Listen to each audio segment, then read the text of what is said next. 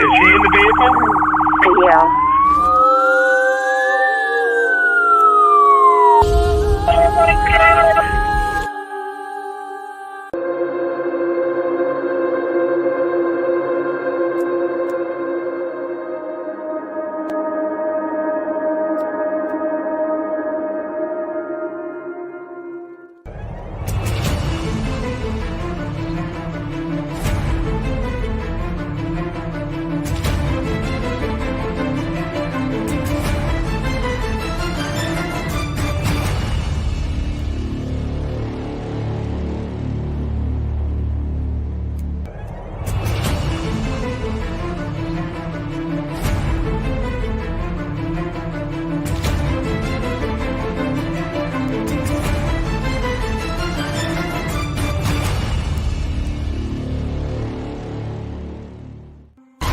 I'm at Race Church Road. I went to Waynesboro to bring this man down to this address.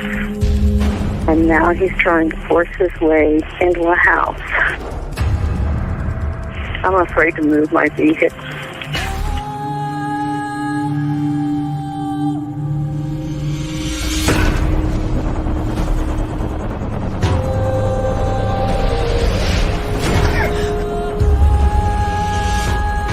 Just like in there. It's inside the house now?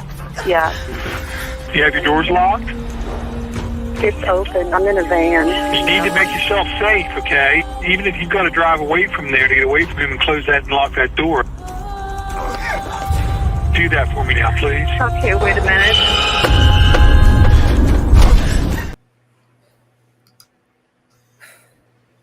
That's all I have to say right now is...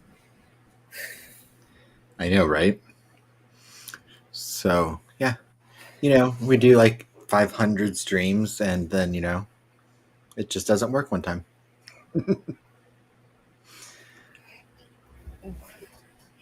When you create a live, you have to redo everything you put in. And then you have to race around to your Twitter, Facebook groups, Facebook pages, create the live on the YouTube studio. It's quite a bit of work, but yeah. So right now, you need a drink, Sonny? I'm literally just gonna. I was gonna say, you need a drink there? Yeah, yes I do. Yes I do. So yeah, we apologize for anyone that was in the last stream that was supposed to start. 15 minutes ago? We went like that. We hit live. We went on like normal. We weren't late, not at all. And No. we were like sitting here talking. We did the whole intro and everything, and then Sonny goes, well, "It says there's 0 people watching." So I opened YouTube on my phone, and I'm like, "Yeah, it's not showing. It says waiting for it's a crime shame." Yeah.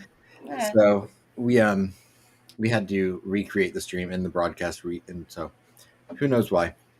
Mm-hmm. Yeah. But we were alive. Yeah. We were unalive, and now we're alive. Not really sure if I'm alive yet. Let me just check. Hold on. Good for Granny. Not a granny, but good for Granny. Yep. I think I'm going to need a few of those tonight, to be honest. I can tell already. It's a long week. Yeah, sure. Somehow, I know, it is Adam's fault. Yep. Even if he's not here, it's still his fault. And Kyle, I naturally, when we were like, what's going on? I was like, Sonny, did you accidentally make it a members only? I just, what? I'm having this little issue here that I'm sitting here up top and Adam's just sitting there at the bottom like a little perch. It's like you're far away. Yeah. And I'm just sitting here up all high. Okay. All high and mighty. Yeah. You want me to be bigger? I can make myself bigger. Is that better? Okay. Yeah. It's it's just when it's like such a difference in the years. Okay. Hey Callie, how are you? Hi Mustang. And then Lisa's in the house to multiple tasks like us. Didn't leave. Yeah. Have no fear. I found my way here. I see what you did there. Poet and he knows that. Yeah. And Play hide and seek on YouTube. Yeah. I like Kyle. I asked if you could see the intro. Brainiac says, I don't see you, Sonny. And I said intro. So who's really been putting those back? Anyways, Kyle, sorry to hear about your son there. Yeah. Yeah. I'm pretty sure you didn't mean to do it, Kyle. And I'm sure it was just an accident on your part or on your part. Yeah, okay. On your part. Obviously you know what I was thinking. Hey Austin. Oh, Grandma watches, sorry. There you are up there. Deb's in the house. Beautiful people. Beautiful people. Do. Lisa Marie's in the house. And Kyle, thank you for becoming a member again. Thank you for not cheaping out. I remember when that one time you said, I've been too cheap, and then he did it because he was jealous because he couldn't see the members that night. I remember, yeah. It's never involved. It's always involved. No, I'm just kidding. Hi, country girl. Do. You know, Streamlabs is in the house, you guys. I mean, at the moment, barring the fact that nobody unsubscribes, we're 10 away from 7K. So if you're not a subscriber and you're watching this channel and you like what you see, or even if you don't like what you see, just hit the sub button, okay? All right, it's not going to do you any harm. We're not going to bite. It's free, right? You know, and we do put out some good content a lot of the times. Not maybe always, but most times we try. Hi, Lacey. How are you? Hi, Shelly. Where was Shelly? I seen Shelly in a live somewhere. Oh, that was right. Famously Unfamous. I was watching him, and then Shelly popped her head in there. I was watching him, and I was just like, yeah, I'm just gonna chill.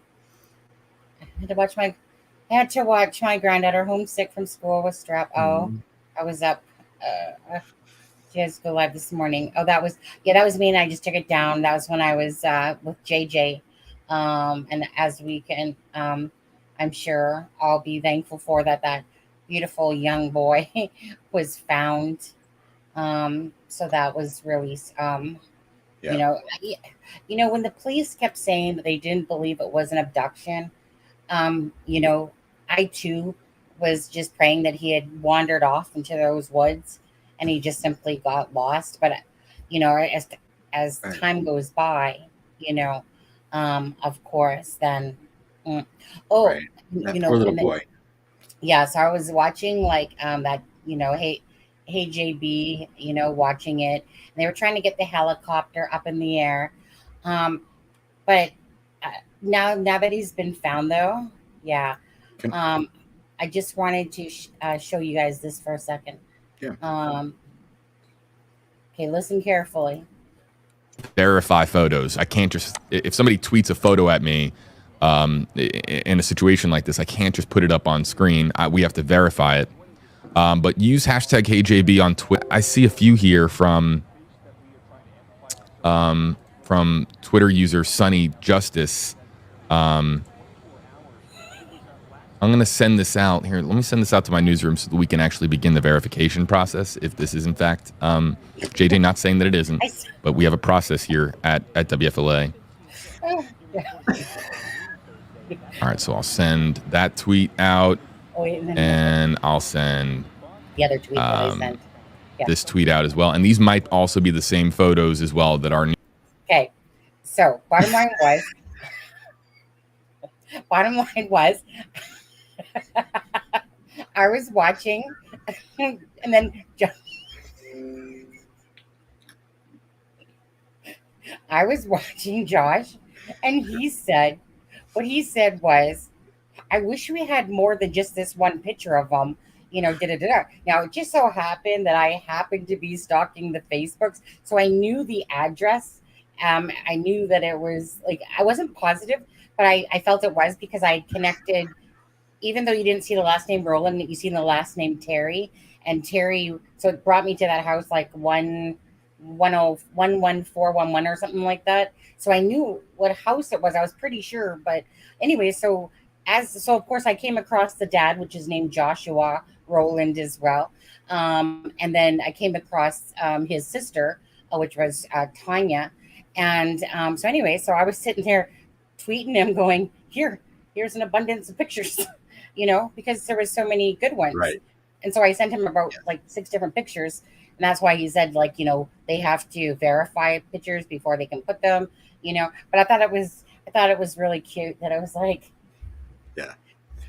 And Shelly, I'm not laughing. I'm not laughing at it. I mean, nothing is funny about what happened to JJ. I was just laughing at the fact that you're laughing at me. He was like, "Oh, Twitter user Sunny Justice." Sunny Justice. And we have to verify. And Sunny had the YouTube. Sunny had the Facebook's everything down already. Yeah. So so grateful that he sent, and we'll play a clip for that. Actually, you know what? In just a few minutes, we'll play a clip for that. But you know what? I mean, I was just, one of 4K people in there watching, and I was just like, I thought I'd go over to Twitter and then just type that and go, here's some more photos, dude. I mean, I found these all because most people didn't know who the parents were at all. Sunny Justice did, because I went to Intellius and then I went over to Facebook with it. And because Intellius still gave me the addresses around there and there was not one specific for Roland. So I was clicking on the different addresses until I seen an attachment. And then I went over to Facebook and then I was like, oh yeah, here's the dad. I knew who their mom was as well, because obviously it was showing as the first associate on there. But anyway, so the dad had tweeted out this morning, like, basically like, buddy, my baby, I'm still here for you, buddy.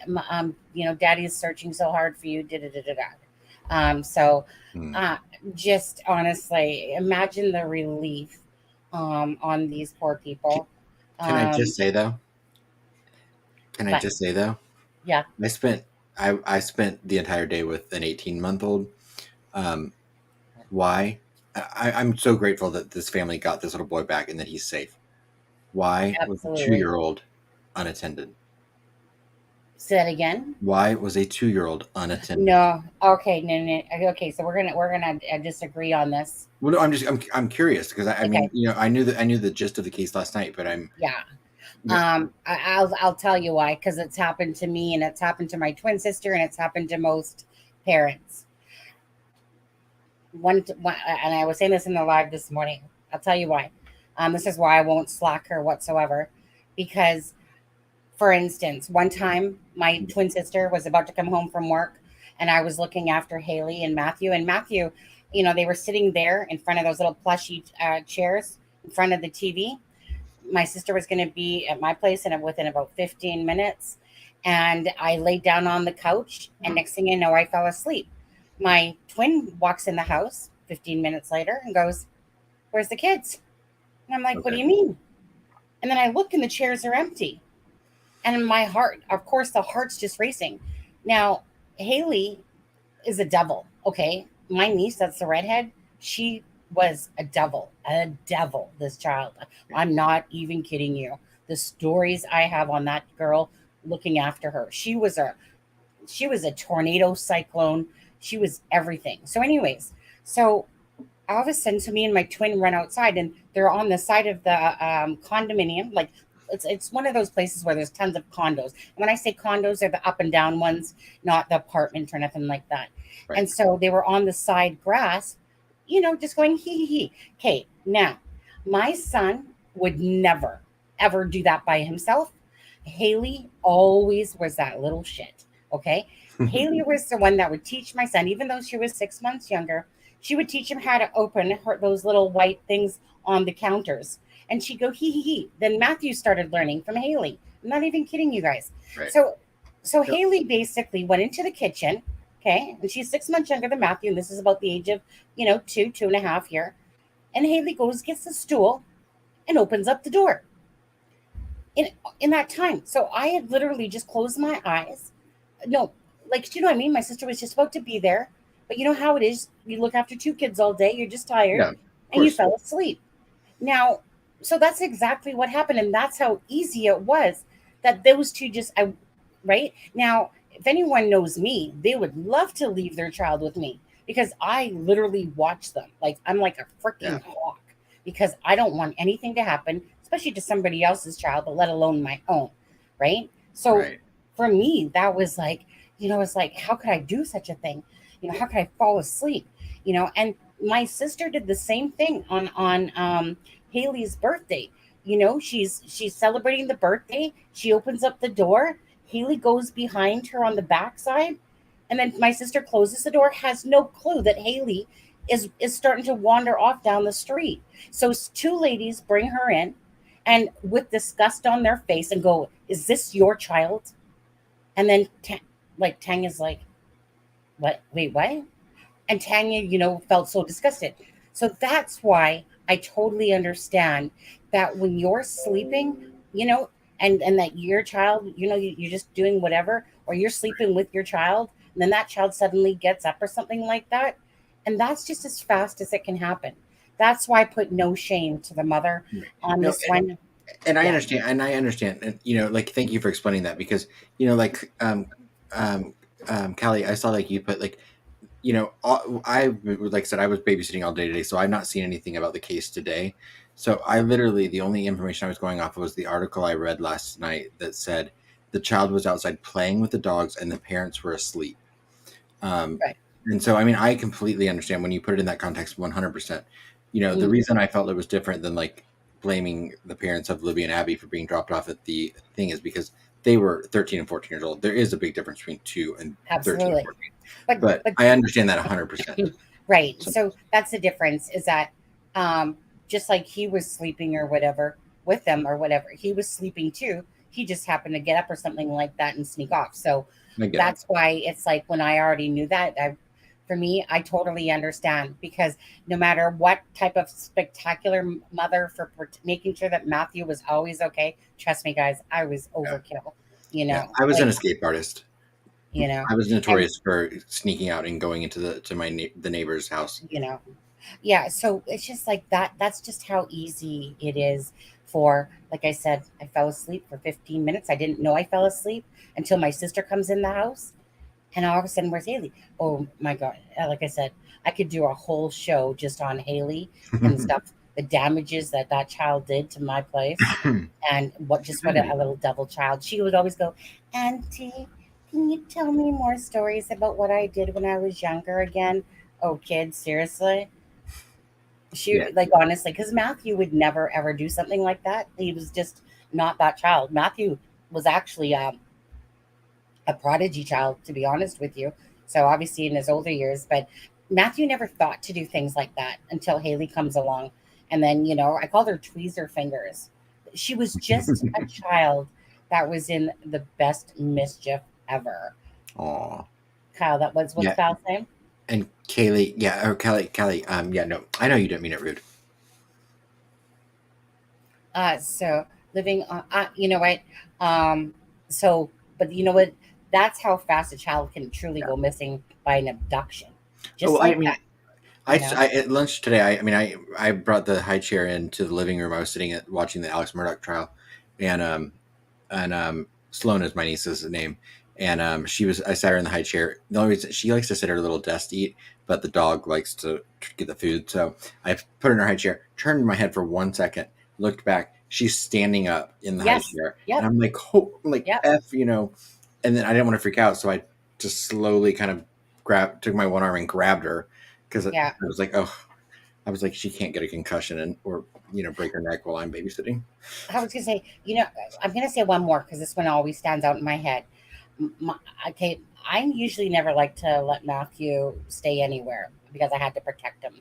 So I hated the thought, meaning I was anxiety filled if I gave him off to someone and something happened to my only son while he was in the care of somebody else, because I knew how much I took care of Matthew, right? It's like there's no love like a mother's love, and I'm the protector. So, but anyways, my twin sister lived in the same condos, but just down a little bit further. So me and my ex-husband, husband at the time, obviously, are driving to go get Matthew. And I look, and my twin is in the kitchen, and Matthew and Haley are upstairs in the bedroom, and they're on the top bunk, jumping up and down. on the top bunk. Like, wee! That's all you could see. Like, so I'm sitting there going, what the heck, Tan? Like, she's literally in the kitchen. Kids are upstairs, bouncing on the top bunk, windows open.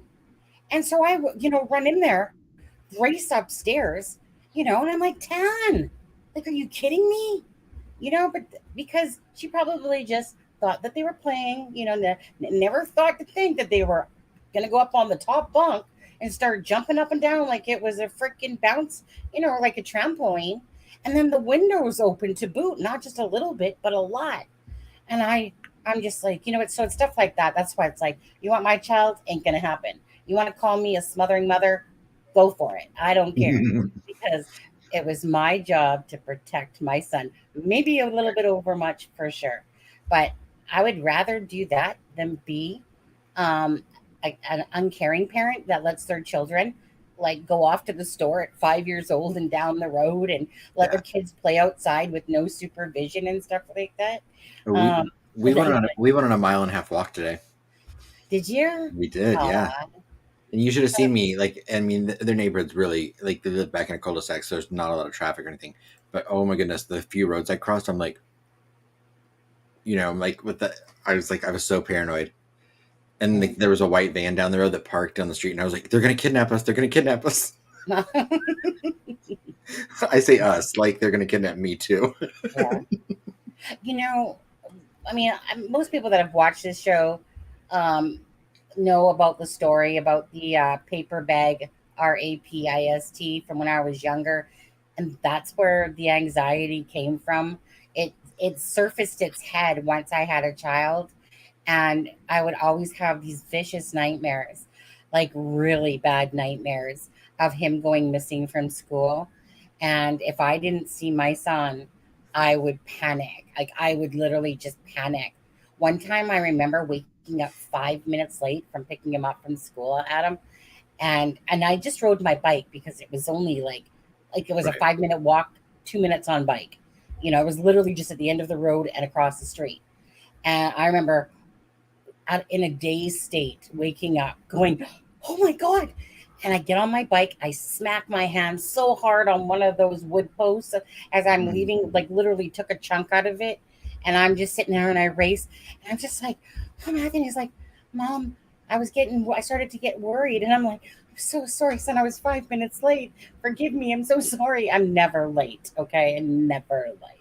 Right. You had those odd little moments. Right. Oh, man. I still remember that swack like on my hand. As I was, like I said, hopping on my bike. It was like a mountain bike. But anyways, yeah. As for JJ, though, just absolutely, so happy. Yes. Yeah. Positive vibe separation. I think I really do have bad separation anxiety disorder, to be honest, Jamie. When my husband, I have to control it. And try not to think about it. I have to try to tell myself that my husband's going to make it to work okay, that he's going to get home okay. I do have separation anxiety. I probably couldn't pinpoint exactly where it comes from. Probably from when I was younger, obviously, but I definitely do have separation anxiety. My son, I had to like when the divorce happened too. Like I had to block it. I had to block it in order to move on because I'm such a worry wart, but the separation anxiety, I would agree with that. It is a real thing.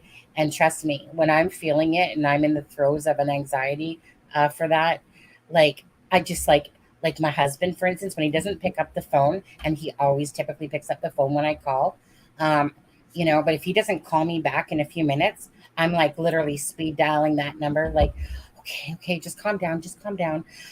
Okay, 1 minute later, okay, husband, because there has been the odd time where maybe he's down in a work spot where the cellular service really, but yeah, so that's one thing I definitely do have for whatever reason is that.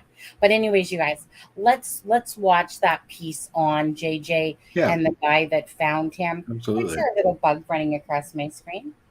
Like spread lights. Okay. I mean, what are you, Gray Hughes? Yeah. This is great news. Duh. Okay, Don't tell so her let that. okay, so we'll be back in just a moment. Gonna play that one, okay, guys?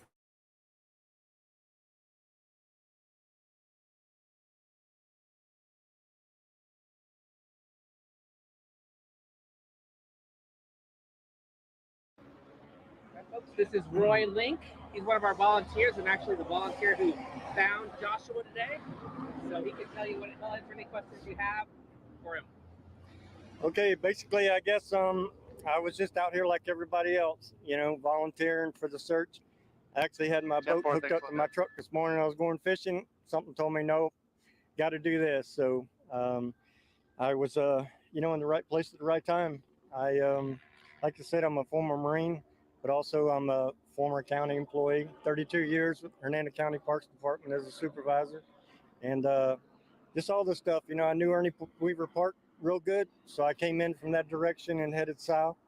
And I went across a field of grass. I came up on some woods, and I listened good. I heard like a whimpering kind of noise. And at that point, I was like, there's no other kids here. It's got to be JJ. So sure enough, I went in the woods, and about 100 feet from where I was at, I think he was in some stickers. There's a lot of stickers and all there, but he was happy to see me. He put his hands up, and he was real happy. And then he wanted mom. He started hollering for mom, but the deputy showed up. I guess I made a friend real quick because he hung on to me. He didn't want to go to anybody, until his parents showed up. So it's just a blessing in disguise. It could have been anybody here, but, gotta thank the Lord. That's number one.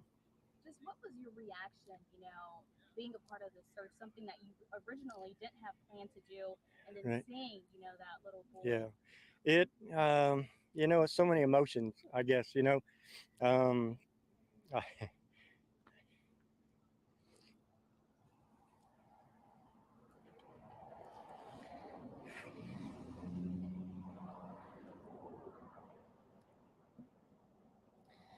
I would say who wouldn't get emotional, with that situation. But I was just so happy I found him, so happy he was alive and well, and just seeing the parents reunited with him. And I just couldn't ask for a better day, a better outcome. And I'm just pleased with all these people that showed up.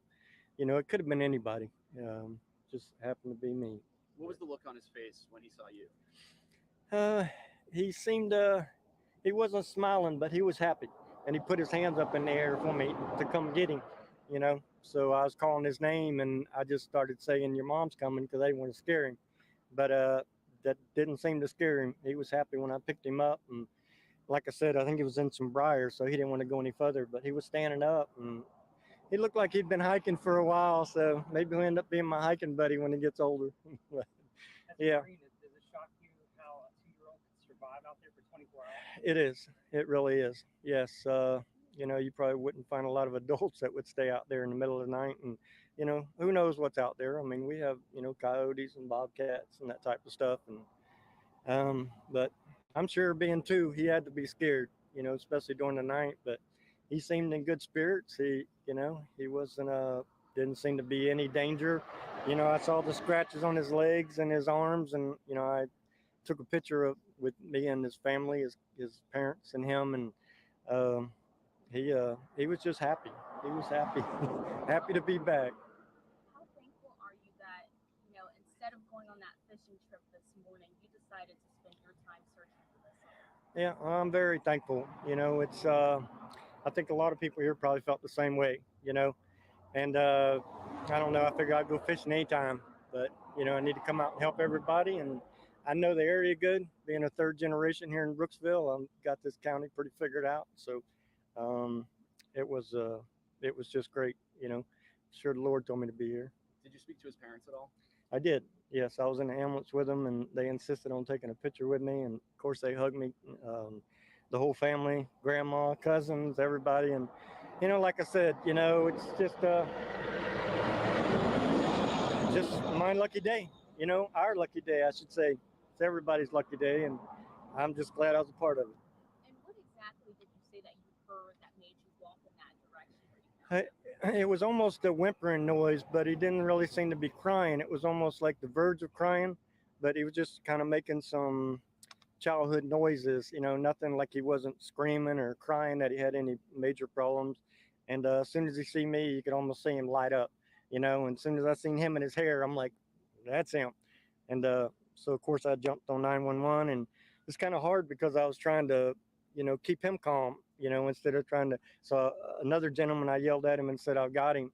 So he come and I gave him my phone and said, will you talk to 911? So that's kind of where we're at. Within minutes, we were loaded with deputies, and everybody was just thrilled to death that I've seen that this ended so great. Really. Can you describe the area kind of around him? Yeah, where I went, I came into a real wooded area over at Ernie Weaver Youth Park, which is just north of here. And I come through, and then I come to a big pasture, kind of like the one right behind you. And there's different areas that you could go. I looked to the right, and I could see Cobb Road, the truck route down here. So I decided to go straight, and off to one side, I seen a couple of things they use on fields for fertilizing, big water tanks and all they use. And I was like, well, let me go check that, make sure he's not around there, So I did. I came back over to where I was at, and here I'm trying to decide which way to go. And I kind of looked in the area as though this is where I'm going, and that's where I heard him. And he was 100 feet away, is about it. So, I'm sure everybody here was wishing somebody found them. I just happened to be the guy. So, I'm no hero or nothing else. It just was my lucky day. Like found a friend, huh? Oh, yeah. Yes, for sure. Yep. I got to meet back up with him. But we're good. Sure. Absolutely. Absolutely. Y'all take care.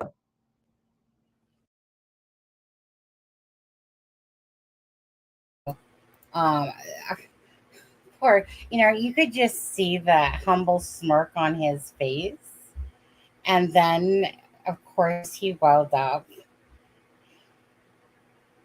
It made me want to well up. It was that was beautiful, beautiful, beautiful gentleman. You can tell, just humble. Yeah. Mhm. Were you crying there, Adam? I think It made me tear up a little bit. I know, and then it's just because he had this smirk, because obviously it was such a great feeling to find this boy, and then like I said, when you're talking about it, just like when I'm talking to, and my emotions, get hold of me, because you're thinking of like yesterday when we were talking about Ray Hanish, and you just look at this beautiful face, a type of thing that's no longer here, and then your emotions just get the best of you. You don't plan on it; they just do. But what a great ending to this, and just a great way. So I did want to show you guys quickly on Google Earth. There's my boy. Deb, hand Adam a tissue, please. I'm fine. It's my niece's fault because I was with her all day. Yeah, I'm taking you guys for a ride on the wild side. You're welcome. Okay. So let's see here. Oh, Molly, the thing didn't go off yet. Thank you, Molly. Thank you, Molly. I mean, Molly, for 200 years old, you look great. I'm just not going to lie. Thank you so much. You know what? Truly appreciate that. It means a lot when people understand that our hearts are pure and in it for, the most purest of intents. There we go.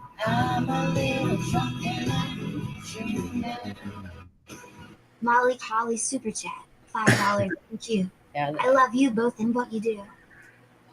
Thank you so much, Kelly. Kelly, you know what happens when you start trying to put your girly links on there? Pretty much that. Anyways, thank you very much for that. Yeah, boo-hoo. Yeah, Right. very sad. Molly, you can't see me, but I'm taking a drink for you. Oh, okay. Hold on. Yeah, it's not even the lip gloss at this moment, Molly. I'm a little drunk and I need you now. Thank you. Yeah. Mustang Alexa, I think she's in Deb's basement. I know. You know what? I message Alexa, Alexa, come in, Alexa. Because, I go about my business sometimes and I totally forget that a day or two has gone by. And I'm like, this morning, I'm like, wait a second, I haven't heard from Alexa. What you doing? But she was Yeah. probably tired from the different lives she's doing. But anyways, so I messaged her and I still haven't heard back from you, Alexa. I messaged you. Where are you? Right. Get out of Deb's basement. Yeah. You know what? She's probably staring at the AG letter and trying to like decipher that. Um. Anyways, yeah, as Alexa, yeah, right. Good call on that because I just literally messaged her. So I hadn't probably spoken to her in about 2 days because, like I said, sometimes I just, my own day gets by me all the time. A lot of times, to be honest with you, nobody wants this brain. No, it's like a scatterbrain. It's always all over the place. Oh yeah. Yeah. And Miracle Hearts, I'm sure. Well, and she potentially was going on a work trip, but I don't think that she's gone on it. But, No, she would have said to us, I yeah. think.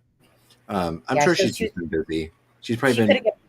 ruining laptops and breaking things. Right, right. She probably broke her own, and that's why. No, I know I seen her on the road. Yeah. She broke her phone, broke her laptop.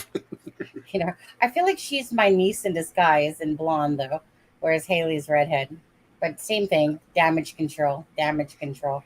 You know. Yeah, I want to know what she thinks.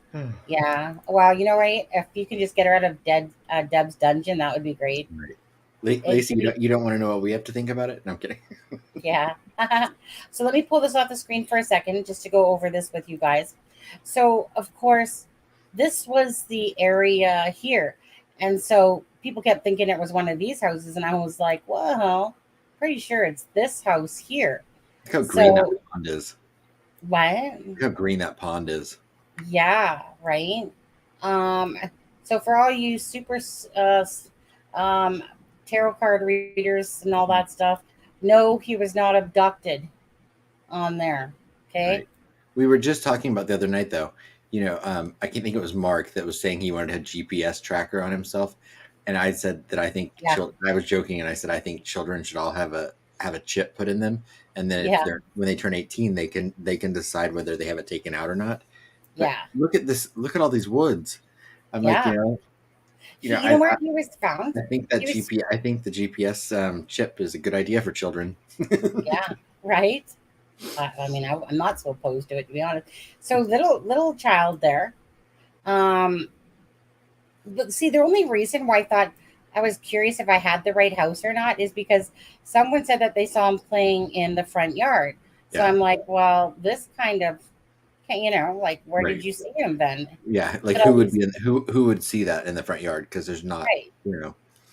So, right. So, anyways, so yeah, so he traveled all the way up here and he was found up here. Yep. That Thank gentleman found him up here. So he'd go, so the little boy, I would love to know the story of exactly, we obviously know that he got lost and traveled, but amazingly he didn't come across, well, what is this? Is this just yard? Yeah, that's Right. just yard, isn't Yeah, it? that looks like a rock. It looks like there's rock in there. And this was Florida, correct? Florida, yeah. Yeah. Yeah. Like, Oh, what's I mean, it? that And little then boy. That little boy spent a night in the woods with no shelter. That's something I've never done. yeah. I mean, at least I've done it in a tent, but never. I mean, thank God. Thank God he was found okay. I mean, right? Why didn't he go over here to the Greater Love Outreach Ministry? Because he was 2. Yeah, right. But anyway, so that's where he was found. They showed him going into this house. That's why I knew I was right. I was like, yeah, I called it. Good stalker. Good stalker. Anyways, so I just wanted to give you guys, a bird's eye view about exactly where he was. And it was somewhere along here last night that someone said that they found a sippy cup and some crackers or some treats or whatever. Because I mean, sadly, I mean, when you cover these cases, I mean, I'll be honest, sadly, a lot of times your mind doesn't go to the happiest of places when you hear about this stuff. Yeah. And when I when I saw that pond, that's all my mind went to. Yeah. You know, so I'm so happy that this little boy's okay. Yeah. Can't even see their road. And you know, and Right? sadly, Yes. with knowing, like with the parents, and what they've been through, they probably will have to now go through some scrutiny and an investigation. And Right. Of that's course. unfortunate, but Yeah. if everything is the way it should be, then they should be fine. But Yeah. thank goodness that he's home and safe. And Yeah. if he needs a haircut, I'll do it free. Mhm. You know. Hi, Belinda. How are you? Hello, Sunny Aspen, to my favorite people. Love you guys. Hi to the mods and chat, and I hope everyone is having a great Friday. Yeah, I'm actually trying to remind myself. You know what? I'm just going to remind myself it's Friday. Yeah. Yeah. Time for door alarms. That's a good idea. Miracle Heart. Yes. I know that when I was a kid, none of those things were really around that I knew of. But my sisters are 8 and 9 years younger than I am. So by the time they were teenagers and trying to sneak out, my parents had like the things on their doors that when you open the front door, it said "front door open." Right. Yeah. So Mm-hmm. it was always, you can never get away with anything for them. Mm-hmm. But it would come in handy with if you have a 2-year-old. Yeah, absolutely. Okay. So let's stop that one now, and let's move on to Nicola Bulley quickly. They had a vigil yesterday for Nicola, and her body should be released very shortly in the next couple of days to the family so that they can witnesses for Nicola. Such a sad case. I've just left it alone up until hopefully we see that coroner's report. With the whole speculation and stuff anymore. Um, you know, just wait for the coroner's report now. So I will. Let's go over here for a minute, and I'll put this up on screen. Probably have to move us again, and so this is only 33 seconds. Oh, But your little flowers are beautiful. yeah, let me just turn my volume down. I'm pretty sure it's high because that recording with the guy was a little bit low. So let's just see. So there's that beautiful mother right there.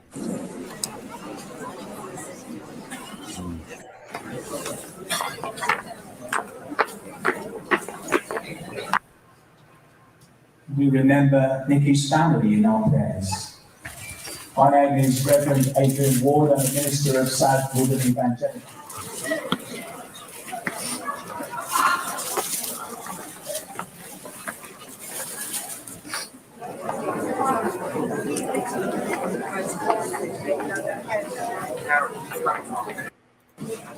Okay, so that obviously was that, and so it says a candlelight vigil was held for Nicola Bulley in the town of where she grew up after her body was discovered last week. A crowd of around. I'm literally crying over my nails right now because they're so. Heck? Adam, I thought that was you for a sec. I knew you were going to say that. I was like, wow, your little octaves got up there, didn't they? Do you think I was having a hormonal issue tonight? Yeah. So that was at South Woodham, Essex for Nicola. And again, yeah. Such a sad story, tragic. Regardless, who cares about the coroner's report that way? Like, oh, I love that hat. It's like a rainbow hat right there.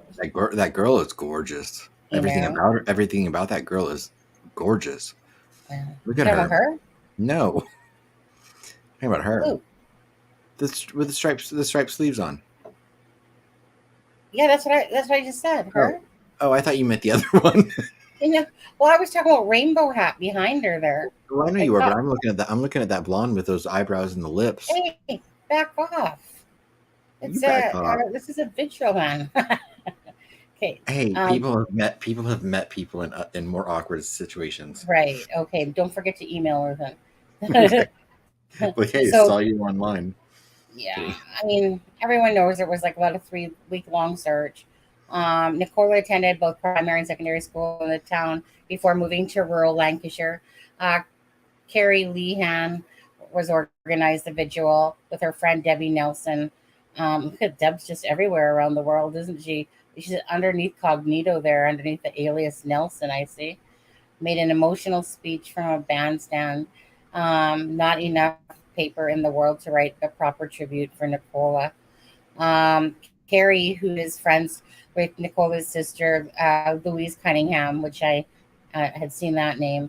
And all I could think of was, you know how when you keep seeing names and then you're like, really? They're all over the pond as well, even though you know that that's the case, right?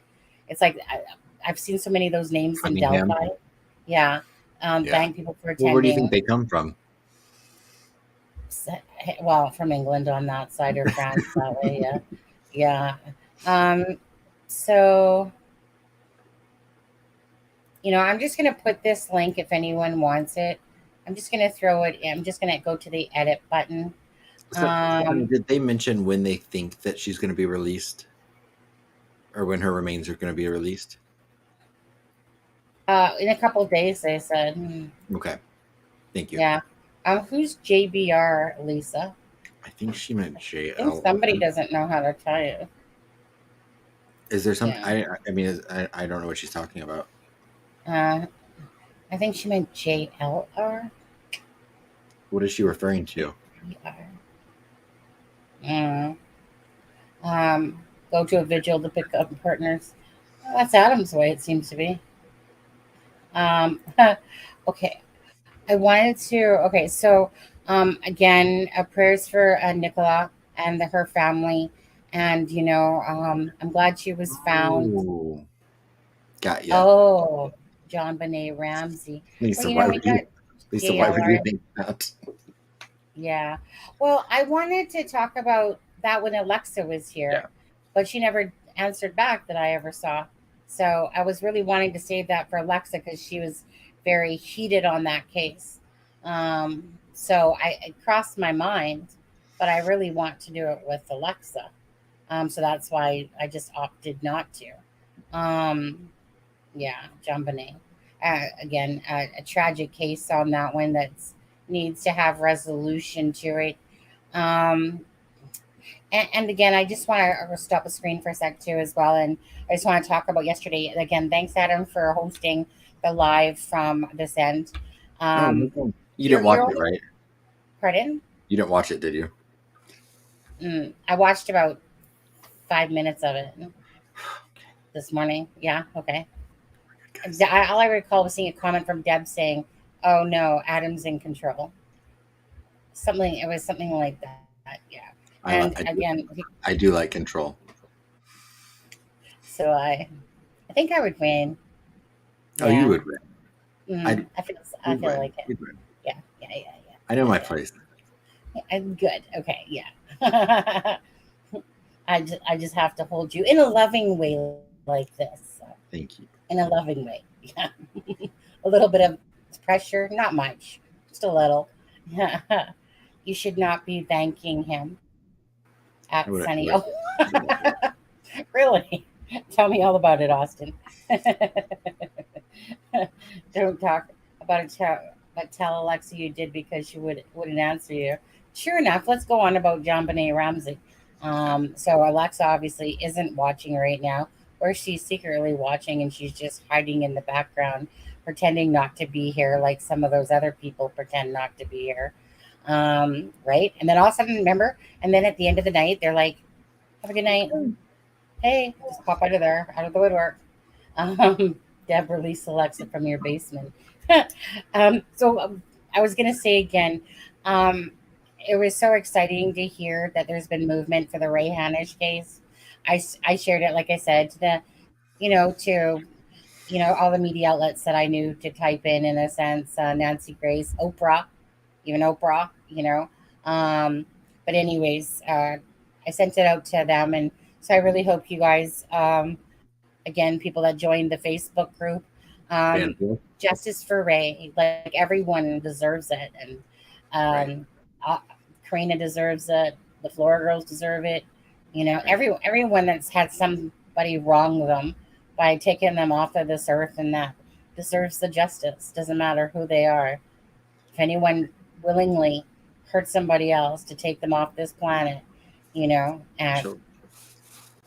it's just so sad because that the world isn't perfect like that. It should be, but it's not. My stepdad would always say his favorite answer to us whenever we would ask him something was, "Who said life was fair?" I was always just saying, "Who said life was fair?" Because so that kind of became my expression too. Like, who said life was fair? Because I certainly didn't. Yeah. So that's what I wanted to say about. Thank you, Adam, for doing that, and to Dottie and Cher, and Mel, and of course, thank you, Sunny Justice, for I don't know, Adam. I wanted to be here with you, but I was kind of having a little bit more fun. It was Girls' Day. Absolutely. You were invited to that one. No, I was not. Well, I was, but yeah, Deb kept you company and other people. So. Oh no, I was happy to be here. Yeah, thank you for doing that. I was happy to be handling it on this side. Yeah, the only way you could really typically do something like that is if you're streaming the live and basically pausing it and letting it play, and then come on over with the link into the other one while people here just control themselves. Right. Or I could have taken my iPad and gone in my living room. Yeah, exactly. So but no, I was happy. I was happy to be here because I did pop on every once in a while and just kind of respond to. I pulled up a few things on the screen and things like that. Shelly, I wasn't feeling bad. It's funny. That's like the third time someone's asked that, and I'm like, I've not been bad. I felt fine. Adam, you told them? No. The only thing I said was I'm suffering from the case of FOMO, the fear of missing out. Yeah. Are you feeling better, Princess? I am. Okay. You said you missed your family dinner. What? What? He ain't missing no dinner. No, I didn't.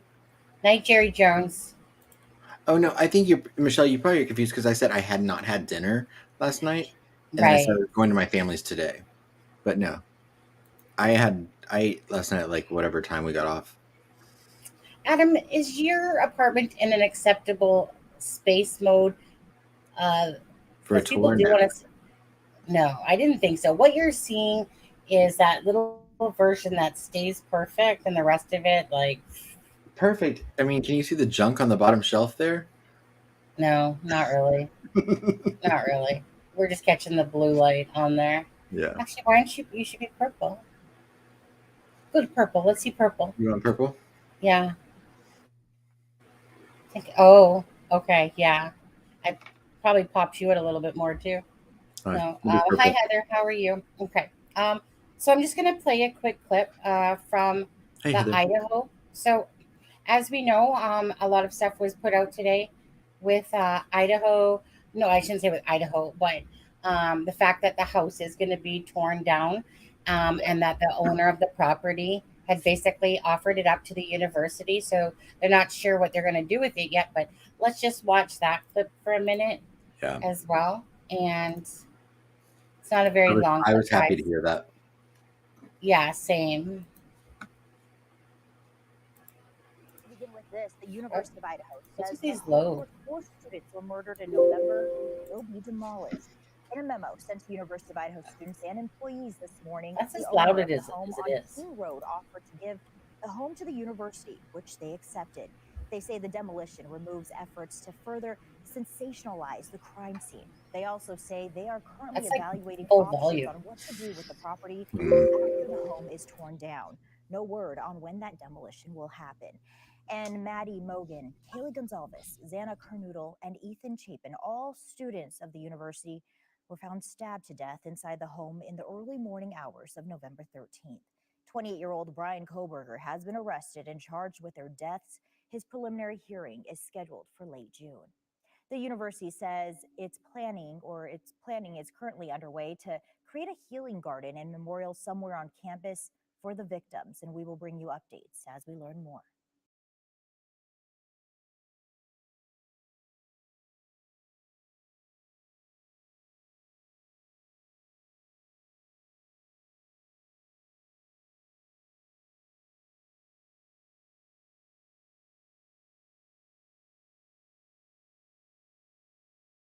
Hey, Sunny, you're muted. Hey, Adam. I was just seeing if these people could lip read. Yeah.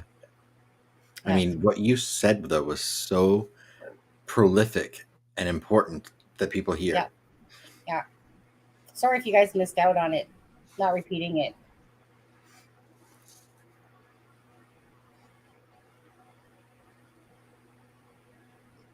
Now I'm just seeing if they can read my mind.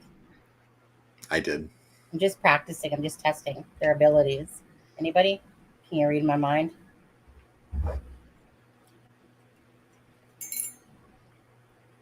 What it said.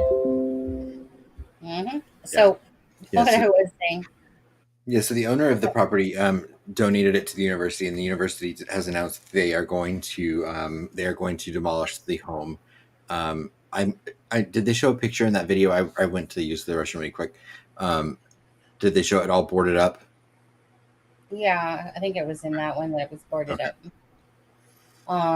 Either way, again, to the owner of that, what a kind, generous thing to do, to offer that property to them.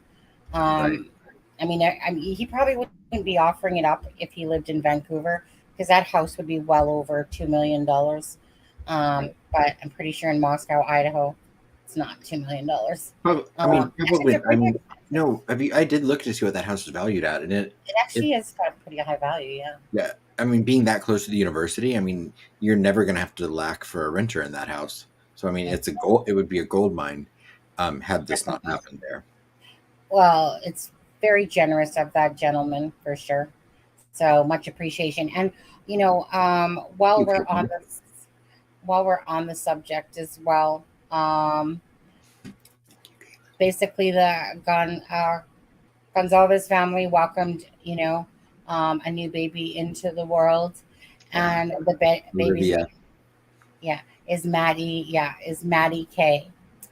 So obviously it's Maddie's name and Kaylee's name, Maddie K. And so okay, so fine. I heard that on JLR. Okay. Did you?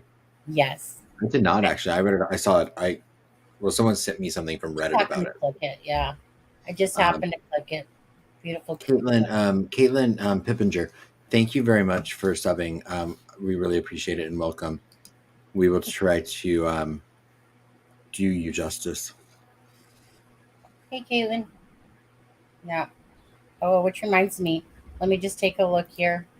Yeah, we're 10 away from 7K. You would never know it by the numbers that enter the live anymore, to be honest with you.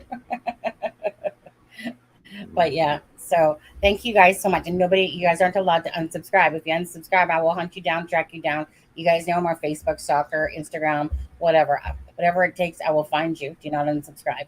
Okay? I know, right, guys? You know it's true. So. No. Yeah, no, thank you guys very much for, again, the love and support here.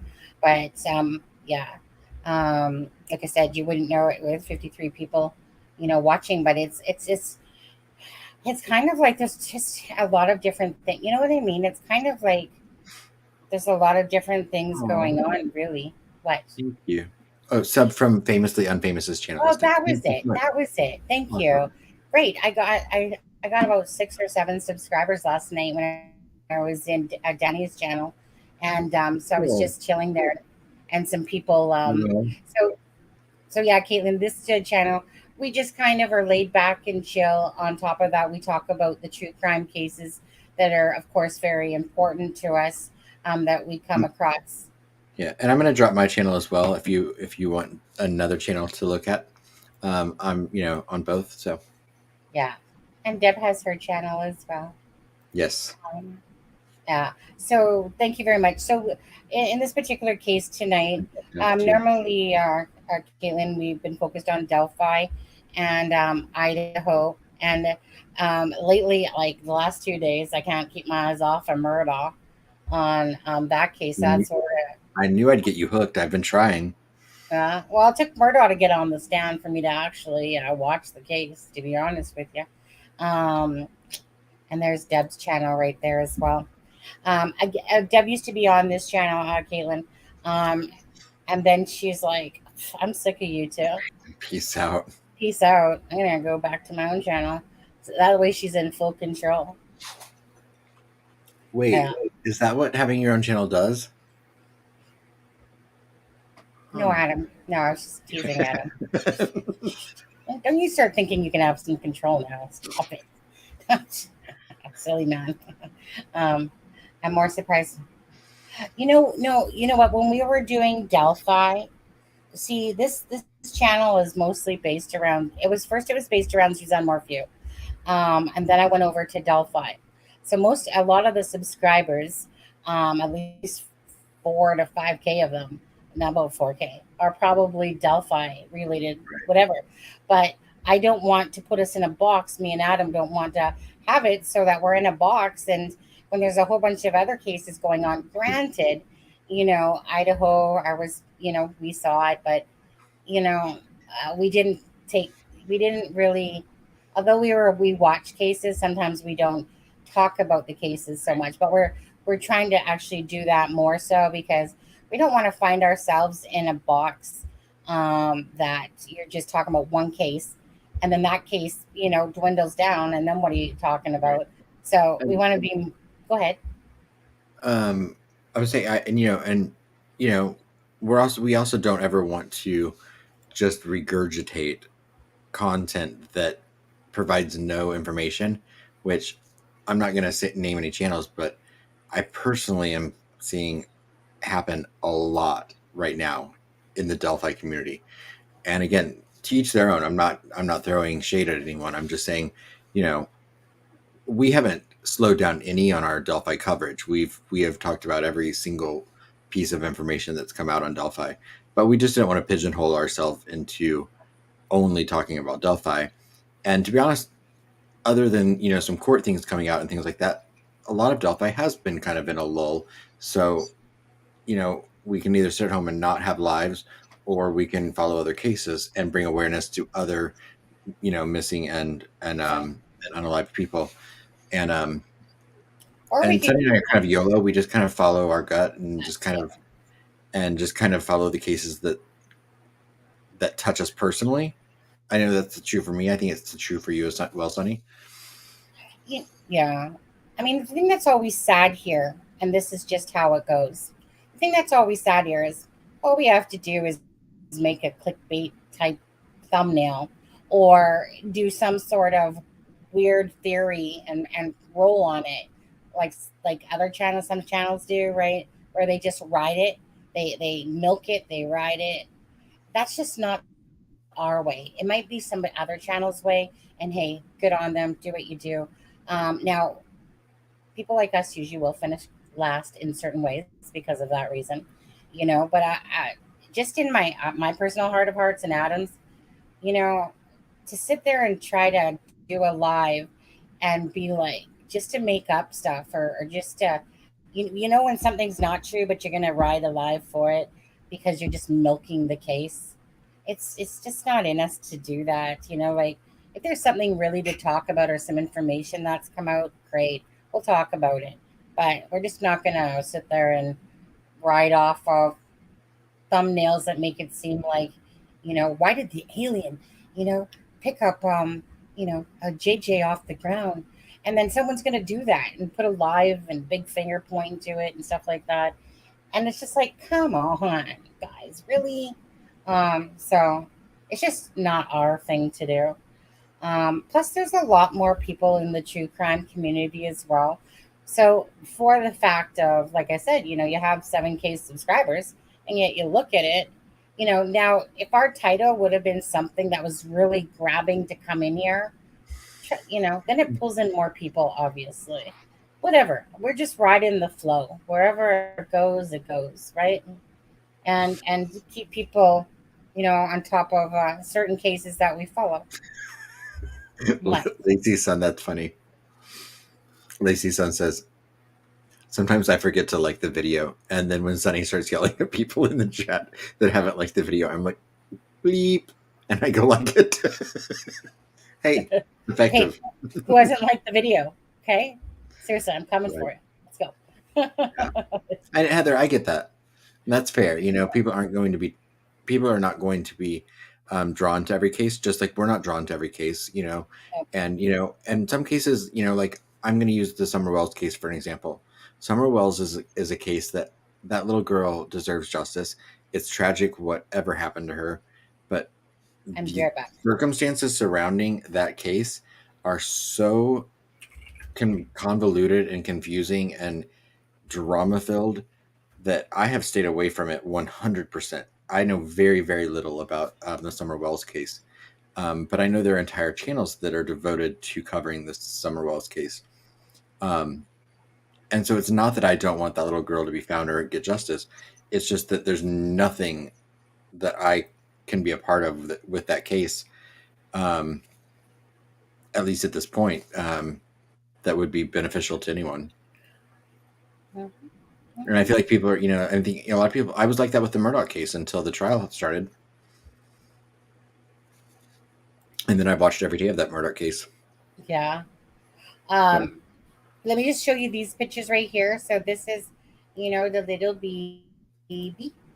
Hey, there's my name, but with a J. Well, he's lost so much weight. Yeah, he has, hasn't he? Yeah. He has.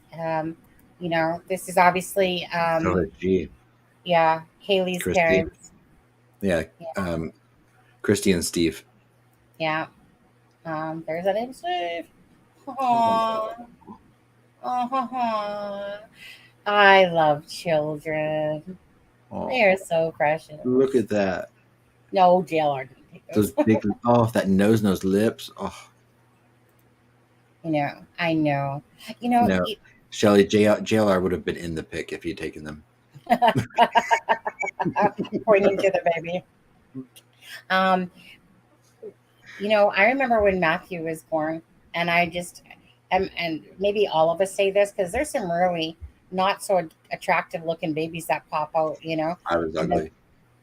Some kids are just, not, and you're like, oh, wow, so cute. Caitlin. Yeah. Caitlin, how do you have time to even watch YouTube? Whoa. Good for you. So is that 7 and counting, Caitlin? Yeah. Wow. This will be 9, and my youngest is 6 weeks. Okay, Caitlin. So I just want to know. Okay, first of all, are you stopping there? I mean, if that's you in the picture, Caitlin, you look young. Yeah, is that you in the picture? And is that older picture or a picture of you now? Just tell us about. Yes, done. Caitlin said yes. Yes, done. So lucky 7, huh? Hey, lucky 7. Any twins in that group? Oh, my camera's. Hopefully, like 3 sets, maybe. I'm kidding. 1 second, my camera was messing up. I mean, like I said, I was running after a 18-month-old all day today, and that's just one. Oh, yeah, that's true. A lot of times they are. They don't have that cone head. Hey, I'm talking with Caitlin here. Caitlin, any C-sections? All singles. Wow. Yeah, no twins. I'm a twin Caitlin myself. My mom, just 4 of us in our family. Well, there's 8 really, but my mom had 4 of us. Isn't 6 weeks like the time that you're supposed to you have to wait to, Yeah. Caitlin, stay away from it. Stay away from it. Well, this is gonna turn into Meet the Duggars. No, Caitlin, be like, get that thing away from me. That's what I would say. Okay, wait. Now here's the most important question, and feel free to plead the fifth. Are they all from the same father? Ooh. Not our business. Not our business. Sorry, Caitlin, this is family, okay? We are family here. We can discuss these things. Kel, So, I'm not an expert, but I think it's something like all that. natural. You know, at least, Caitlin knows how to answer pretty fast. Mark, where's Mark? Mark, you need to take lessons here before you get yelled at again. Yeah, Right. all naturals.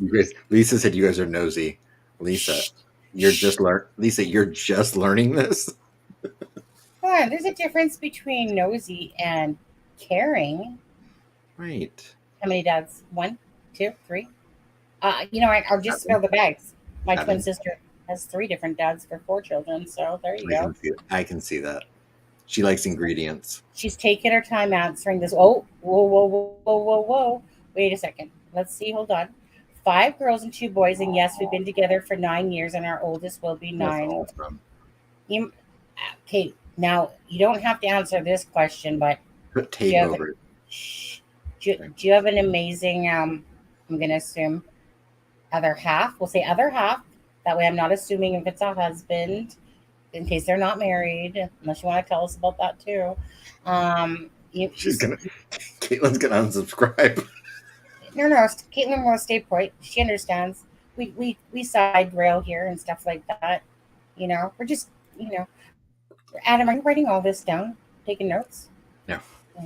Yeah. I think that should be assumed. I mean, because the definition of crazy is repeating. Definition of crazy. If you just look up Lisa Austin. What's Kel saying? Austin, not yet. They're too young.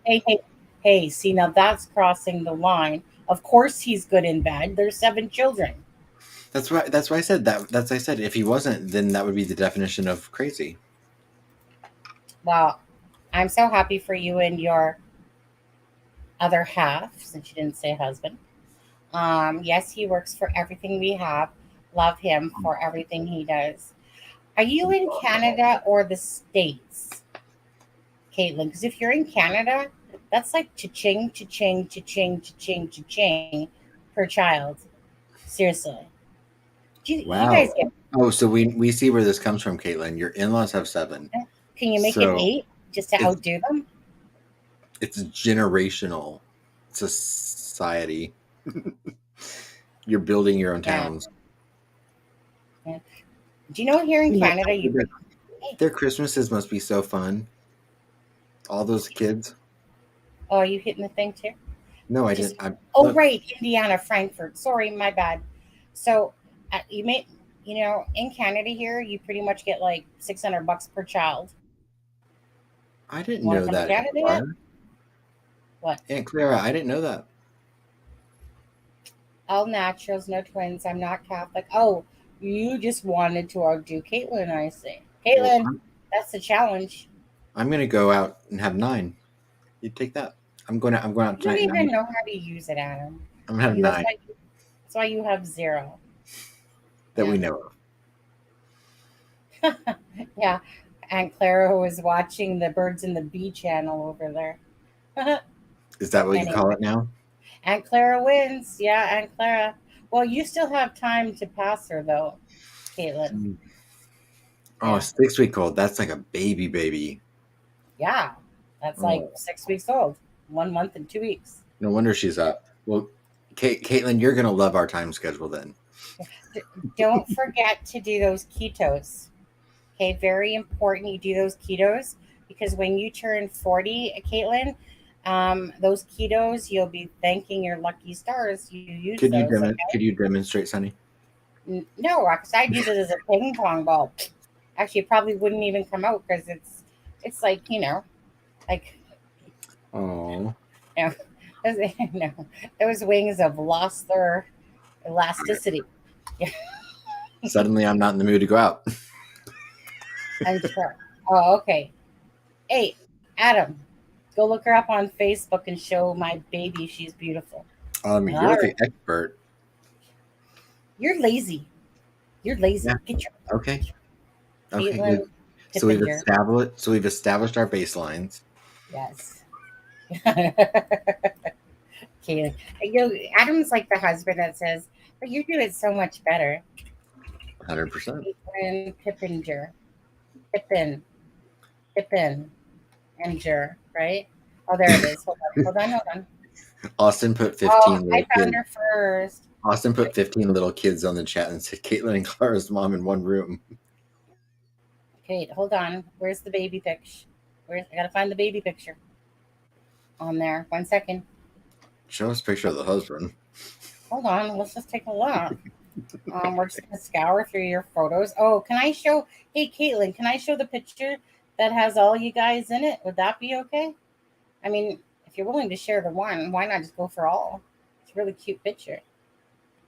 Yeah, this is one really cute picture here that has them all. But hey, wait, hold on. Let me just stalk the husband. Where's the husband?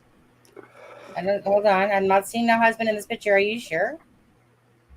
Are you sure there's a husband involved in all this? Okay. Well, Just want to verify. Yes, the baby. Yes, the baby is in there. Isn't. Oh, I see the baby in there. Hold on. Let's just take a looky here. Oh goodness. Let's just take a little looky. Okay, where am I? Am I on it? Hold on. Let's take a look here. I was looking at this one right here. For the record, That's yeah. I mean, hold on. 1, 2, 3, 4, 5, 6, 7, 8, 9, 10. Wait, you lied to me. There's 10 kids in that photo. Maybe one is the husband. I'm kidding. There must be some like nieces, like nephews or something in there. That's Easter 3 years ago. Okay, so what? Look at those boots. Those are some Indiana kids. Which picture am I looking at? Where's so this we got one of these from 2016. Pregnant. Okay then. Okay. Oh, I'm sorry. My bad.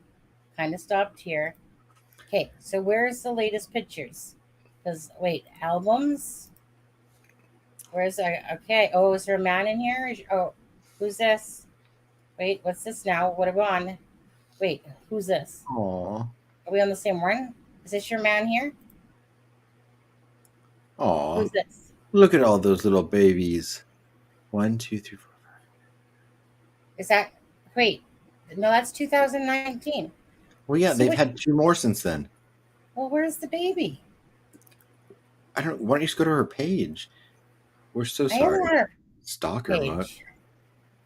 I'm No, on you're in her page. pictures. Just go to her page. Yeah, but I was there. Posts. Now go down. Yeah. Go down. It's 6 weeks. Right there. No, that's not a 6-week-old baby. That's not 6 weeks old. How big is this baby? That's not 6 weeks. That's not 6 weeks old. I don't like that we're just showing all these babies on the. Tell Caitlin I don't see any picture of no baby unless she wants to pinpoint it. Wait, hold on. Is this it? No. A 6-week-old baby is like not even like. I know what a 6-week-old is. I mean, dogs have to be 8 weeks before they're even adopted. But there's no picture here. There's no picture. Is there a video? No video? Yeah. Poor Caitlin. Caitlin's gonna be like, okay, I've unsubscribed and reported that channel. I'm just kidding. Yeah. Send me a message. I'll send them. Okay, here actually. Just message her now. Huh? Sunny's got a new best friend of hers. I guess I could message you. Yeah. Okay. Right there. Message. Hey, girl. Hey. Okay, there you go. Message sent.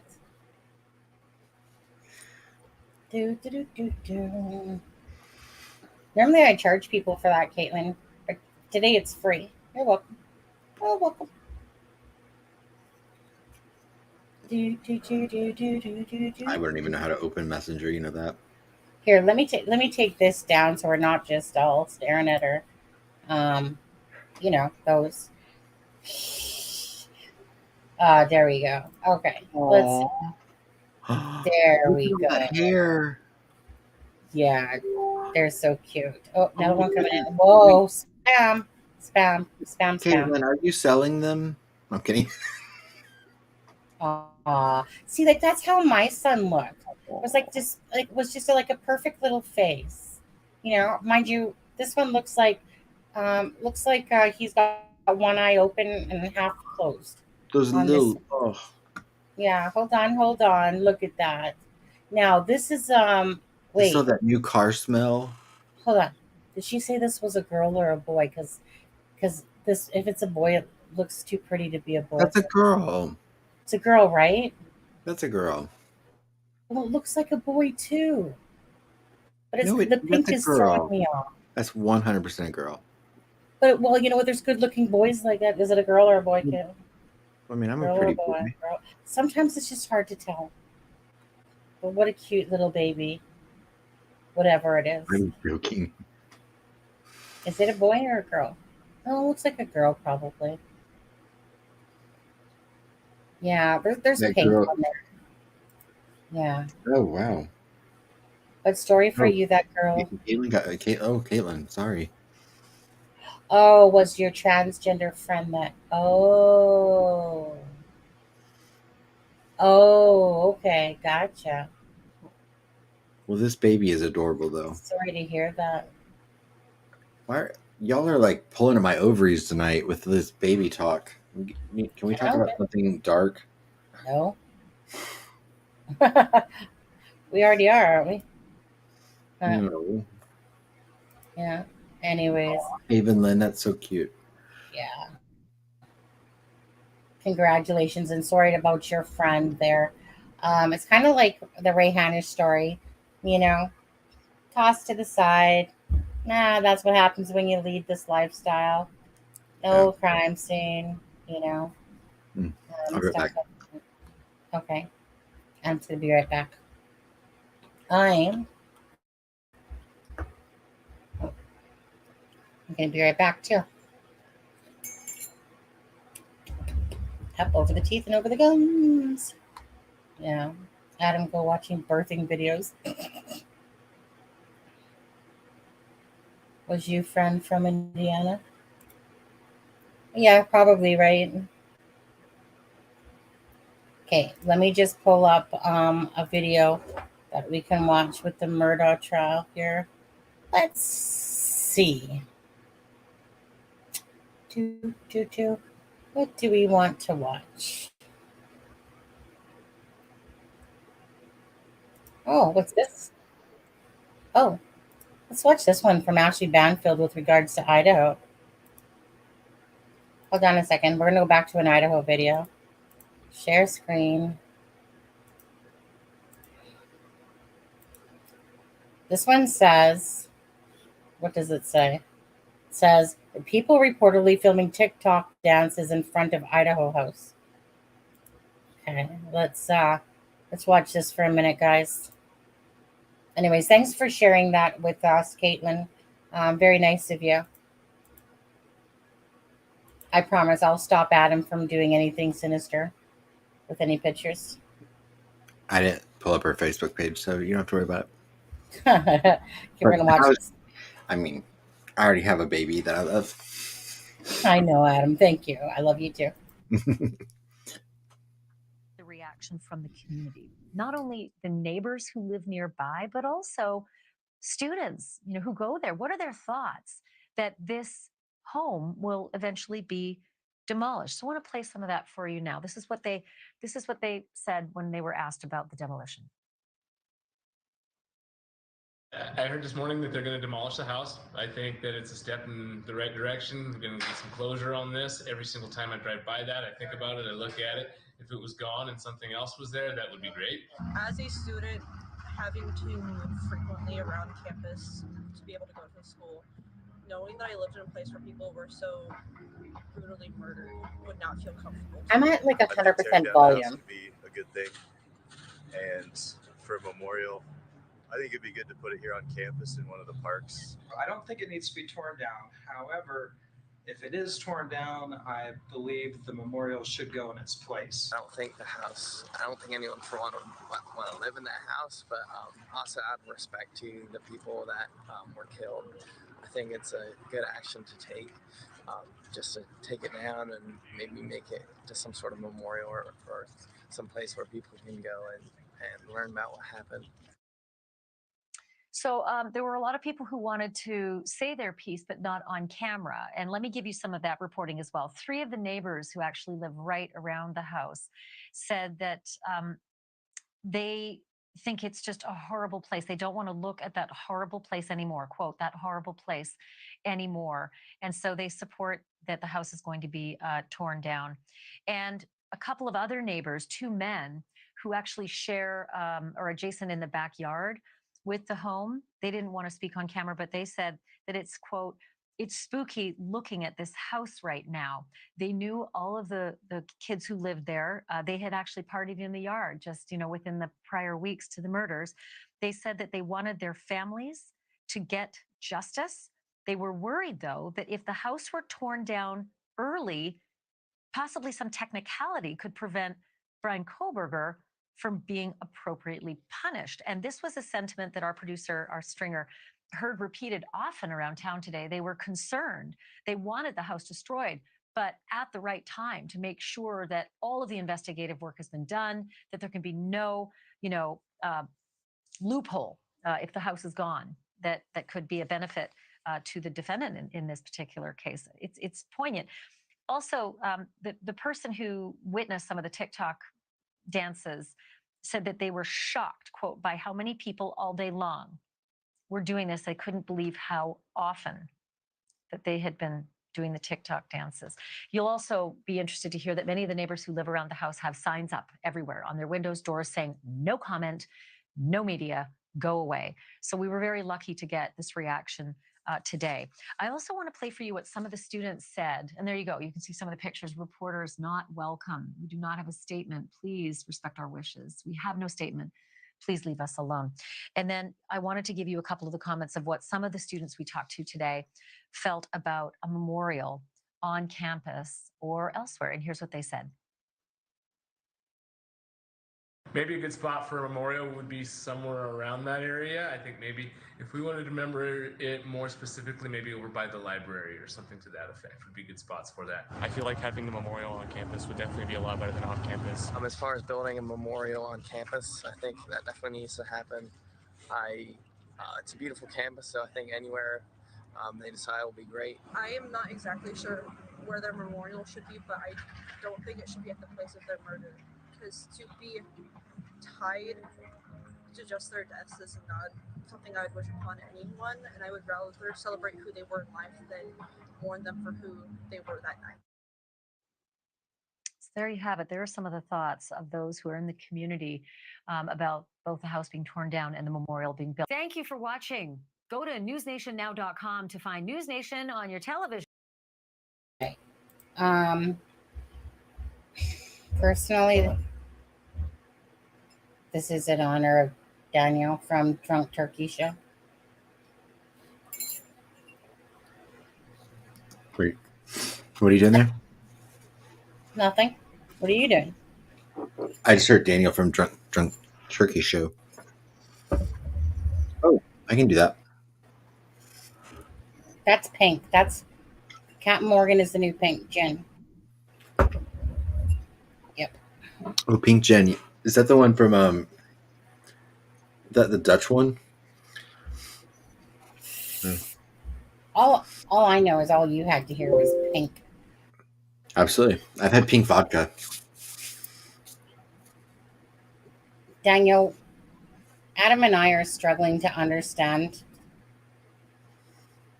how we can have 7K subs and 58 people watching. If you could just give us your insight. Sunny thinks it's my personality.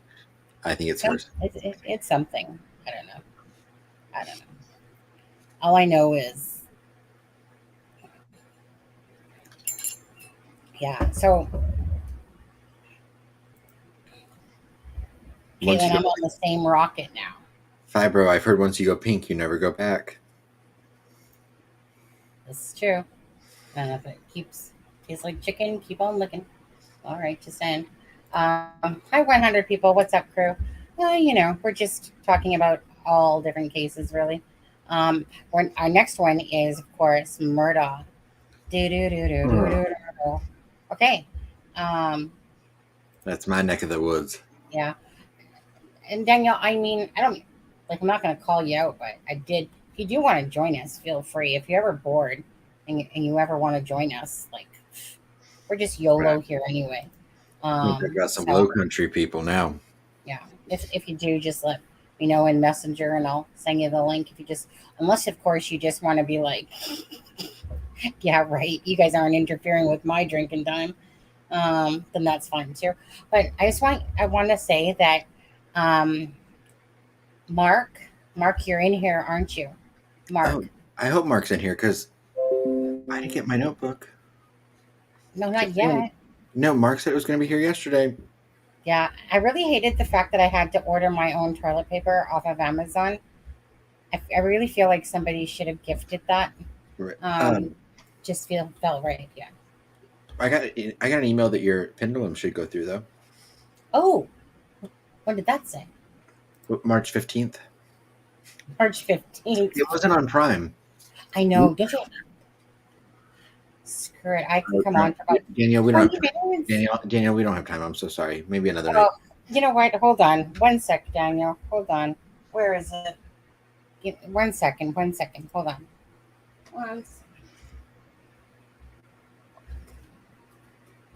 All right.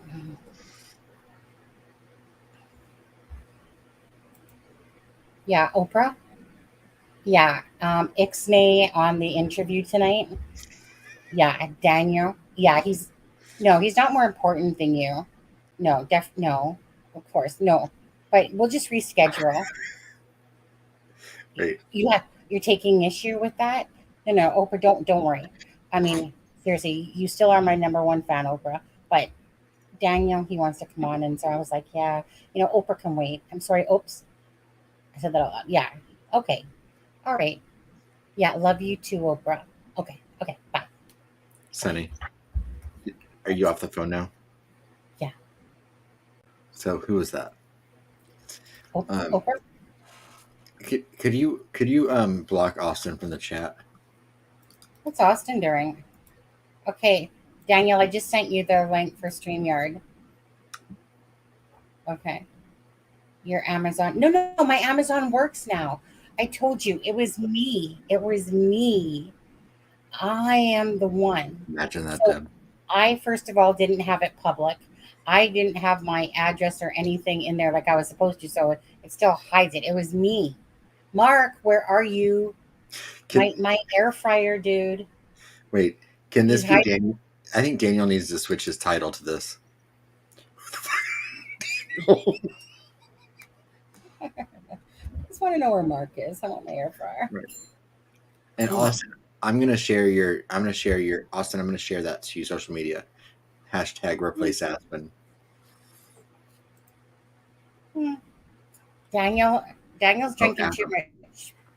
Daniel's drinking so much pink that he can't even look at his messenger yet. A little bit. He probably passed out when he went to go hit the button. Wakey, shaking bakey. He's probably on the phone with Oprah. Let's see here. No, he's probably on the phone with Oprah right now. He's probably like, "Hey, you're free for an interview? Let's go." I think he got a little jelly because he'll be here. Don't worry. It's okay, Oprah. Yeah. Oprah can wait. This is what Aunt Clara knows how it is, right, Aunt Clara? Is that what he's doing? Aunt Clara, is that pink gin? Is it from the Netherlands? It's called Whitley, Neal, and Belgium. Yeah. Lacey, I actually think it's Paul. They just call him. It sounds like Paw because of the accent, but I do believe they call him Paul. No, it sounds like Paw. It sounds like that, but it's the accent. Paw. I believe it's Paul. but it sounds like pawpaw. Well, it definitely does. Sounds like pawpaw. If you, I live about 2 hours from where they do, and that I believe they're saying pawpaw. There he is. Hello. What's up, everybody? Hey, what's up? You know, well, this bottle's about to be up right now. Mm-hmm. Yeah. How are you? You in outer Doing space? well. I am in outer space. This is. Oh, you are in outer space. Yeah, I thought you were. yeah. I thought you were talking about that you were so drunk you were on your own rocket ship going up, and I was like, sweet, okay. Yeah, But you no. truly are in a rocket. Yeah. Yeah. Long story short, so when we did the drunk turkey show, it initially wasn't supposed to be that serious. Right. It was more about just joking and having a good time with my buddies. And so if you go to our about page on our YouTube show, it doesn't even say anything about true crime. It says that we're like, what you would expect if Pat McAfee met Joe Rogan in a bar in space. Yeah. And so, just funny, outlandish type of stuff. We had a good time tonight on the members only show after our live, and we were getting a little drunk. Now I'm left with this crappy beer. I almost said a bad word. I'm sorry. This crappy beer I bought because the damn commercials were like, yo, no carbs, low calorie, Bud Light Next. Tastes like absolute crap. Does it? But Wait, is yeah. it called? Is that Bud Light? Yeah, it's Bud Light Next. Do not. Bud Light. It's horrible. I killed the 6-pack of just regular Bud Light on the show. And so, but all I got left are these from the last time I drank. Right, I get it. When you're it's nasty. But Tastes like grapefruit. Nasty works when you're still trying to ride it. My husband is forever buying some drinks, and then he doesn't like it, and he goes, "Here, you can have it." And I'm just like, and then the drink will be like $5 or something, and he's just like, "Oh, that one tastes like shit." And me, I don't really. Most times I don't care, like it just depends what mood you're like. Meaning, if I'm really thirsty, anything pretty much will taste good going down my throat. But yeah. Well, you know what I mean. But yeah, so my husband, he had come home the other night, and Joe Johnson on here had sent me some money through PayPal because he's like, you got to try this Sailor rum or whatever. Sailor Jerry, thank you. And so then my husband had come home this one day with another bottle of Captain Morgan for me. And then I was like, ooh. And he's like, but he surprised me. Or else I would have said, get the Sailor Jerry, because I don't really experiment a lot myself. I just kind of drink what I'm used to. That way I'm not disappointed. Oh, I hear you. I like to try some new things. It's worked out sometimes. It's not many times. We've had some shows where we tried different beers from all across the world, and we never had them before. And like I said, some of them are all right. Some of them are, we have a rule. Once you pop, you drink every drop, and so it's a suffering type of thing. Sometimes, but it is what it is. What would be your favorite drink? Like, what's your favorite of all time drink that you just is your number one uno that you like the best? Would you say? Like tasting or no, just get kind of loaded, because there's difference. Oh, okay. So we have different levels here. Okay. So your typical average everyday drink that is your go-to drink when you're at home. Oh man, if I'm at home and I just want to drink just to like unwind or watch a game, I'll take a beer, like a Bud Light. The other day I was so I had a couple, like I used to be as a hobby somewhat in music stuff. I was into music. I have some friends that could sing, some friends that can play guitar and drums, and some that are producers. And not too long ago, me and my buddy Daniel T, we're out his ranch. And so we live in West Texas. And so we're out in his ranch, or his father-in-law's ranch, and had the karaoke machines going and drinking up a storm. And I was drinking Budweiser, but I got a little too crazy with that. So I try not to get, not too much with that. I like to be able not to get too full as well. You know what I'm saying? So, but if I'm like wanting something that I'm gonna shoot that's gonna go down good, and I like the way it tastes, there's something called it's a shot. It's called Mexican candy. It's out here in Texas. I'm not sure if you're gonna be able to find it up north, but it's called Mexican candy. It has like chamoy and Lucas and a bunch of other like spicier candy stuff. Yeah, it is. It's spicy yet sweet, and it's one of my favorite ones. But it's it's one that'll sneak up on you because it don't taste very strong. It tastes very like sugary and salty and sour and the whole 9 yards and a little bit spicy. But you don't taste the alcohol, and you'll take like 3 or 4 of these, and then next thing you know, then it hits you. yeah. Yeah. So I've never seen that one personally. The one I actually like the most is called SEX on a Beach. That one's really good, and I like my B-52s as well. So Are y'all still getting like marked for certain words? We just try to stay away from them. Yeah, because we just try to stay away from them now because honestly, the lives have been green for the most part, almost always. And it's just, you don't like, there's so many triggers that you don't know what's going to set it off. Like, for instance, like lately in the last few days, a lot of times the lives are yellow the whole way through. And then once it settles, it's green. And I'm like, what? We haven't even said anything worthy of creating a yellow. Like, we haven't played a video. Really? Yeah. So YouTube is really finicky that way to me. So we just try to avoid it. No, yeah, for sure. It's just because it was so frustrating for us, Daniel, when we got a strike against us, even though they took it off because it was a false strike for that COVID word. Right. So someone said that we had that.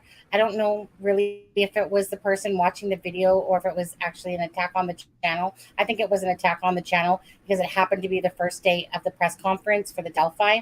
And Halloween. On Halloween, exactly. And so I ended up getting it back up in time for our Halloween night. But the thing is that did a lot of damage. Like, that honestly did a lot of damage to the channel. The algorithms just completely seemed to crash. Videos were yellow all the time, and and have you ever clicked on to talk to them on that little? Yeah, I have. I did because I was having a bunch of issues too for a little while.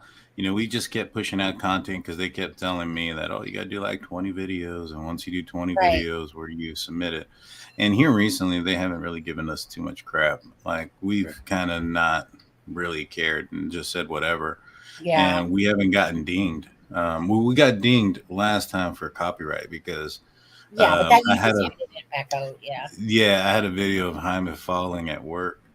And I put the song "Let the Bodies" in the background as he's slipping, and I edited it up, and we ended up getting strike.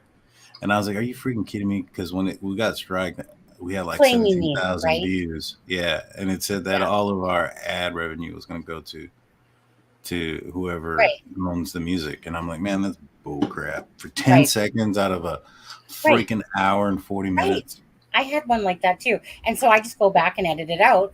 But meanwhile, and then it will turn green again.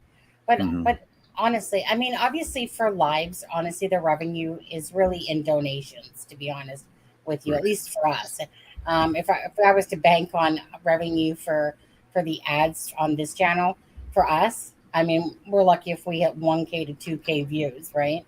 Right. That's peanuts in ad revenue. So that's nothing, but it's just kind of like one of those things. Like right now, for instance, we've done nothing really, whatever, and it's been yellow most of the night, and I'm like, why? Like, why? Seriously. Did last night's video stay yellow? Because I mean, we said there was a lot of stuff said last night that we've been trying to shy away from. So is last night's live yellow or is that green? No, it's green. I mean, whatchamacallit said the word. like murder like 20, 1,000 30 times. times. And Oh yet it man, was I remember when we were trying to watch what we're saying, and then we would put up a video from like News Edit or News Nation or something, and yeah, then yeah, they'd say like, "Oh, this person got S 30 times," and then right. and M this and S that, and I'm just like, Hard. well, yeah, there goes us trying not to say these Right. words. Yeah, I know that was exactly how I was feeling a little bit yesterday. I was like, well, there goes that live, and yet it was clean. And yet the thing is that what always makes me laugh, and this is where the bullshit of YouTube is that you could literally say things like 30 times on those words. Green light, green light. And then you sit there and virtually say nothing. And all of a sudden yellow. And I noticed too, if you do a short with only music to it and you put out like a video, they'll always hit a check to it because it's like they need to hear a voice, to make sure that it's legit. Right. So of course, all I did was put out a simple video for JJ with music behind it. It was just pictures that I did of him. And oh, hey, hold on a second. Now that I think of that. Okay, so get ready to get jealous. Okay, not really, but okay, just listen to this. Listen to this. To verify photos. I can't just, if somebody tweets a photo at me in a situation like this, I can't just put it up on screen. We have to verify it. But use hashtag HeyJB on Twitter. I see a few here from Twitter user Sunny Justice. I'm going to send this out here. Let me send this out to my newsroom so that we can actually begin the verification. So he had been saying when I was watching the live about JJ, he had said, it really sucks we only have this one picture basically. And I was like, dude, I literally know who the mom and dad is. Like, and I got all the pictures, So I was like, here. So I tweeted him saying, here's more pictures. And then, of course, I guess, they have to verify. So I was listening to it and not expecting anything. I just tweeted it to him. He's like, oh, we got some, Twitter comment. Oh, Sunny, Justin. I'm like, I'm recording that. Okay. That's my moment. I would have done the same. It was just, sometimes it is kind of cool. It's an ego thing a little bit. Sometimes it is cool when you're like literally hearing your name on this live. I wasn't expecting to hear it, but all of a sudden I was like, yeah, I'm going to go back and record that. But I'm so grateful, by the way, that they found that boy. It was, oh yeah. So happy to hear that, anyone. But anyways, so back to, actually, forget YouTube, whatever. Back to the drinking thing. What was your favorite for drinking for when it's not beer? Oh man, that was a Mexican candy shot. Mexican candy shot, that's right. I used to do something called I used to take a shot called liquid cocaine. This is when I was younger. I've had that. Now it's made in a couple different ways. It's also called a dead Nazi. It's also been known as a dead Nazi, where it was Rumpelmint, Ghost Lager. Process. If this is in fact. Sorry. I didn't mean to do that. Go It was ahead. Rumpelmint, Ghost Lager, Jaeger, and I think a little bit of 151. Yeah, I love Rumpelmint.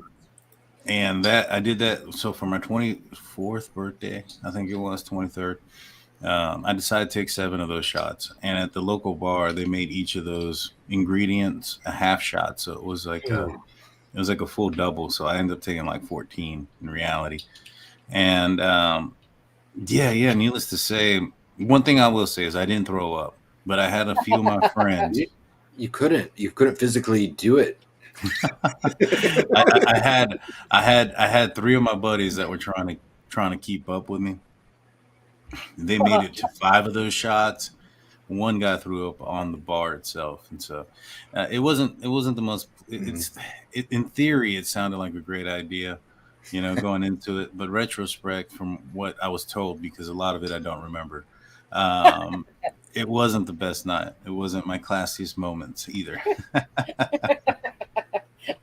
Those are the best, though. No, they're not. Well, no, but at least you didn't throw up. No, I didn't. I don't think I did. And I would have prayed to at that point. And the funny part is, I had a friend of mine that I had a few friends, but I had a friend of mine that I thought didn't go, And I was giving them hell. I was like, man, y'all didn't even show up to my birthday party. I'm like, yeah, we were there. We had like a 20-minute conversation. You don't remember? And I was like, oh, shoot. No. And then when they told me that, I was like, oh, shit, that's right. You were there. Like, I remembered that part of it. And so it was a crazy night. But I haven't been able to drink Jaeger the same since. So I hate the smell of Jaeger. Oh, I hate Yeah. the smell. That smell. Oh, it's like Red Bull. I can't stand the smell of Red Bull. That used to be my go-to. Yeah. Well, everyone. That's why I can't stand the smell of it. What's that one that my husband makes me? He takes a beer and Sprite, and he makes half and half. What's it called again? I don't know these names. It's like he takes half a beer, half It's a not a Sprite. Jaeger bomb. That's not a Jaeger bomb. I don't think with a Sprite. No. It's some sort of thing. Can't remember all of a sudden what he calls it. I thought you guys would know because I'm not a big drinker. I only know of a few drinks. Again, just because I don't know. You know what? Back in the day, Danielle, honestly, like back in the day, it was like $6 here in Canada for draft beer. Okay, $6 for a freaking pint of draft beer. Nowadays, those same pints are about $30 for a pint of draft beer. So I'm so over like the draft beer stuff. So mostly, I don't know a lot about alcohol too much, but I know what Captain Morgan tastes like, and this with Coke reminds me of Coca-Cola Zero, vanilla, vanilla. Okay, so once I had it, I was like, oh, that has a very whatever taste, and I like a Burt Reynolds shot. I kind of like the whole Kahlua thing, milk thing, but then after you get older, your stomach doesn't appreciate. Okay, guys. Okay, I'm just saying. But so it's just meaning I'm very amateur at the drinking knowledge, but I know what I like when I have it. And I've had cherry whiskey. Have you ever had cherry whiskey? Probably. I've had a lot of whiskey. So where I came from, it was a border town, and me and my buddies used to go over to Mexico quite a bit. And over there, the drinking age was when you could put the Shandy. money on the counter. They didn't Yeah. really they didn't really care. And Are you near like Suarez? what's Shandy. that? Like Suarez? Like near Suarez? Juarez is where's that at? Like near El Paso? I think Nah, so. that's like I think it's like 9 Right. hours away. Right. So if you listen to the song "Blame It on Mexico" by George Strait or Oh, yeah. "Refi Dreams" by Tim McGraw, Yeah. they talk about a place called Acuna, and Acuna, Mexico used to be the spot. I mean, there used to be people that came from across seas to go to Mexico, like from England, and to go to Acuna. Brad Paisley had a song about there too. In fact, I had a friend of mine whose aunt made out with Brad Paisley in a bar in Acuna, and so it was the place to go. But over there, beer was cheap. I think like a bottle of beer was like $1.50. Dang. Of Corona. I think you can get it for 75 cents at Corona Club for a 12-ounce bottle of Corona. And then there was a place called Up and Down. You paid like $20 and you go in and everything is covered. You just drink all night. And so I've been to places. and it was like I think the bars when we didn't show up till like 11 o'clock because they wouldn't close down till like 5 in the morning. And so it was super crazy. But then I want to say in 2000, like 3 or 4, the cartels started moving in, and things kind of started getting kind of crazy out there. So it started not being safe anymore. Yeah. Yeah. Kelt says sadly it's no longer a good idea to do that. Oh yeah, I wouldn't shoot. No, man. I was at a bar one time that I didn't know got shot up while I was in the bar. I was like, man, I thought that was just that song "Paper Planes." You know? Oh yeah. Yeah. Yeah, that was like I had no idea. Like I was, I don't think it wasn't that song, but I was in a bar. I think it was called Amigos. I could be wrong. And the next day, this is when I was in high school. The next day in high school, or the next Monday at high school, one of my buddies were like, "Yo, did you hear that Amigos got shot up this week?" And I was like, "What?" I was there.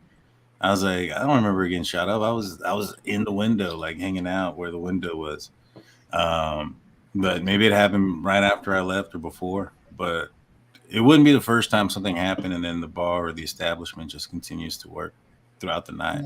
It's like It a is what it raid. is.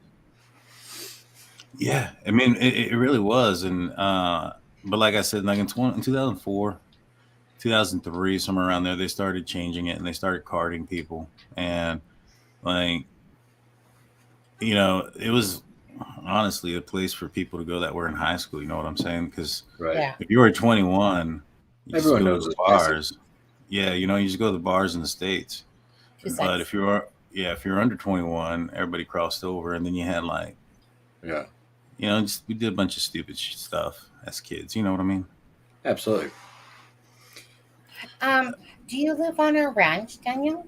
No, I don't. I Do you? don't. I currently live in San Antonio, Texas, in the city. Oh, okay.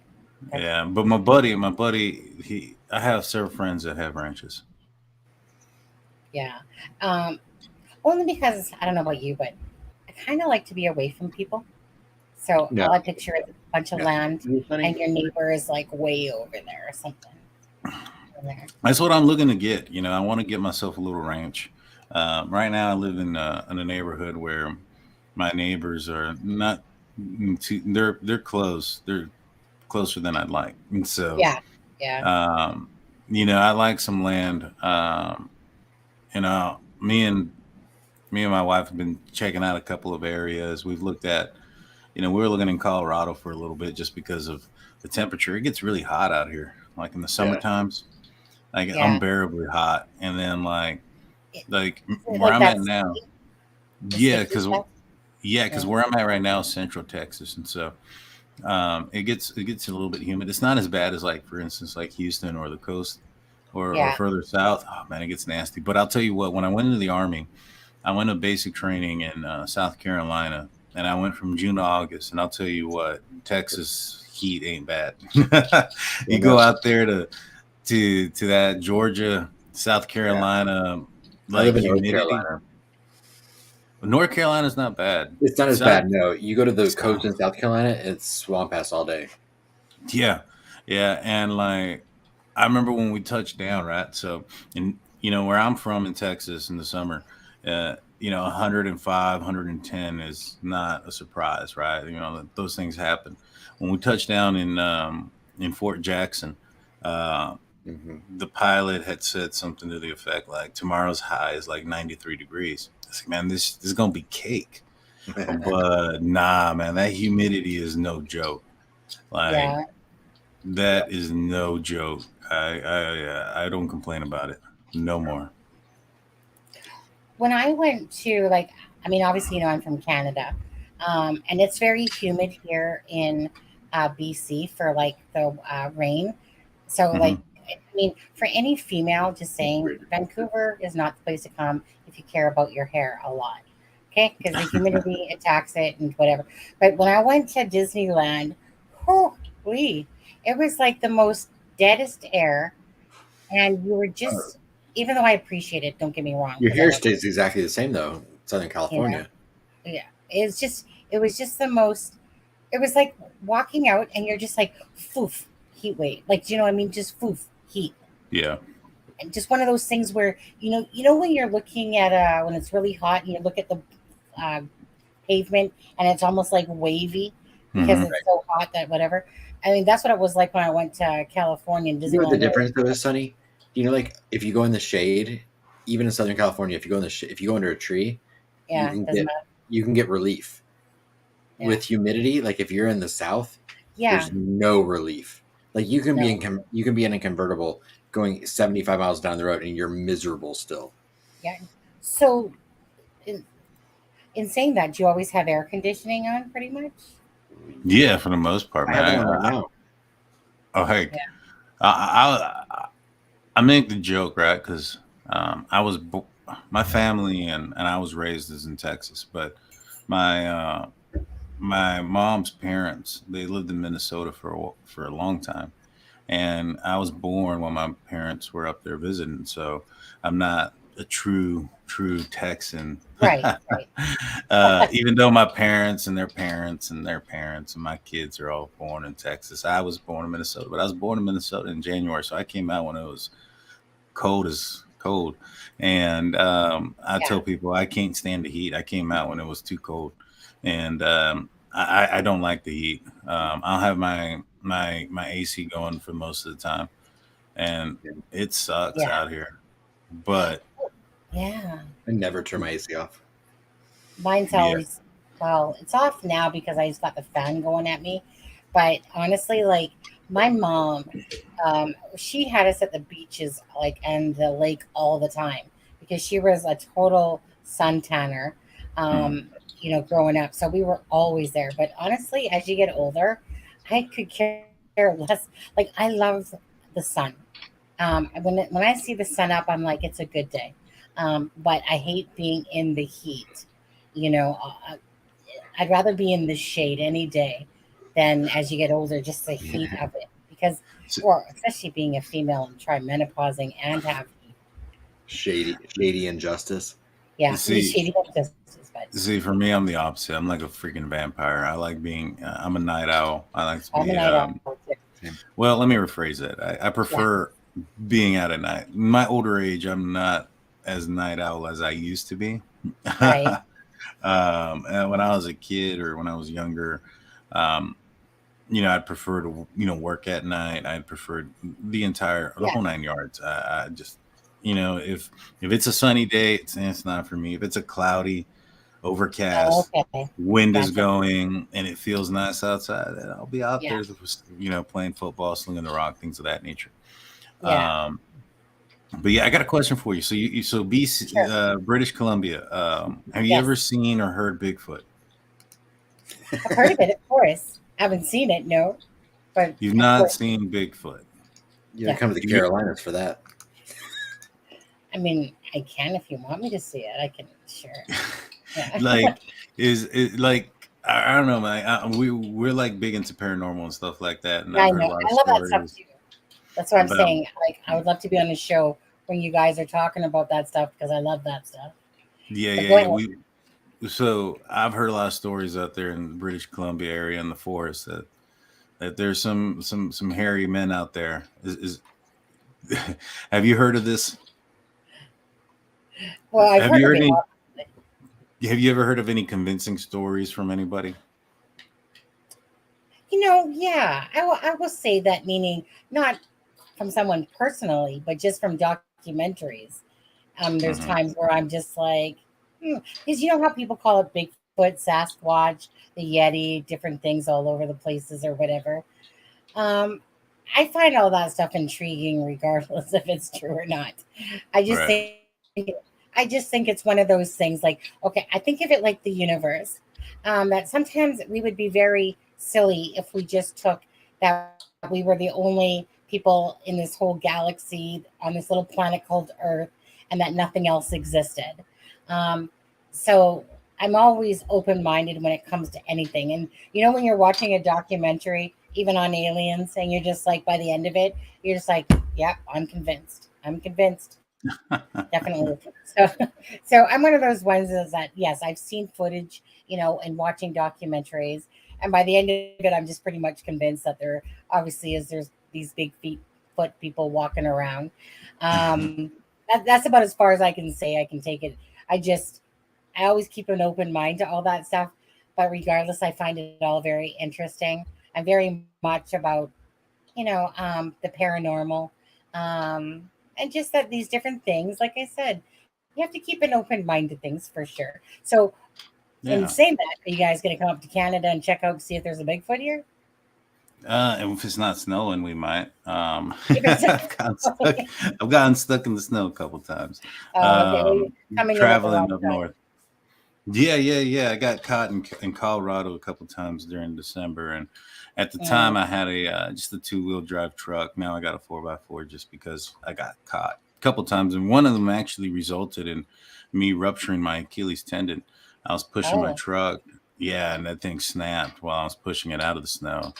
It sucked, but ended up having surgery. It happened like 3 years ago, maybe now 2 years ago, 2020. Yeah. And so, yeah, that thing sucked. But ever since then, I was like, that's it. I ain't getting stuck again. 4x4 truck, that is. But yeah, we want to do some paranormal hunting and things of that nature. We believe in things like, well, maybe not so much believe in things like Bigfoot. I personally don't think he's around anymore. If he was, I think that there's been proof of organtopithesis, or however you say it, where it was like a large ape-man guy that did live several thousands of years ago. Is it possible that it's just folklore traveled passed down generation to generation, of that organopithesis or whatnot? What are your thoughts on flying saucers and aliens? There's a bunch of that going on in the news right now with this. Let me tell you a story, okay? Because there's a couple stories that I wanted to talk about. So one of them was Daniel. When I would have to say, because I remember I was with Dion, so I would have to be 26 years or younger, probably around, let's see, I would say it was probably around when I was 24. So I was with this gentleman, Dion, for 11 years. And so I remember, because we were only married the last 2 years, he was my abusive, whatever.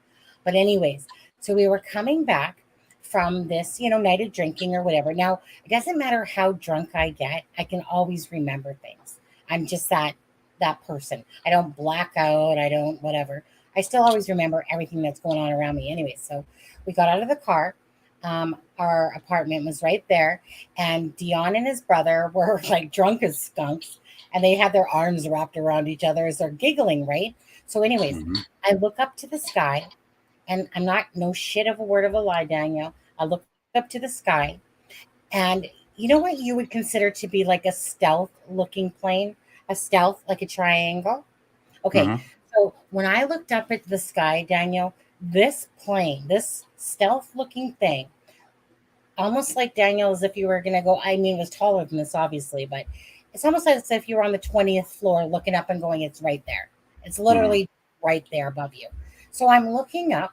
Okay. I don't even, I wasn't drunk. I was very much aware of my surroundings, but I just happened to look up at the sky because I love looking at the stars. And this stealth looking plane is above me. And it has these big circles underneath of it. I remember. Thing made no noise, Daniel.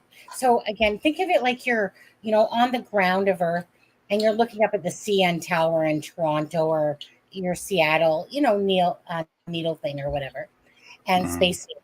And so that's what it seemed like distance wise, like that kind of distance. And I'm like, so I'm looking at it and it's just kind of going over very slow. And I see all these circles underneath of it, no noise, right? And so as I'm looking at it, I'm like, Dion, Les, like, do you guys see this? I'm like, look. And they're just like, ha, drunk as skunks. They could have cared less. They didn't even look up, right? And I'm just like staring at this thing. And this thing went from like 0 to gone. I'm watching it though, and it was so low.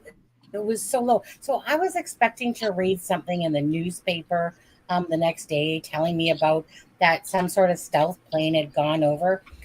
Okay, we're talking crazy low, Daniel. Like I said, that thing that you just could look up and go as if it was right there and you could reach out and almost touch it. But you know what I'm saying? That's how close it felt. But not that you could literally touch it, but just that you were like, look up in the sky and it was like there. It was just there. Never heard anything about it. Years later, when the internet became more involved, I Googled it, and it does look like a stealth, but this thing was flying so low. It wasn't a stealth. I remember I was looking at, so do I believe that there's other things out there? Absolutely. That I'll never forget how close that thing was to the ground of Earth in a sense. Obviously it was probably about a mile high is what it felt like, or maybe less. It was just right there. And I'll never forget it because I'm definitely not a person to ever make things up or tell you something that's not true. And so, so do I absolutely believe that there's, more than just us? And perhaps, I mean, that was my personal experience with the closest thing that I could relate to a UFO. Yeah, What it about you? sounds like you're describing a TRB-3, which is the triangular shape with the lights underneath. It's been rumored to have been a aliens. Has been rumored to be U.S. spy plane or top secret type plane. Um, if you think that's, do you think if there is something that's out there that has the capability of reaching us and monitoring us, you think they're friendly or not? Yes. Wait, If I Why? was, which one? why would? Sorry. Okay, wait. Ask that question again. Maybe I heard it wrong. Do you think that if something is capable of visiting us, that they would be friendly, or would they be trying to take over? Oh, sorry. I think of them as friendly. To be honest with you, Really? what do What you What think? about you? I don't know. Probably curiosity can often be mistaken for different things. So I don't know. Let me. You know what? While you guys are I'm going talking, to ride the fence on that one. talk about that for a second because I'm gonna pull up a picture of what I'll show you what I remember in my head. So give me a second. You guys Oh, talk amongst she's coming yourselves. back with a joke. No, no, no, So, no. so I have like a little theory on this, so to speak. I don't think that they would be too friendly. So here's why. Um, in order for them to get to the advancement technologically wise to make it here, they would have to have certain prerequisites as far as um, their home planet and their surroundings.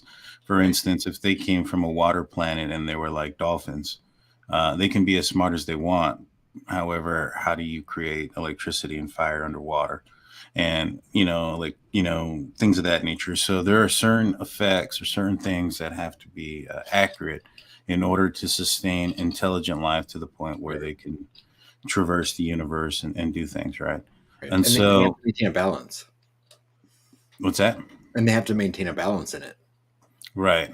Now, so I would assume that you would have to have a couple of things. One is like, why are we becoming so technologically advanced? And in my opinion, that's because that's what we're designed to do. You look at ants; they're designed to build these crazy structures underground for a queen and this that and thing. Yeah, humans, in my opinion, are designed to want to create things better, always being innovative, always moving forward.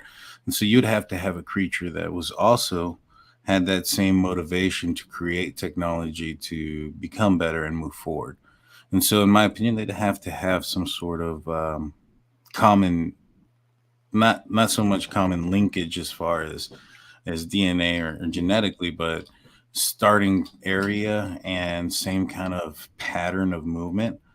A lot of folks look at these grays and say that this is possibly aliens. Well, if you look at a gray, its eyes are facing forward, which is a predatorial type of thing on the face. You look at these other animals that are out in nature that are hunted animals, their eyes are on the side of their face. They need to be able to look both directions, but a hunter needs to look forward.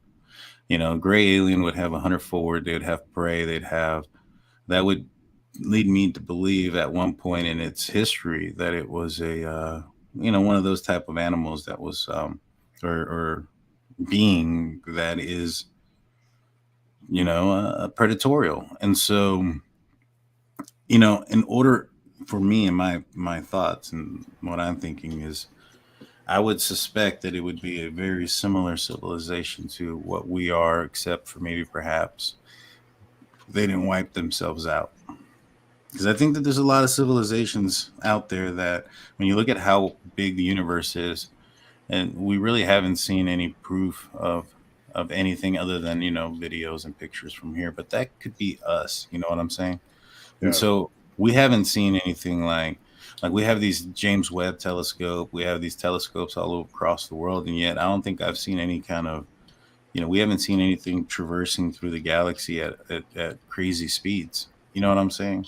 And I think that if there was something capable of bending time and space and or causing a ripple effect through gravity waves, that would be detectable through what we're able to see or use. I would think so, but Well, I want to show you, like, so when I looked up, okay, so picture that, like, houses are at the bottom of this screen in that picture. This is what I saw when I basically looked up in the sky, was this right here. And it had no probably, pizza. I know it looks like a big piece of pizza, right? That's pretty much what I saw, something very similar to this. Now, this thing just, it was like it was silent. There was no noise whatsoever to it. Like literally, it was only because I looked up in the sky. Other than Mhm. that, I would have never have known that something was above me. There was no noise for me to see this, and I would say that it had one more light in the center at the bottom part there of the pizza. Mhm. So I was watching it, right? Because I know I'm drunk, but I'm not that drunk. Meaning I know what I'm looking at, and all of a sudden, so I'm just looking at it, and it's just like it's there. It's just there, and then all of a sudden, it was just like gone, gone. Like, it was just like gone, and I was like, and I'm just trying to get like Dion's and his brother's attention, going, "You guys, look to the sky!" But they were so drunk, they were just too busy laughing their faces off. Like I said, ignoring me, and I'm just standing there, right next to the apartment in the grass, looking up at the sky, going, like, what the heck was that? And this is, I would say, back in the 1990s. It would have been 1990s.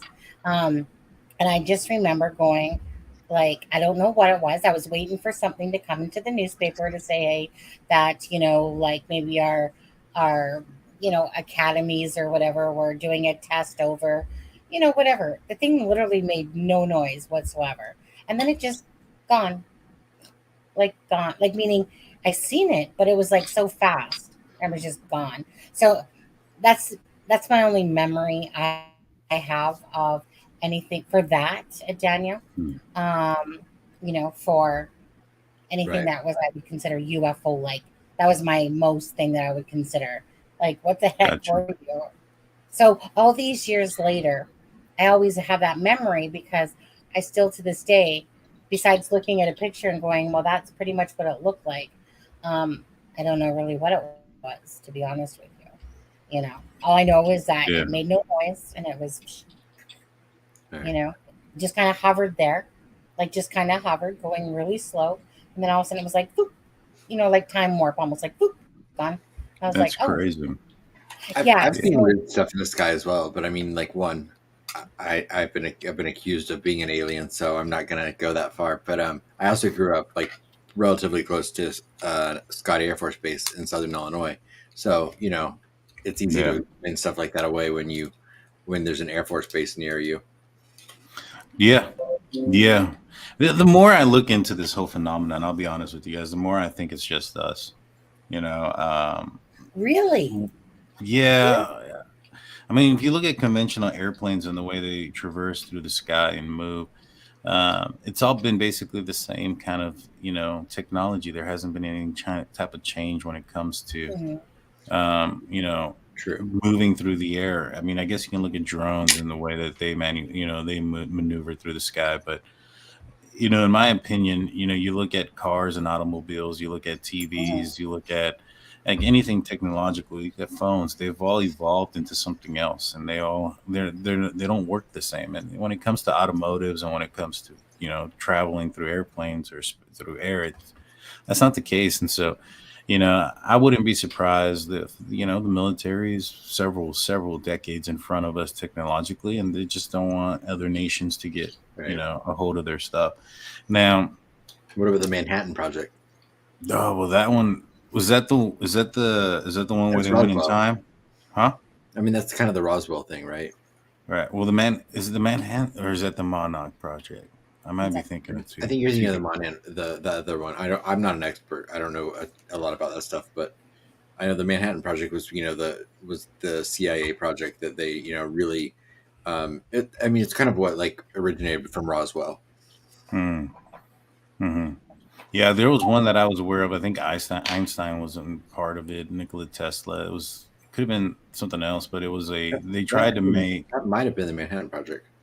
They tried to make a submarine go invisible, and supposedly they made it go through time and space somewhere. And when it came back, there was bodies infused into the steel. Wow. Yeah, they were infused into the ship. I don't know. I mean, supposedly it was also because there was another one. I think that one's the Monarch Project, and that one was the man, it was the inspiration for Stranger Things, and so they had some other Clara. stuff that was there. And one second. Sorry, And Clara. Clara, I'm sorry if this hurts your brain, but I love this. I love this stuff on. Besides true crime, I very much love the paranormal talk, and I love the spiritual talking and stuff. So if it is hurting your brain, then of course maybe come back on the different live. But I'm personally enjoying this conversation myself. So just say I love you, Clara. And if this isn't your cup of tea, then I absolutely understand, and that's all good. Okay, so I'm ready to go visit Aunt Clara in Australia, where it's summer right now. Yeah. Kelt says, Adam, when the Navy guys got stuck part in and out of the walls of the floors. Is that what you're talking about, Daniel? Yeah. Man, I got a buddy of mine that lives in Australia. His name's Mark Davison. He's part of a show. He has a YouTube channel. It's called Steeler Nation Australia. He talks football. It's completely different than what this is. American football? Yeah. He's one of the, I know you have a Steelers thing. Right. Yeah. And he's one of our. He has a show called Touch Down Under. I told him it don't mean the same down here. That could be different things. Yeah, that's exactly what I told him. I was like, "Hey, man, you gotta be careful with your show title. That sounds different, in the States." Yeah. And so, but yeah, he tells me how hot it is out there in Australia right now. I was like, "Man, sheesh." Yeah. I don't know about there now. Right. Sorry, Sonny, you go ahead. One sec. Carol's from Aussie. And she says, at Drunk Turkey Show, I was born on a restricted army base where they did atomic bomb testing and rocket testing. Woomera. There are rumors I came down. Carol, that's not going to shock me, first of all. Carol, you and I see you.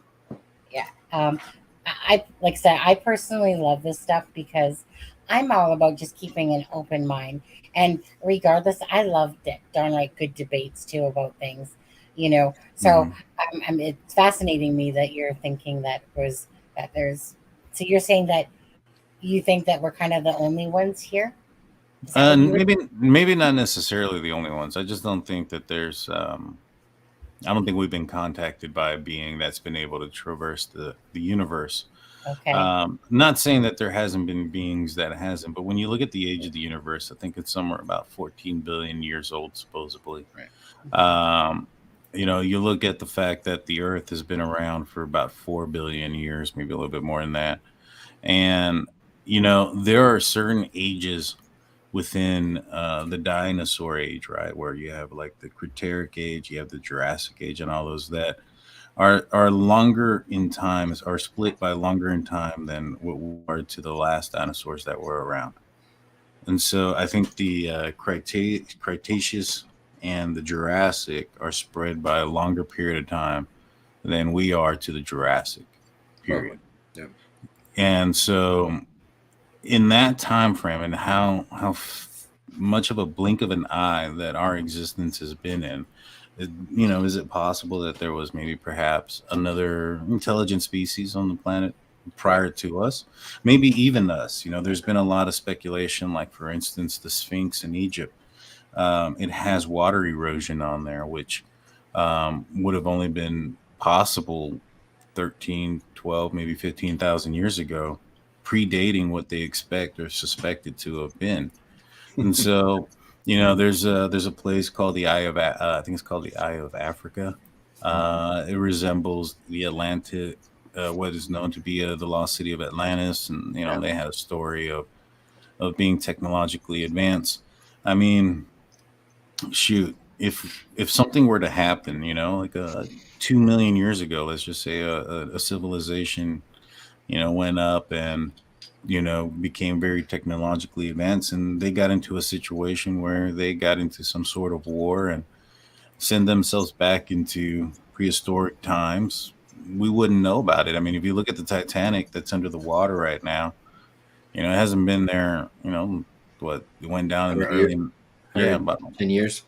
yeah, and it's almost gone. I think in the next 100 years or so, you won't be able to find it. Titanic. So I think 50 years.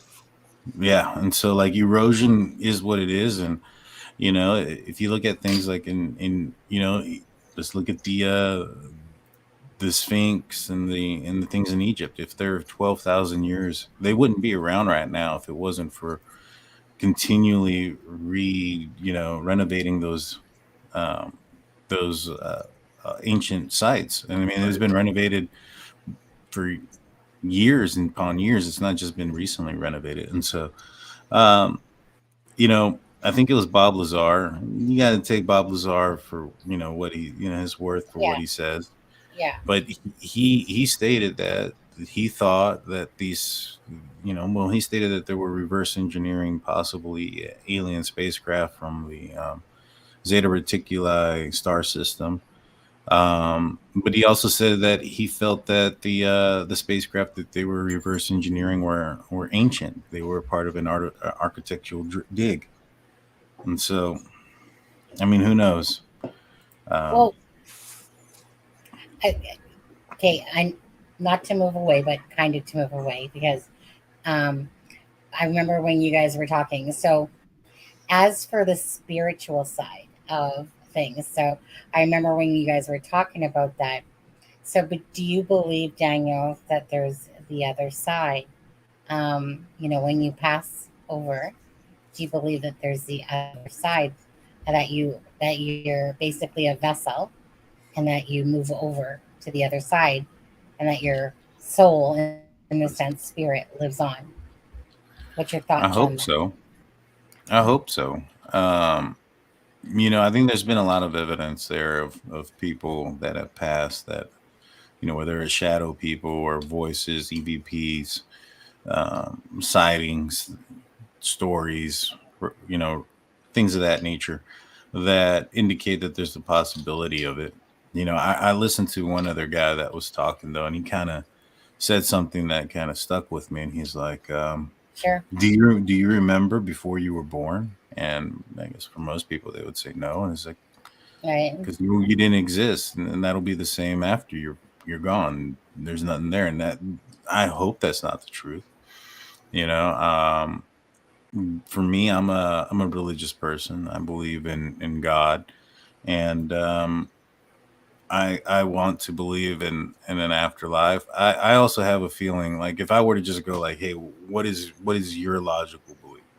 I think Yeah. that there's a couple of options there. I think you have the option to go to heaven or what All right. what Yeah. you think is heaven or paradise, or you have the option to come back, be somebody else. There's been a lot of evidence for reincarnation. People that Right. know things that they shouldn't know, Right. and I can't disregard that. I feel that there's some truth there. I don't think that it's everybody. I don't think everybody has. I think it's a choice if you want to come back or not. Well, because I remember when you were talking about it on the show, and I will, if you don't mind, I'll share it with you today, just because we're going along this, different kind of thing about aliens and whatever. So I consider myself an absolute, very sane, logical, happy-go-lucky type of joking around person that's well balanced. Okay, that's how I would deem myself. I always try to look at things in a logical manner, but yet by the same token, keep an open mind to things. So back in there's an instance, but this one is the most, the one that is really gravitating to me for an experience. Okay. So back in the early 2000s, I had a side nephew. So my mom was with Bruce for like 25 years. Bruce had three daughters, the oldest daughter being Michelle. So I had moved back from Alberta So Michelle had 2 children, Savannah and Jaron. And I get this call from my mom this one day saying that Jaron had passed away, that Jaron had contracted. They thought it was a flu, but it was meningitis. So because I'm such a deep empath, and I was just heartbroken when my mom had said this to me, because my son at the time was 5 years old, and of course, because I take on somebody else's pain, like if you were to tell me that you had lost a child, I would be hurting in my heart. Probably not to the severity of your pain, but I would be feeling your pain. And that's where I'm always attaching myself to things. And that's why it's hard, because it's very hard on my heart to hear of these, you know, deaths and murders and stuff like that. And that's why I have to try to separate in my brain between helping and the hurt of other people. So, anyways, I go upstairs and I lie on my bed, and I'm not sleeping. You know how when you're on your bed, but you're just leaning over the side of it, and I'm like saying a prayer for Jaron, and I'm so sad, of course, but I'm just very sad because obviously, I'm thinking about how I would feel if I heard this news, or this happened to my son, but this happened to Michelle. Jaron was like a couple years old. He had died of meningitis on his way to the hospital, which is about 20 minutes away from here. But So anyways, sad. yeah. So I go upstairs and I lay on the bed. I'm very much awake still, but I close my eyes and I say a prayer. And my prayer is basically like this. It was like, Jaron, I am so, so sorry that this happened to you. I'm so, so sorry for your mom and how she's feeling, right? So how our voices, in our head talk to us and whatever. So this little voice comes in my head and says, please tell my mom I'm okay. And I'm like, okay, so you know what? My brain's just talking to me because I'm saying, hey, I'm so sorry about this. So I'm absolutely devastated and heartbroken. I mean, all I can think of is this innocent child that the mom is on her way to the hospital and little Jaron passes. Now, I had only met this child twice in my entire life because he was only a couple years old. I met him when he was an infant. And I just remember seeing him at my mom's house one time. Well, because I distinctly remember it because the daughter, who's Savannah, was like 5 years old, and she lifts up her mom's shirt and starts sucking on her boobie. And I'm like, what the hell? Like 5 years old?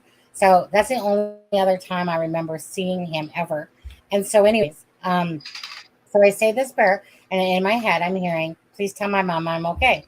So, of course, I'm, like I said, very open. And I just said, hey, look, Jaron, like seriously, if you're talking to me, I'm sorry. I'm very much open to anything, but I am not going to tell a mother of the dead son that you're talking to me saying you're okay. That's pretty much what I'm saying back to him in my head. And then he's like, please tell my mom I'm okay. And I'm just like, yeah, I'm not going to look like a Cracker Jack. That's literally what I said back. So he says to me, well, what if I tell you 2 words? And if you hear those 2 words at my funeral, then then promise me that you will tell my mom that I am sad because she is sad, but I'm okay. And I was like, okay, that sounds reasonable and that sounds fair. If I hear these 2 words, Jaron, absolutely. Because obviously, I'm not expecting to hear them. But if I do, okay, Jaron, then this is you speaking to me. So a week later is the funeral in Abbotsford. Drive down there, walk in.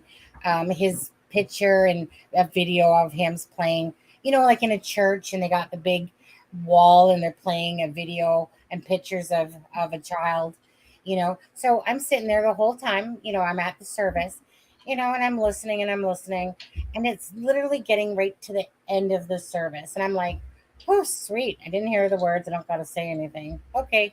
Because obviously I'm kind of, in part of me is saying, like, well, if I don't hear the words, then I don't got to say nothing. But if I do hear the words, I got to say something because I got to keep my promise. So that was my promise to him. If that was him speaking to me, then I would say these words and that I would tell his mommy he was okay.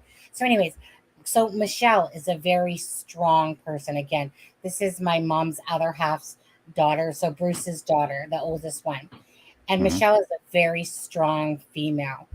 So I gave her kudos for how strong she was up on the podium talking about Jaron, who had passed. And so, literally, Michelle motions to get off of the podium. And she steps back to the podium, literally, Daniel, and she goes, I don't know if anyone knew this, but Jaron had two favorite toys. Okay. Now, the two words Jaron told me were, okay, definitely it was Tay Tay, and the other one was either Popo or Pawpaw. My brain kind of shocked itself because I was like, is he really talking to me? And so I couldn't remember if it was Popo or Pawpaw. So she gets up and she's about, like I said, totally to get off the podium. She moves right back to the podium, and that's when she says, Jaron has two favorite toys, his Tay Tay and his Pawpaw. And I'm like, so I'm looking at the ground at this point, thinking that I don't have to say anything. The ceremony, like the ceremony memorial is coming to an end. Okay. And I'm literally looking down through my bangs, and I hear this, and I literally look up, and I'm like, literally going, no effing way. No Mhm. effing way did she just say those words that he told me a week previously. I don't know this child. I met him twice. I have no idea about no Tay, no Popo, no Papa, no nothing. But Mhm. but I do understand that I am an open outlet for anyone that say would want to come through. Out of anyone in my family, I am that person. Okay, my Mhm. other family members are very cynical of stuff like that. Me, I just take everything YOLO. It is what it Mhm. is. Could be aliens, could not be aliens, could be this, could not be this. Anyways, so I'm literally doing the whole, like, what the f did she just say? And so I'm sitting there and I'm going like, my jaw just literally dropped, and then I started smiling, and I was like, I literally said, "Thank you, Jaron. Thank you for the gift of knowledge, that knowing that beyond Earth we do continue on." Because that and that was about 2002 or something like that. Honestly, it's been Mhm. so long now. But anyways, so I always spoke to Jaron after that, because that told me that we could communicate with each other. I would have never have known these two words. As people can sit there and say, "Oh, you could have heard it." I'm not a person that ever minces my words, and I don't follow. I just tell it like it is, you know. So Mhm. for me, that was a gift given to me to say, hey, you know what? Beyond this earth, we still exist. So I thanked him for giving me the gift of knowledge, because was always curious if it was true that we did carry on. So ever since that day, when my mom was literally dying of cancer, I was like, hold on a second. My mom's literally dying, and I'm worrying about dying in an airplane. Like, how stupid is that? And Mhm. here, so for me personally, that was a gift of knowledge to me, and I'll never forget it, because there's no way that I know that I could have ever have known these words. He told me those words, so I kept my promise. I mean, I did it in a way, and I remember saying to Michelle, going, because I had to keep my promise. I just had to keep my, of course, my word. So I remember when she was walking me and my twin sister and my older sister to the car, and I remember, there was an opening where I said it to her. I said, "Hey, Michelle, I just want to let you know that Jaron says to tell you that he's okay, that he had said his Tay and his Popo." And she looks at me and goes, "No, it wasn't his Tay and Popo. It was his Tay and Papa." And I was like, "I don't care. I told you. I did my job." Right. So she had no clue that, like, meaning in my head, Mhm. I wouldn't have known of these two toys. I had no clue of these two toys. I didn't even know that those words were toys. And not only that, but I double up words myself, like my dog Bear Bear. I would call him Bear Bear or Tay Tay. You know what I mean? So I just thought it was my Yeah. brain talking to me. Anyways, so that was my experience. I've always been very thankful to Jaron. I've always been a very intuitive person before any of this, anyway. I just, but I think a lot of us go through life going, is there another side? Is there the other side? And I can safely say, look, he, I didn't know these words. These words were told to me. I heard them a week later. Thank you, Jen. Thank you for the gift of knowledge. And I still don't do it as often, but I speak to my mom all the time, Jaron, And I'm just like, hey, how's it going? But anyways, so that was one of my stories, the most prolific one that I can say, um, about the other side. And Yeah. I know for instance, like my mom, like I could tell you some crazy stories there, but I'm not going to. But meaning with my mom to like say, mom, I'm like, mom, go bug my twin, go bug Tanya. She's the one that needs help, not me. Okay, mom, go bug her. you know. Um, so yeah, so my mom's the one that was very like we were a very grounded family. We were not very wealthy. We were poor in a sense, and we had to earn everything we did.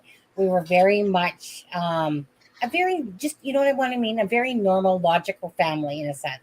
We had normal Right. brain cells. We didn't go off into the whole outer space thinking in a sense about theories and this, so it was just a very grounded family. And I was so anyways, so that was when you were talking about saying that you guys did shows on like the paranormal and different things.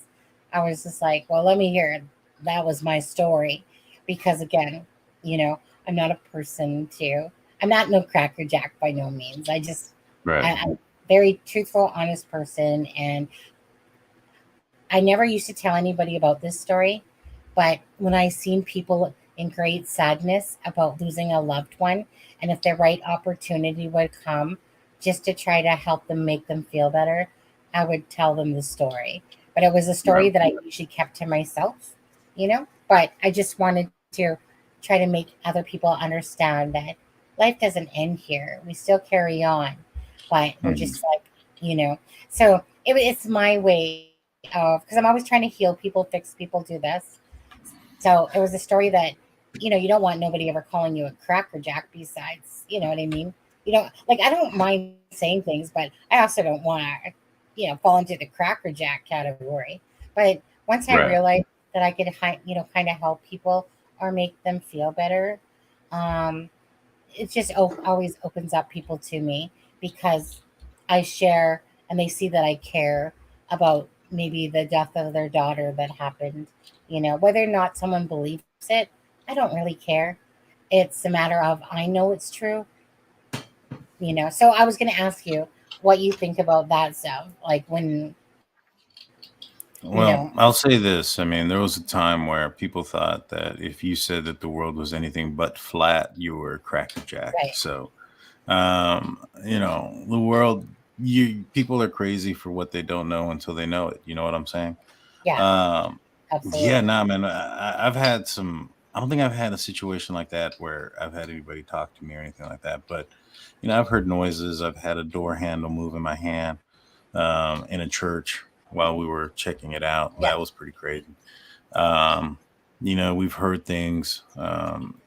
Whether it was just like, for instance, that one time in the church, it was me and my partner when I was on the force, and so the I think that there's something more to it. As far as us living, forever or whatever, coming back.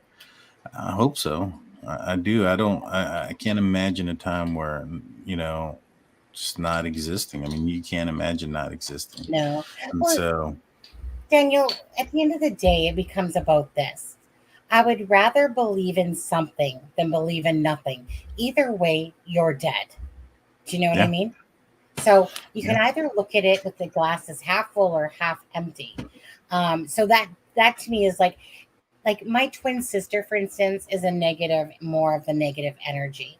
She mhm. literally walked into Yisk, heard my mom's favorite. You know that song, "It's a Wonderful Day," and I think to myself, that song. It's an I old think song. so. It's a wonderful day. Hmm. And she literally sees a pillow. My mom's name is Gloria, not a very common name. And my twin sister's name is Tanya. Okay. My real name is Sonia, but my nickname is Sunny. Okay. And so she sees this pillow. The music's playing. She sees this pillow with Gloria. She sees Tanya. This other pillow is flipped on the other side.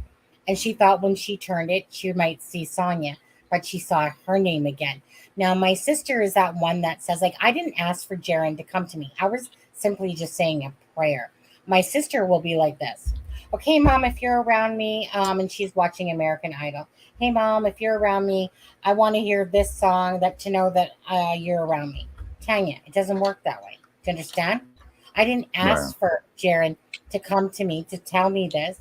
So, although my sister walked into the store that was playing my mom's favorite song, which is in her death video, in a sense, and saw a pillow with Gloria and Tanya right beside it, that was really a validation of my mom saying, "Hey, I'm still around you." Yeah. My sister needs that pure proof. So that wasn't really good enough for her. And I'm like, but I didn't ask for it. Don't you see, Tanya? The thing is that there's a difference. I allow whatever energy to come into me because I'm just a YOLO type of person again. Right. Whereas most people are very blocked and they don't want to believe. So my husband, for instance, Daniel, doesn't believe in the other side, but yet he'll tell you of stories where he was sitting in front of the fireplace with his mom and his brother, and a freaking ribbon flies right up in the air and right past them, or the orbs. But yet he doesn't believe in the other side. And I thought, but I don't get it, honey. So you mean you want my husband's a very he's more of a logical thinker than I am in a sense that way. So he'll tell me of these stories and then he'll go, but I don't believe in the other side. And I'm like, but I don't understand. So if you believe in that there's ghosts or spirits, but yet you don't believe in the other side, I said, and then I say to him, why, for me, why would I lie to you? Of course I wouldn't lie to you.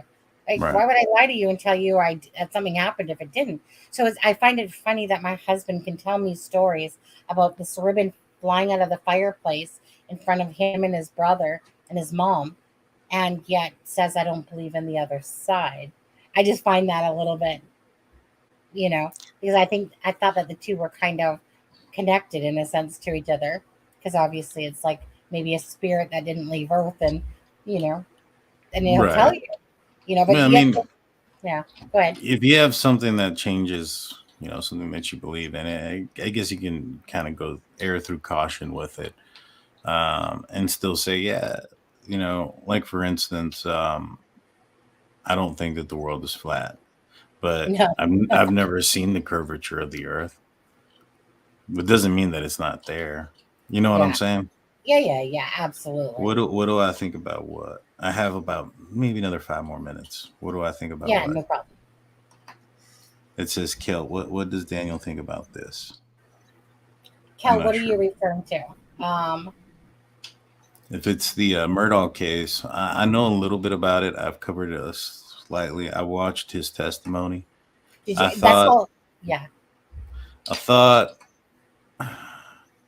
I thought he used a lot of tactics that he would have known or learned in being a prosecutor or being in the courtroom. He tried to personalize his son by calling him Paw and um, using nicknames when he's been in that professional setting for many, many years, and I'm sure he didn't call people by their nicknames like that. You know what I'm saying? And so, he was doing a lot of gimmicks, in my opinion. I It, agree. I think that the prosecution could have, I think they kind of laid in on him about looking in people's eyes and lying to them a little bit too much. Like it got to the point where it's like, dude, get onto the Right. the M, Right. the situation, get off of like this stuff Right. that he's already admitting to. He admitted that he lied and stole. And so That I part felt, was irritating. yeah, I That part. felt that was like could have hurt the defense. I mean, the prosecution a Yeah. little bit. But when you look at the the evidence against Mr. Murdoch, I think they got the right guy. My question is did that dude that shot him in the head have something to do with this situation as well? Because I tend to think that there's a possibility there was more than one person involved in this. The head or the hand? Cousin Eddie. Cousin Eddie. Okay, hold on. Tell me about this cousin Eddie. Who's cousin Eddie? They haven't talked about him in court, basically. Okay, but who is cousin Eddie? Cousin Eddie is someone that Alec had represented as his lawyer at one point, who he then wrote checks to I think if I remember correctly, valuing over $500,000, and they've not brought him into the court case.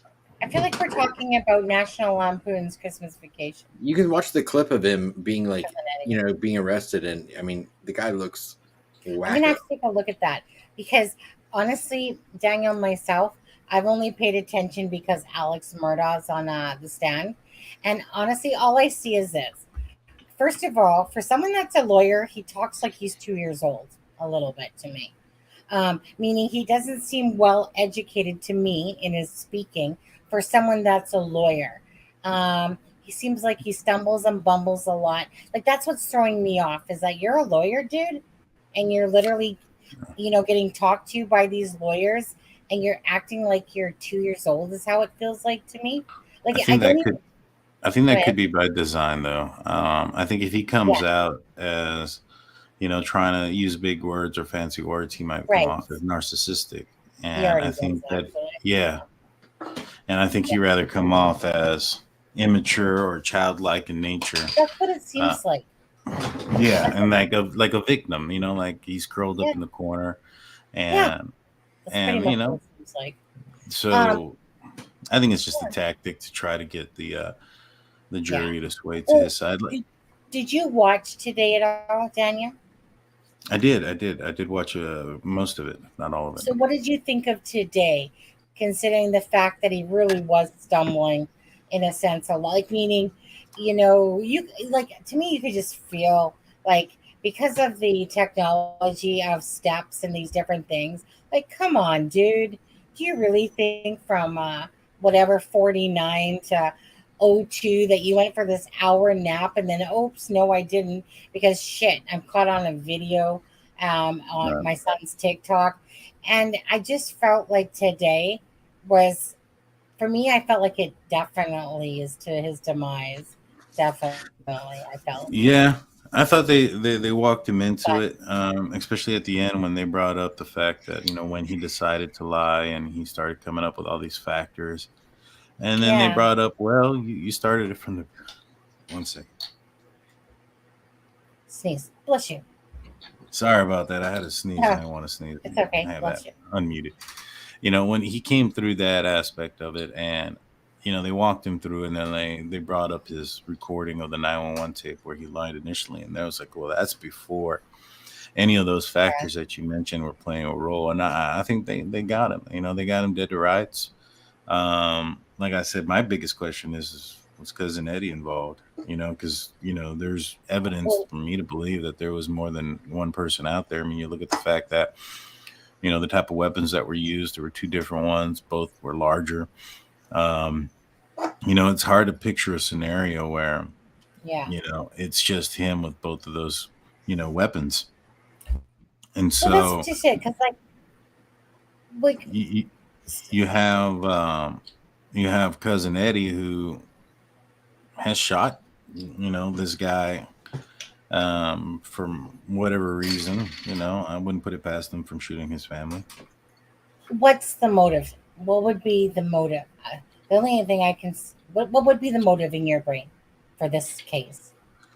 Well, If there's no life supposedly the wife was leaving him, and the son was bringing a lot of negative attention about his case, about his thefts. And so, I mean, that's the only thing I can think of. The only thing I can think of myself too is that if there is no life insurance, then the motive must be that he's saving face for himself, like almost like he is a narcissist. He's full of shit. He's trying to make himself like humble pie when he knows he's wealthy or comes like, do you know what I mean? It's like, that he's trying to portray, like when the guy prosecutors are basically trying to call him out and say, so you're wealthy then, right? Well, I don't think of myself. Shut up, dude. You do too. You literally are the true epitome of a Hamptons type of personality, what I deem as a Hamptons, that person that's trying to come off like that they're the superior crap, that they're, wealthy in this. Right, but there's also a stigma for wealthy people as being the evil person. I mean, in most movies, it's the evil billionaire. It's the evil, rich person, and so Yeah. he may not want to come off as that to the jury. Like I said, there's a lot of courtroom tactics that I saw from Yeah. him. And I'm not surprised. I mean, he's experienced in the courtroom. Not just him, but his family, and so. Yeah. Um, I think that's the reason why he wanted to talk is because he knows his way around a courtroom and he knows his way around explaining things and knows how to explain certain things. He answered a lot of questions with questions. Yeah. He admitted certain things, and that's also a tactic. Is sometimes you'll have someone who admits certain things. It's called limitization. I think it's where they'll admit to doing certain things and then try to. Um, like for instance, Total narcissist, though, yeah. yeah, a little bit so, but limitization is just like where, oh yeah, I was there. Somebody got beat up. Yeah. I hit him, but I only hit him once. You know what I'm saying? Versus going into the whole truth of what happened. Yeah. I sensed a lot of that out of him, like a lot of minimalizations, a lot of limitizations, and I think they got the guy. I mean, once the Snapchat video came out and put him there, and he had Oh, no yeah. choice but to admit that it Oh, was yeah. him. Yeah. Yeah, I thought it was Dunsky's at that point. I was like, all right, like sign him up. This guy's it's going upstate for a while. Yeah. Well, and that's the thing is that if there was no life insurance, because if there was life insurance, that's usually the ulterior motive, because if he's in a financial situation. So if it's not that, then it has to be about the like embarrassment or shame that you know what I mean? That maybe his wife, again, chances are his relationship wasn't as good as he thought uh, that he's trying to portray. So I think, to me, in my head, I'm thinking, okay, well, what would be the ulterior motive for this guy if it's not a life insurance? And that to me would be something that would make him like embarrassed, shamed, whatever. And it was like, yeah, I can't have that going on. So I just feel like then it must move over to that if it's not about life insurance. I haven't, like you, kept up with the case. I've only been interested because he took the stand. And I think it was to his demise, to be honest with you. Maybe not, but I know you got to get going because, you've been here more than 20 minutes, but do you think he's going to be found guilty, or do you think it will be a hung jury? Jury. I don't know. I don't know. I've talked to some people that are like following it a lot closer than I am, and they feel a lot like 60-40, 70-30. Yeah. But they don't feel that it's beyond a reasonable doubt. And so I think that there could be at least one person that feels that way. Yeah. I'm kind of feeling the same way about it all. Yeah. I'm kind of feeling like it will be more of a hung jury. You can never guess how a jury is going to rule. But I mean, if I were to speculate, I would say, I mean, if I were on the jury, I don't think that the prosecution has proved their case beyond a reasonable doubt. Granted, I think he's guilty of either doing it himself or having it done. But if I'm on that jury, I don't think that there's reasonable doubt in my mind. So they were suing for $30 million for that lawsuit, for that boat accident. Is that how much it was? Really? I don't know the actual amount they were going for. Yeah. Well, but Paul wasn't the only person named in that suit. So just because Paul's gone doesn't mean the suit is gone. Yeah, exactly. Let me let Daniel, because I think Daniel probably wants to get going here. I get it. It's at 10 to 11. Yeah. Daniel, thank you so much, though, for hopping You're welcome. with us. And I'm glad you enjoyed your gross bud and your yeah. And cheers to that gross beer. Yeah. I drink with you, but I finished this one. I still got, you know what? I got a buzz going on from my cat. You have a whole bottle there, Sonny. You go to the hard stuff. But no, like I said, thank you so much for joining us today. To be honest with you, this makes me you're welcome. You're welcome. I appreciate the invite. Yeah, we'll I just do don't this want. again. Yeah, I just don't want to keep you when you want, because you said a couple of times like, gotta go. So I try to leave as best as I can, but No, I understand. It's a little late on my side of the world, and what do you call it? Got to get up a little bit early tomorrow. Yeah, absolutely. Thank you so much, Daniel, for joining us tonight. Thank you have a guys. great You have a good one. Everybody Thank hit that like and subscribe here. It's a great show. Yeah. Hey, when are you guys on again, Daniel? Probably Monday night. You guys are on Monday night? Cool. Yeah. Unless something crazy happens over the weekend, some big news drops. But usually when that happens, we just throw out a video. Our lives are usually just Monday. You 9 o'clock, right? 7:30 Central. Oh, 7:30. So 8:30 Eastern. Yeah, they're 5:30 for me. Yeah, That's absolutely. Right. Anyways, So if you're not subscribed to the Drunk Turkey Show, check them out. I know there's only 52 people here, but maybe 1 or 2 people aren't. So check them out, and they'll be live 8:30 Eastern Standard Time on Monday. Yeah. Appreciate it, y'all. Y'all have a great night. I'll Thanks keep so you much. guys on the phone until I crash out. If I stop commenting, I fell asleep. Thanks so much. Me Take too. care, No problem. Daniel. Y'all have a good night. All right. Thank you, guys. Thank you. Bye. All Good right. night. Bye. Okay. That was so sweet that he joined us. I appreciate it. So, again, if the spiritual aspect or alien aspect isn't somebody's cup of tea, again, right? It's our show. We'll run it how we run it. If somebody's not interested in that topic, again, just bow out, come back, Hey, we're all about God. Yeah. Even though you're so short to me, Adam, God, you're just a midget. Oh my goodness. Okay, I'm just gonna go back on my iPad. When I'm on my iPad, you're like, you should use your computer. And then when I'm on my computer, you're like, use your iPad. Well, for your iPad, it's like as long as your computer's over to the side. Yeah. Wait, Kel, are you saying that you weren't a sub this whole time, or you mean that Daniel got a sub? Well, Kel's a member. Yeah. Well, oh yeah, you're a member, so obviously you're a sub. Duh. So you're talking about Drunk Turkey. Okay. Not gonna lie. This stuff is hitting me a little bit. I have to admit, Sonny, you were telling the story about, which is incredibly, it's a beautiful story about the Sharon? yes, and I've heard the story. Austin says Aspen confirm you're right. I'm 6 foot tall. But I ordered Taco Bell while you were telling the story because I I was wondering. Yeah. And I got a message from the DoorDash, the guy, and he goes, "Bro, someone took your order. You'll have to contact customer service support." I'm like,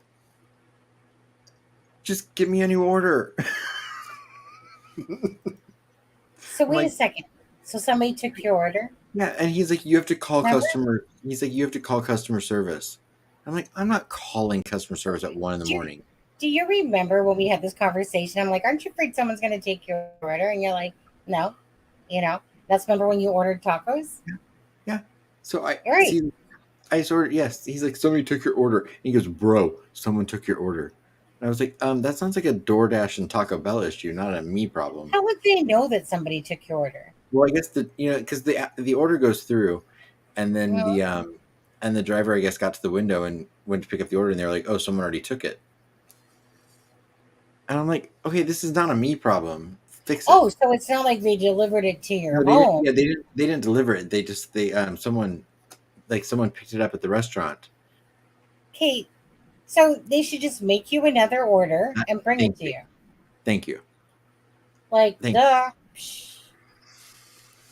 I know. Anyways, I want to thank Daniel, first of all, for joining us tonight. I love impromptus like that when somebody just pops on. Yeah. Miracle says Aspen got door duped. Yeah. Sorry. Yeah, thank you, Daniel. Okay. And I want Mark to come back. Mark, come back. Is this our overlay? Mark, come back. Yeah. I want my air fryer, wherever you are.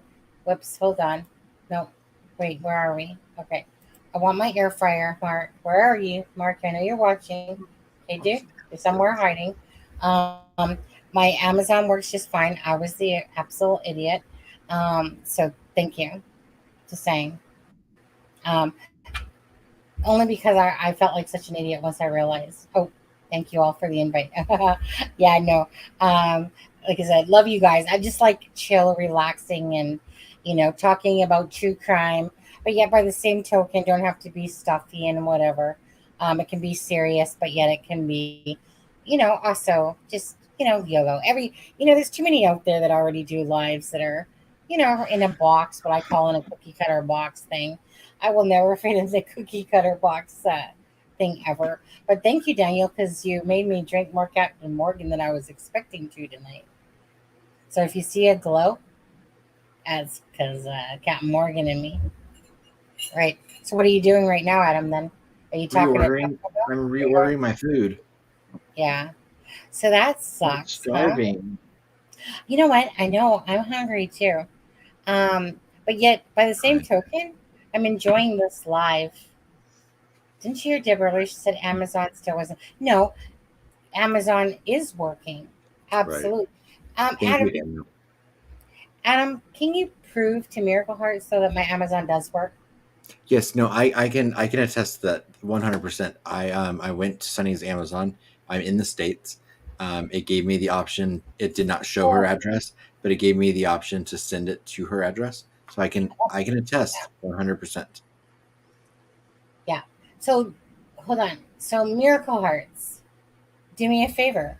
Go to the Amazon wish list. Sure. You don't have to purchase anything, but just go to the point that you're going to buy something and tell me if you see the address now. Because according to me, I hadn't, first of all, I had it on shared, not public. I also didn't have my address in there, like I guess apparently was supposed to do. So when Adam showed me it after the fact, now I know. But of course, let me check this. Okay. I want my darn air fryer. Right. Okay, no one else is Did going you to see buy all those air fryers got recalled? A whole bunch of air fryers got recalled. I don't know if anyone else has seen Yes, that. I shared that with you, Yeah, you did. You are the one. Then my mother was telling me about it tonight. sweetheart. Yeah. Okay. Yeah. So let me I just had get my. I cooked in an air fryer today, Sonny. I forgot to say that to you. Oh my gosh. Hold on. I made French fries in an air fryer earlier today, Hold on. and they were really good. I just want to see if our thing works. You're very blurry and weird looking. Am I? Now you're good now. Oh. You were doing the fluttery eyelash thing. On the scan codes, I got to fix that. Why is it that the scan codes on the screen weren't working properly? Like now that just comes up Amazon wish list. But meaning if you actually go to the Amazon thing, I'm just telling you what Deb said. You're right. And I'm saying for you that for yourself, all you need to do is go to the link and check for yourself and then tell me if it's actually working. Because according to Adam, it works now. Now it comes up where. Carol, I mean, I love you, but pizza in a microwave, no, it's never gonna be good. Carol. It's never gonna be good. Carol, yeah. You guys are. You gotta throw that in the oven for a few minutes at least. Right. Well, you do need it hard, okay? I do like the crispiness of. Yeah, I mean, okay. who likes a soft crust? Nobody likes. What are you gonna do with that soft crust? You Yeah. need it. You need it a little hard. Yeah. Adam, you need to give me a minute because this person needs to go to the washroom, and you guys are just making me hungry. So I at least need to go grab one little snack.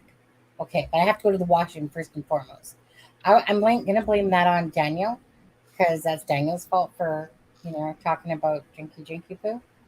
Right. Okay. Oh, hi, Mandy. News Nation reported Kaylee Gonzalez, sister named her. Yeah, we talked about that earlier, Mandy Ray. Beautiful name, in a beautiful gesture. Yeah, a beautiful baby. We showed the baby's picture. I'll be right back. Yep. Let's see what we have here. Okay. You know what, Dave? I have not seen him in a while. Sonny, go to the bathroom and stop messing with the screen. Well, I saw him say that, and I'm like, well, it's true because I'm literally feeling like I'm like in a happy bubble that can barely talk English actually. But no, I was just like, I'm not a big drinker, but I will drink for sure. Just get me in the right mood. And tonight, Daniel, you're the bad influence. So that's all I'm going to say about that. Mute yourself and go to the bathroom.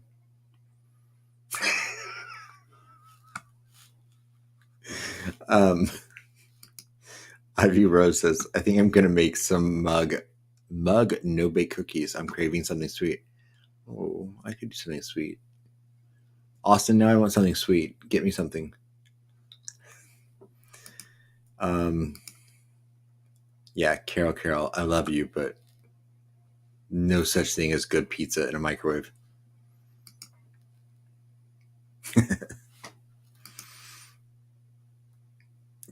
Ivy Rose. Ivy, you don't look like you eat ice cream at all. Food Fighter says, I was going to mention that, but they are the cheap ones. I've heard, so my parents have the Ninja, like the $400, $451, whatever. And it made some good French fries today. I do have to admit. I've been a skeptic, but I do say those fries were crisp. In like 20 minutes too.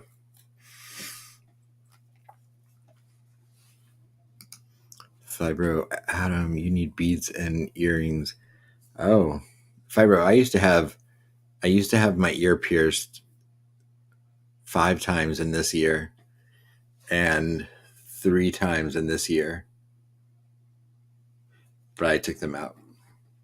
And I used to have my labret pierced, which you can't see now, but I used to have my labret pierced as well. And my tongue.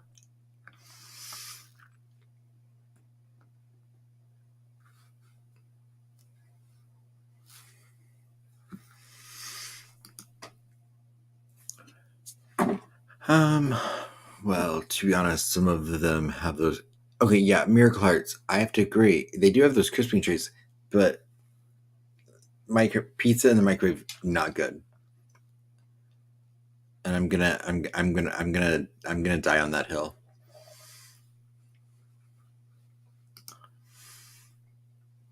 Yeah, I'm a fan of cold pizza occasionally. Carol,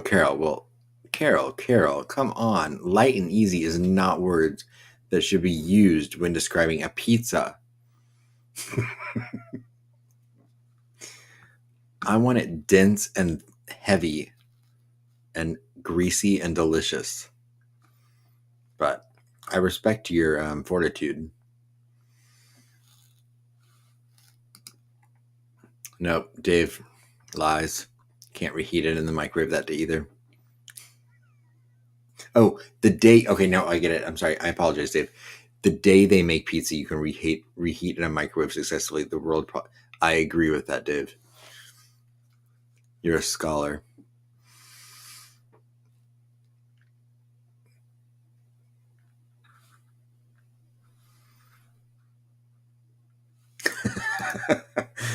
Fibro says, Adam, you need to have a DoorDash code instead of an Amazon wish list. It's not a bad idea. No, because I'm pretty selective and picky. Plus, I don't want everyone to think I'm like fat, because I'm not.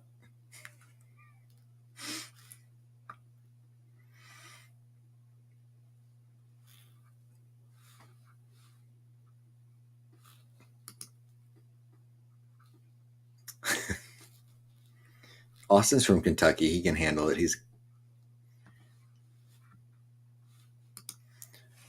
Vertigo Brain says, I'm making toasted sandwiches for dinner out of a Lancashire hot pot we made yesterday. Now, that sounds delicious. I have no idea what a Lancashire hot pot is. No idea whatsoever.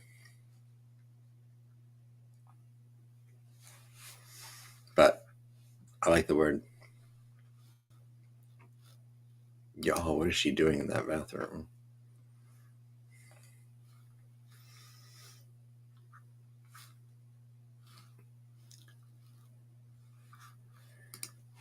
Fibro, the fact that I know what Casey's Pizza is makes me know you are in Southern Illinois. I have had Casey's Pizza many times.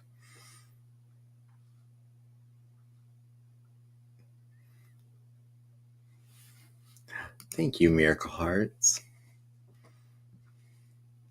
Oh, it's stew. Oh, well, what's in it? I mean, stew at Vertigo. I'm curious now, Vertigo Brain.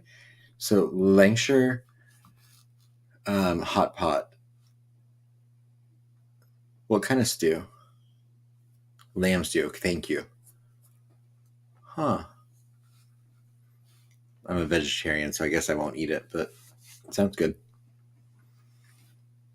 Yeah, Miracle Hearts, yes.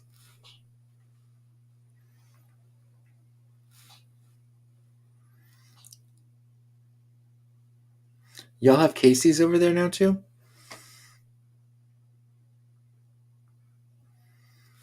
I sound like Southern Illinois is like the pinnacle of culture now. I'm like, oh, wait, y'all got Casey's and... Wow. Oh, no, Vertigo Brain, don't say oops. You're fine. I can appreciate a good lamb stew. I'm just not going to eat it. Shelly, what do you want to talk about? Okay, can I talk about something? I'm very frustrated. Shelly says, oh, wait. She said, oh, never mind.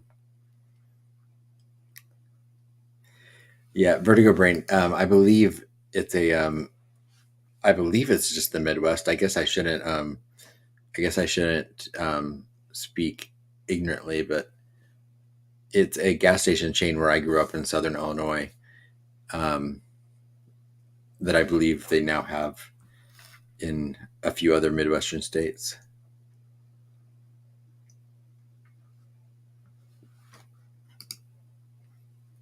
Austin says, I buy the Totino's party pizza and then I roll it up. It's my famous pizza burrito.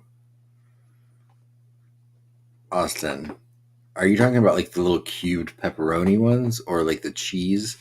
Or do you do like the full-on supreme one? Okay, I'm back. No need. Vertigo. Yeah, Vertigo. I know you said you were in Australia, and thank you for joining us. We have quite a few people that watch from Australia, which I love because when I finally come to visit, I'm gonna hit y'all up and come stay with you all. Your host, Austin, you're a vegetarian. I know that. Sorry. It was all a lie. Shelly, what was all a lie? Okay, I'm totally blaming Danielle for me feeling, okay, I got up off this chair.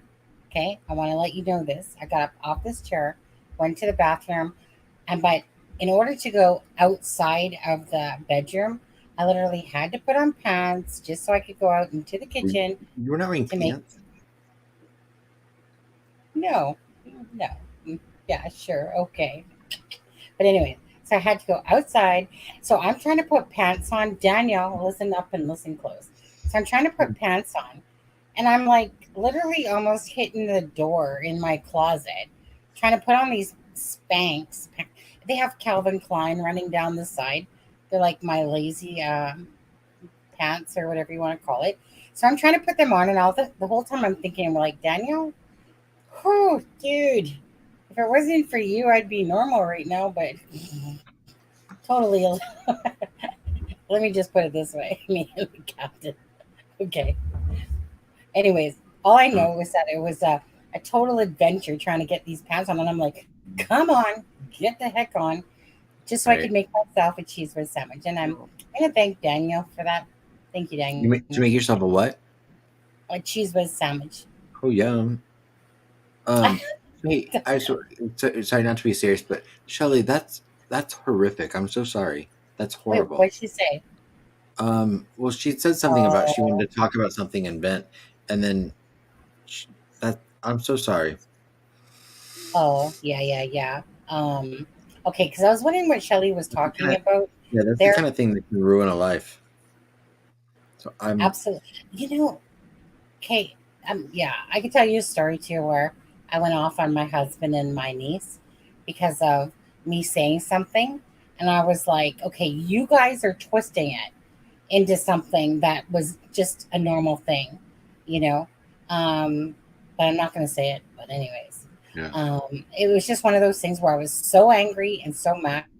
Like I literally got to the angriest boiling level, and I literally left the apartment, and I went into, because we were running the building, and it was like the most ridiculous thing, because anyone that knows me would never sit there and think anything about it.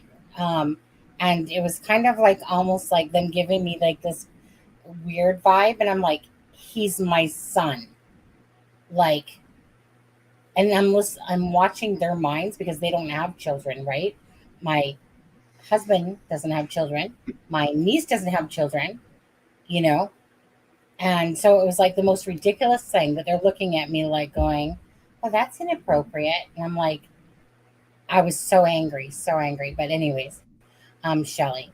I'm So so sorry, Shelly. yeah, understandably so.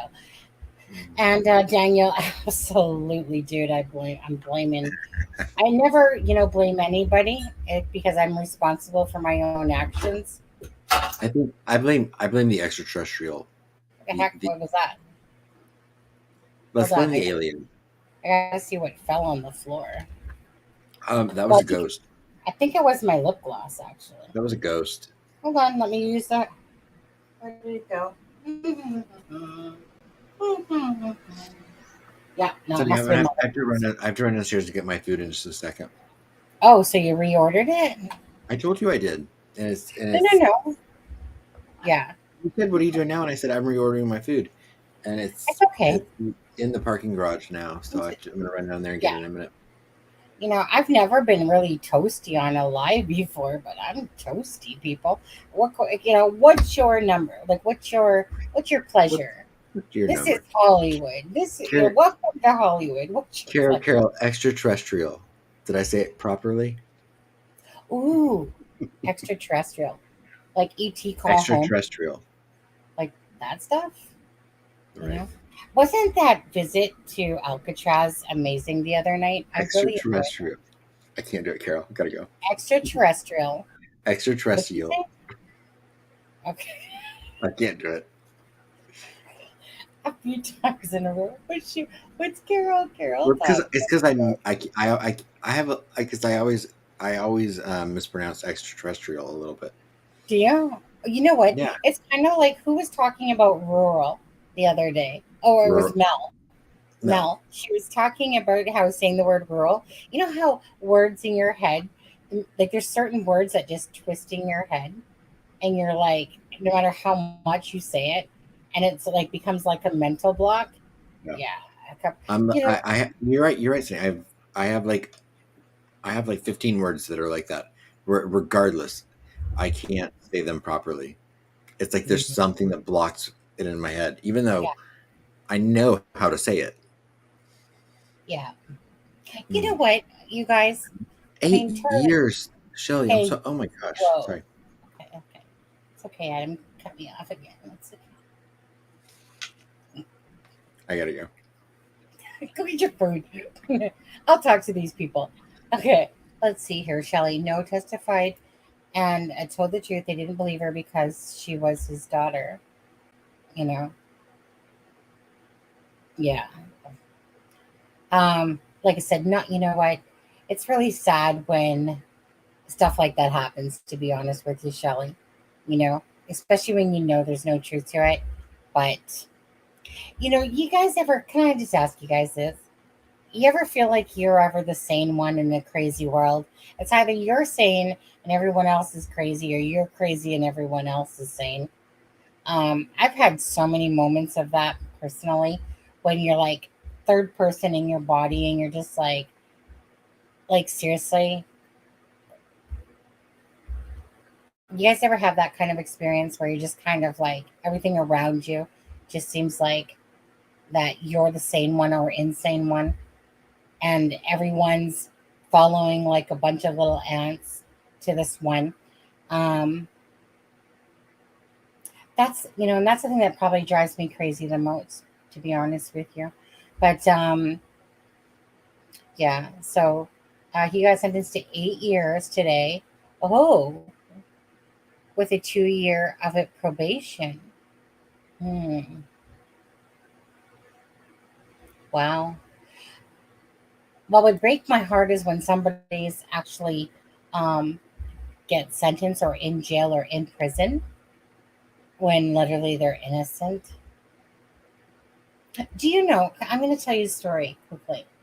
Um, my nephew's mother, so my brother's girlfriend, she was SA assaulted by her stepdad. The mother actually knew this, but because he was the kind of like the caregiver of the house, and he had a really good job, with I think the electricity company. Anyways, whatever it was, the hydro or whatever, he had a really good job, very supportive. Do you know that when she told her mom what was happening, that she was being abused by the stepfather, it's like the mom basically kept it quiet because, he brought in, like he supported the family, like he was the income provider. So imagine being child and your own mother is basically saying, okay, I believe you, but you know, like this is going to flip my life upside down. I can't have that.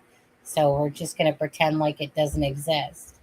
And then that child grows up with all these issues because the mother stayed with the person that was SAing her and stuff like that. Um, anyway, Shelly, bottom line is sorry for that. Yeah.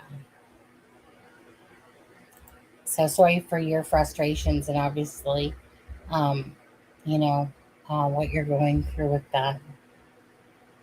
My thing is this is although always about, and this is what probably bugs me the most is when you expect in life that things are supposed to be fair and that the truth will come out, that justice and karma and all that stuff will prevail. Um, and then it doesn't, you know, and people are looking at the other person like they're the one with the issue instead of the other person.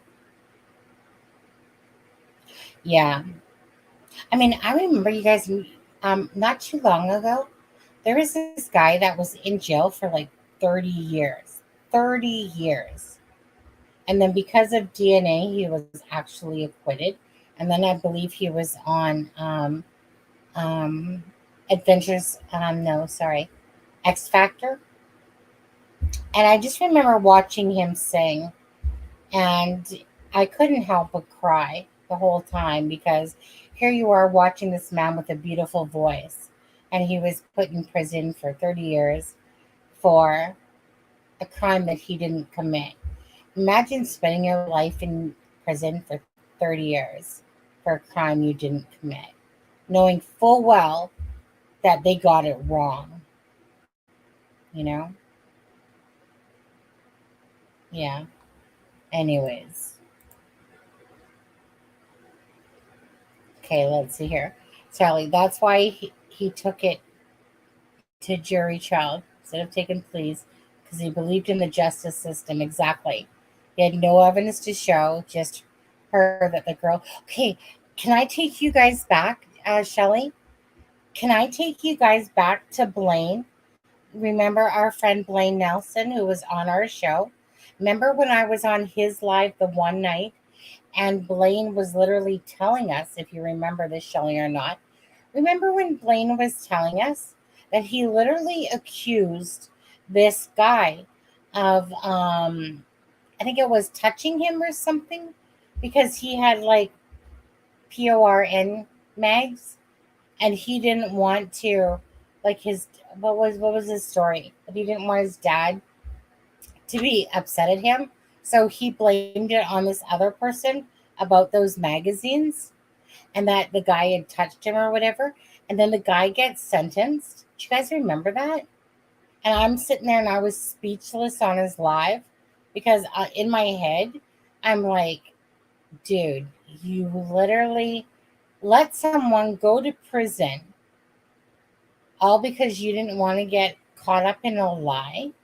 You can still watch it to this day on Blaine's channel, and rest in peace, Blaine. And I was like, all I was thinking during that live is, I don't even know what to say. My face was speechless, you guys could tell, because I was like, hold on a second. So you're saying you're trying to contact this guy, and yet, like, you obviously didn't try hard enough, but you literally let a man go to prison so that you could overt a lie that you had made up so that you didn't get in trouble. And then all these years later, so this man is now known as a pedo, went to prison because you lied. I remember at that moment, I felt I'm not going to lie, I felt such disgust at that moment. I was on the live and I'm just sitting there like saying to him, like, so have you tried to contact him? I couldn't believe he was actually telling us that stuff on a live, but yet I appreciated the fact of his boldness. But I couldn't believe he was telling me that he literally let a man go to jail as a child because he needed to cover the lie that he had. Oh, what a web we weave when we first practice to deceive. And so here, this poor man had gone to prison because of, this, because basically they believed the child. And this guy spent a lot of time in prison. And then he's telling me that, I tried to contact him. Really? How hard did you try? Because I can easily find him for you, I'm sure. And all I can think about is something like that. Is when someone's projected to be something and that the courts or whatever are going to believe that because this child was saying so, and yet the child lied and didn't even, and he lied so that he could evade getting in trouble more. So he let someone go to prison.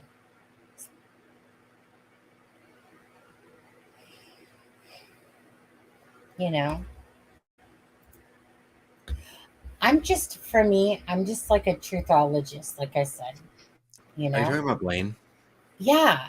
Do you remember that? I was on this live. Yeah. And How do you forget that? My facial expression was just like, what? Like I was literally like, WTF? What'd you say, Adam? I said it doesn't change the fact that I love Blaine, but yeah, when I heard that, I was like, exactly. dude. And I talked to him about it after the fact, and I was like, dude, I'm like, you just kind of left that hanging. Well, I couldn't believe it that he was, first of all, trust me, I love truthologists. I love it when people just keep it real. Adam, did you get your Taco Bell? I did, and just show me your bag. Show me your bag. It's in the kitchen. Go get it. Go eat it. Hold on. For anyone that wants to make fun of me, though, I went downstairs and I live like above like 3 restaurants and a bar, and like a whole bunch of people that were coming out of this bar, and I went down there in my pajama pants and this t-shirt, and like I walked out and got this giant bag of Taco Bell, and I was like like ran back to the door. This giant bag of Taco Bell. You know what? Seriously, you're taking me off right now, because when I went out in the kitchen to go make I said to my husband as I was making a cheese whiz sandwich, have you guys ever had bubbled up cheese, by the way? Bubbled up cheese. Okay. So I was going out to make a cheese whiz sandwich, and I was like, husband, Adam's having Taco Bell. I want pizza. He's like, good luck with that. That was his answer. Good luck with that. Good for him. I'm like, all right, cheese whiz sandwich, here I come. But now you're making me a little hangry because I want tacos. Does anyone know me? Okay. Buy me taco kits. Okay. Send them on my Amazon wish list. I don't even have it on there. I didn't even order one taco, to be honest. You didn't? I don't want to hear about it then. You didn't order a taco. No, I ordered some burritos. I ordered a cheese quesadilla. I ordered a I ordered nacho Bel Grande with beans instead of meat. Holy crap! Did you order the whole menu? $30 worth. Dang, chunky boy. Love you. Mm. I want some though. Yeah. Mm-hmm. Like, you must put yourself on mute. Go eat some of it. No, I'm good. No, it's gonna be freaking cold as shit. I'll throw it in the oven. I'll just throw it in the oven for a second and reheat it so it's crisp. Yeah, but no. If I had an air fryer. Go put you. I want an air fryer. Mark, where are you? Somebody buy me a dang air fryer, okay? I literally cannot afford it. Okay, my husband already pays for enough stuff. You're begging. Yes, I'm begging. I want an air fryer so bad, and yet I know I can't afford to have it. To be honest, I'm just out there at like 1 a.m. getting my like giant $30 worth of Taco Bell. Being like, I'm gonna go back to my house now. I know. Like, I'm so jealous, but I don't know. I got this like, what do I want to call it? Obsession now with an air fryer because I don't like cooking. You know, Mark, get your butt on here, dude. I don't like cooking, and I'm thinking like, this is a great option. This air fryer thing, where you don't gotta dip it in grease, and it's an air fryer, but yet it's not really in my budget right now. Carol, I'm not taking your advice on anything with the microwave. I'm just playing. Stick it in the microwave.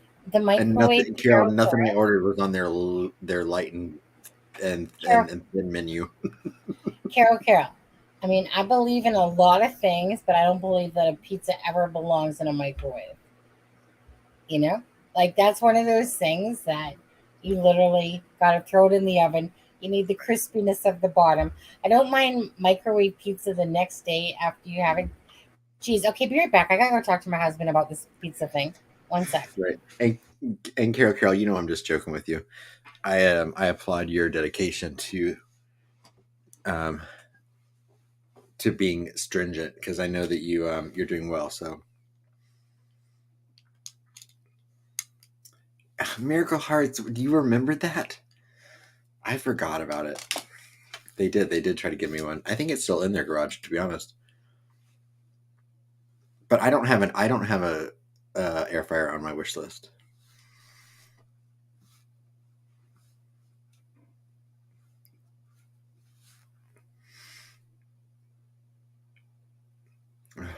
And Shelly, I'm so sorry. I mean, we're sitting here having such a lighthearted conversation, and I'm so sorry that you and your brother going through that, your family are going through that, because no one deserves that, and especially because so many people are legitimately victims of that. That to hear something like that, it just makes my heart sink. And I know you, and I know your heart. And I know you said you sent me something on Facebook earlier. Was that what it was? Because I did not open Facebook tonight, so I apologize. Ivy Rose, yeah. She is. They have 3, to be honest.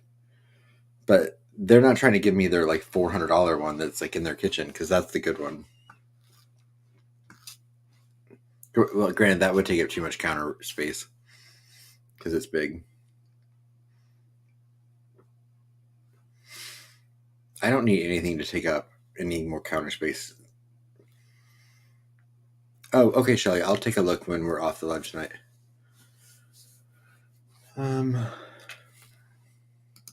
Austin says, I would like to try some air-fried panko zucchini. My husband said no to pizza. I could go for that, Austin. Can it be cut thin, though? Because I like zucchini if it's cut really thin and then fried. Okay, definitely thin. We'll get it in. They can, yeah, okay. Send it to Sunny so we can be done. Oh, because my parents have 2 extra air fryers, so I said they were like, just send one to Sunny. Send it to Sunny so we can be done. No. She wants it cut. Look, we're such prissy little bitches. We're like, no, we want new ones. No, I take a used one. That's fine. I'm good. I'm not. Ivy Rose says, yes, I'm not a veggie person, but I had some at a sushi place that was good. My husband said no to pizza. Why? He said it's too late. I'm like, honey, it's only 10:34. He says I'm not ordering pizza. You And ordered. Okay, no. So what I did was that I have some like those bistro things in the deep freeze, like you know those bistro things that you can buy. So I'm like, husband, like a flatbread pizza? no, bistro. It's like a Philly steak bistro. Like a Philly, Okay. yeah. But bistro like that. But anyway, so I said to my husband, "Can you make me these? Because I'm still on a live." And he's like, "Well, just leave them there, and I'll make them for you." And I'm like, Is he gaming? "Oh, yeah." Well, no, I don't think he's gaming. I think he's just watching YouTube videos. Did you tell him that I just got food delivered and it's after 1 a.m. here? Right, I know. It's not like he couldn't order pizza, people. Okay, Right. it's not like he couldn't order pizza. You probably have a pizza place like downstairs. Mm-hmm. Carol, now I agree with you there. It's never too late. It's never too late. Right. Too late for what? I did notice when I was at my family's house today, they had leftover pizza in their refrigerator, and I was tempted, but I don't know what it was from, so I wasn't about to touch that. Apparently, I don't like used things from my family. Yeah, a little bit OCD over there, vegan. Shelly, love Just you, need girl. Ryan Koberger. Yeah. Thing is that life, I always say this, okay? Life is a roller coaster. It goes up and down and all around. And life is definitely not fair. It's not. And there's things that we can change and things that we can't change. Yeah. And at the end of the day, it's, it pisses me off that life isn't fair. Because in my world, it should be fair. Adam, you ready to go have your burrito talk? If I had burritos tonight, I'll tell you guys I'd be giving out free gas tonight. If I had a burrito. Yeah, free gas. Canned gas all the way from Canada. You're giving us that windblown look tonight because you're a fan, Sonny. You're like, oh, it's because it's always hot, and I know. So the fan is actually causing it to be a little. What's your temperature? What's your temperature tonight in Langley? Can you ask your phone?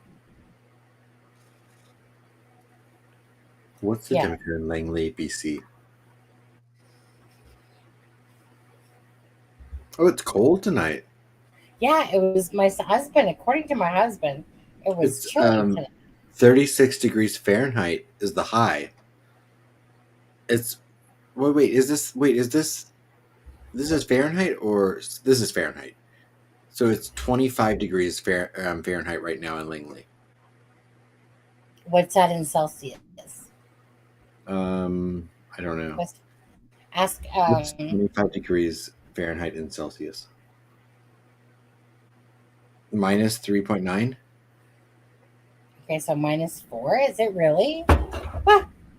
Oh. 1 sec. My phone. Unless I'm wrong. I don't know. Let's see. What's Langley weather? What's the temperature in Langley? Langley. Oh yeah, no, you're right, Adam. It's -3 right now. My husband, he said today, brrr, I'm freezing my ends off out here. It's cold. And I'm like, really? Because from my bedroom, our bedroom, I'm like, sun's shining. Everything looks gorgeous, right? From the bedroom. And he's Did you walk out there? No, of course not. Silly. You need to get that. You need to get that. You need to get out in like the actual sunlight. No, I'm a vampire slayer, Adam. Forget it. No, but it is good for you. But so no, I'm looking at it, right? So from the inside of the window, of course, everything seems beautiful. And then husband sending me this text message saying that, his ends are about to fall off. And so when Adam said it was -3, yeah, it's -3. Well, he is only 22, so they're probably not that big. So yeah, so I didn't realize like it was -3 here. Like dang, didn't look like Ivy. -3. I forget, Ivy, you're in Indiana, aren't you? No. Ivy, are you in Kentucky? I don't know why I'm drawing a blank for some reason. Look, You're in Indiana Central here. Time. Sorry. No, frozen burritos. No, no. Carol says, yeah, it looks like I'm using a CB radio. CQ. This is asparagus too. You copy. Hold on a Did second. you see what I just sounded like, Sonny? Yeah, okay. Wait. Roger Tango, Roger that Aspen Connor. Over, please. What's your coordinates at this moment? Roger, copy that. Yeah. Right. What I asked for, of course, is what is your coordinates at this moment? Could you please report that? Could you please repeat that? I was Yeah. dipping. I was just putting some dip in. I'm sorry. Yeah, I'm so sorry that your two brain cells can't comprehend what I'm saying. Adam, Roger, Tango, Roger, over. Big Bird has landed. You know, What is your coordinates at this time? my coordinates wherever you are, you young pretty little thing. Okay, and Roger Roger Tango has been done. And what is your weather over there in Northern Carolina? What can you tell me about your temperature over there? Roger Tango, Roger over. Big Bird has landed eagle. Well, it ain't so sticky you won't be able to tolerate it. But I mean, I've been warmer, been cooler. It's probably somewhere in the middle there. Yeah, it's pretty pasty and tasty over Don't worry. here in Vancouver. You don't work out real darn. I'll keep you comfy. Oh, 1 second, Oprah. Okay, Roger Tango, Aspen Connor. Lost a few brief. Roger. Copy. Roger. Yeah. Okay. Copy that retard over there and so forth. Hey, I love a CB radio, so I will do this No, forever. wait. I want one of those too. I was like, the big bird has landed, okay? The big bird over in frickin' Australia is called an emu. Emu over. right. Roger Tango, that Roger. Aspen Connor, can you please get back to me? What is your status, please? That's right, Ivy. You're right. I'm so sorry, Ivy. You are in Oklahoma. I knew that. I apologize. Roger Tangle that Ivy. Aspen Connor ain't the brightest ball on that Christmas tree. Okay, thank you. Yeah, no problem, Ivy. No problem. Roger Tangle that. Big bird over to Aspen Connor. Ivy Rose is saying that she's in Oklahoma. Oklahoma. I've been down your parts. Okay. Aspen Connor, please. Let's try to keep it a little bit clean. We are on a live CB radio right now. Okay. You're right, Delta Eagle.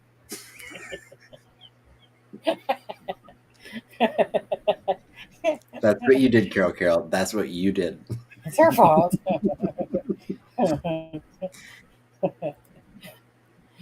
I always love those. Sunny Justice. Okay. Code red. Lacey's son is trying to interpret. She's trying to intercept in our lingo over here. That's according again, Lacey's son. I think Adam and Sunny are having. Can we switch channels? Can we switch channels here? Yeah, let's go to a private channel, Adam. That way we can talk some lingo that nobody understands us for. Thank you very much. Before we go there, can I say one thing? I love you. Okay, that's 69, Roger. That's 69. All right. Okay, sorry, everyone.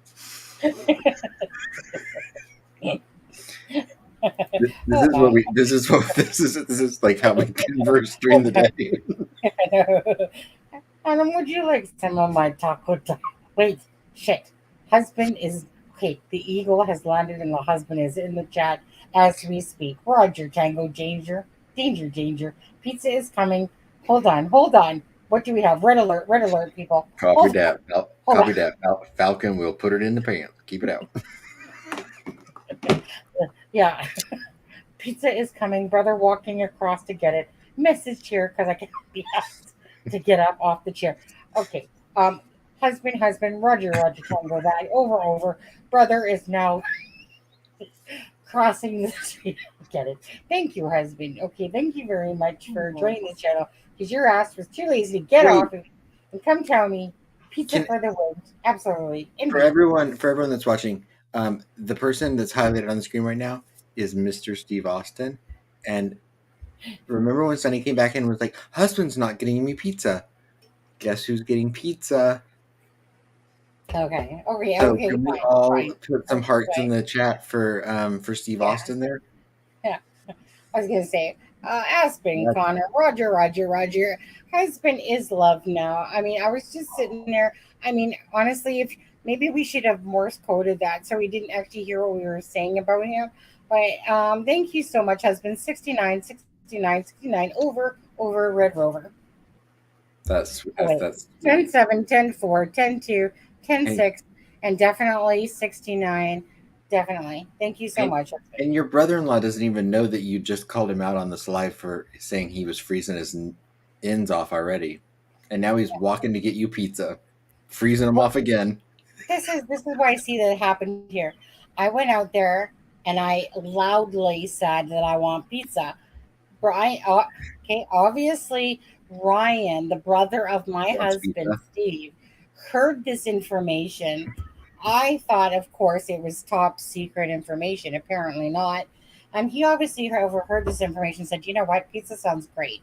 You know what, let's order pizza. And I'm like, okay, I didn't know about this until husband came into the chat, intercepted our conversation, Adam. That means he's watching all the time. That's right. Husband, Oprah. Husband, what do you do? Can you please do a live on what do you do when our husband is stalking you? You're just trying to hang out with your friends, and no matter what you do, your husband is stalking you. I'm at a loss, Oprah. Let me know. Let me know if you're going to do a show on this. Thank you. No, I love it. That's I married the right brother, yeah, but I married a smart brother-in-law. All right. He heard pizza. He heard me say pizza. Yeah. Yeah. Pizza Hut pizza. Yes. You guys, okay, let me just ask you guys this, okay? I mean, I could do a live all night. I can even do a 13-hour live night. Our Pizza Hut's like not as good anymore. I love Pizza Hut. I love Pizza Hut. But I have to say the last couple times I got Pizza Hut, it wasn't good. Okay, you know what, Adam? Do me a favor, okay? Let's take our trip on the wild side, people, okay? Because okay, I'm going to bring it up. Okay, I'm going to bring it up. Deep, hold on. Yeah, Miracle Hearts. It's a brother wife situation in that house. Yeah. Definitely. Okay. I want to show you guys some wholesome goodness right here. Hold on.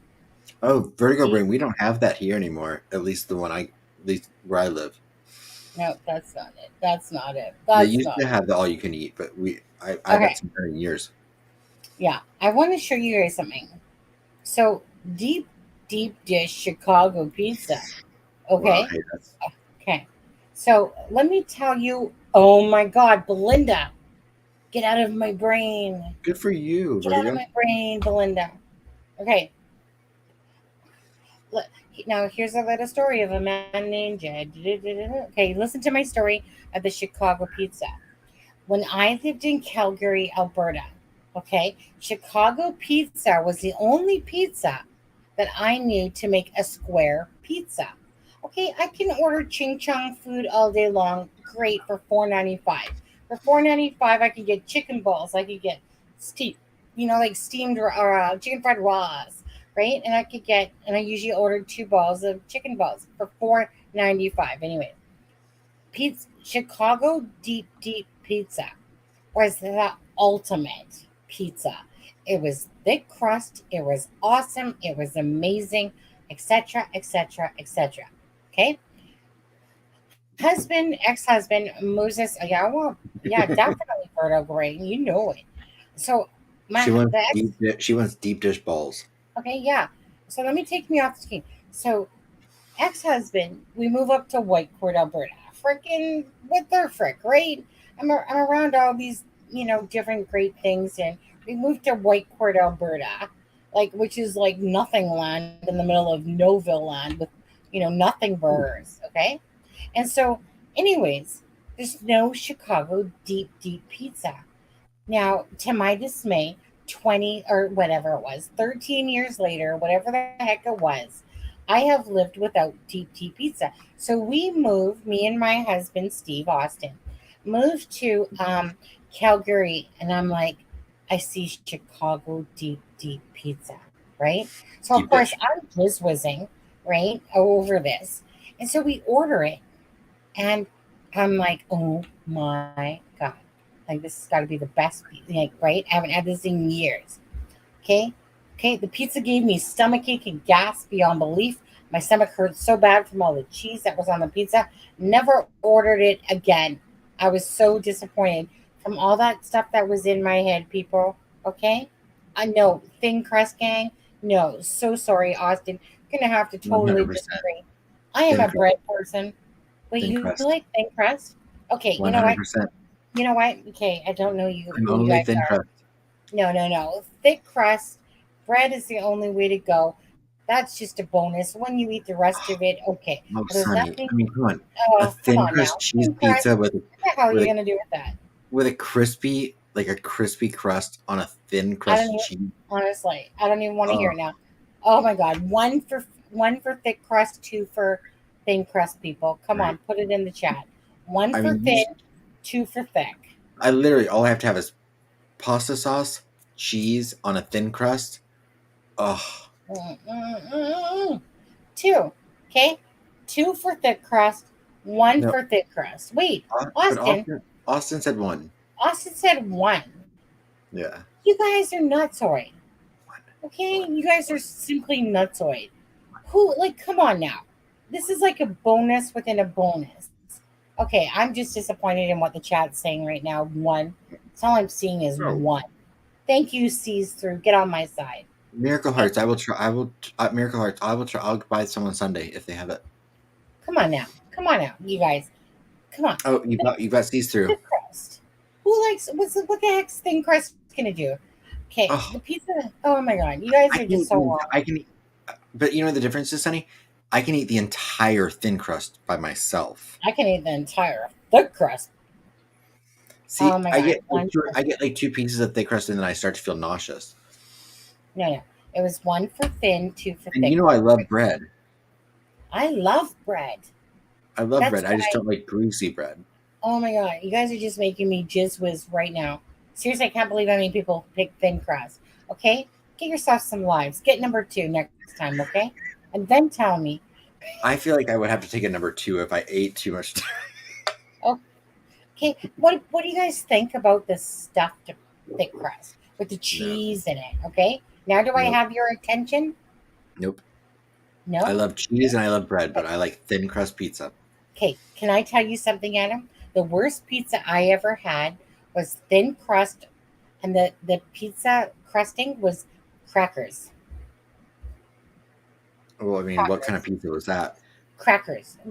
So we're sitting there eating it, and I'm like, this is the shittiest pizza I've ever had in my entire life. Square pizza is good. Absolutely. Definitely square pizza is better I than cut my round. pizza into strips. Like if I make a pizza, I cut it into strips. Really? Oh, really? Weirdo. And I eat it in long strips. Oh, okay. No. But Chicago deep pizza. Deep Okay, deep is like the ultimate until that day in Calgary when that thing gave me the worst stomachache ever. And then I was put off and I was like, you people are not what I remember in my brain.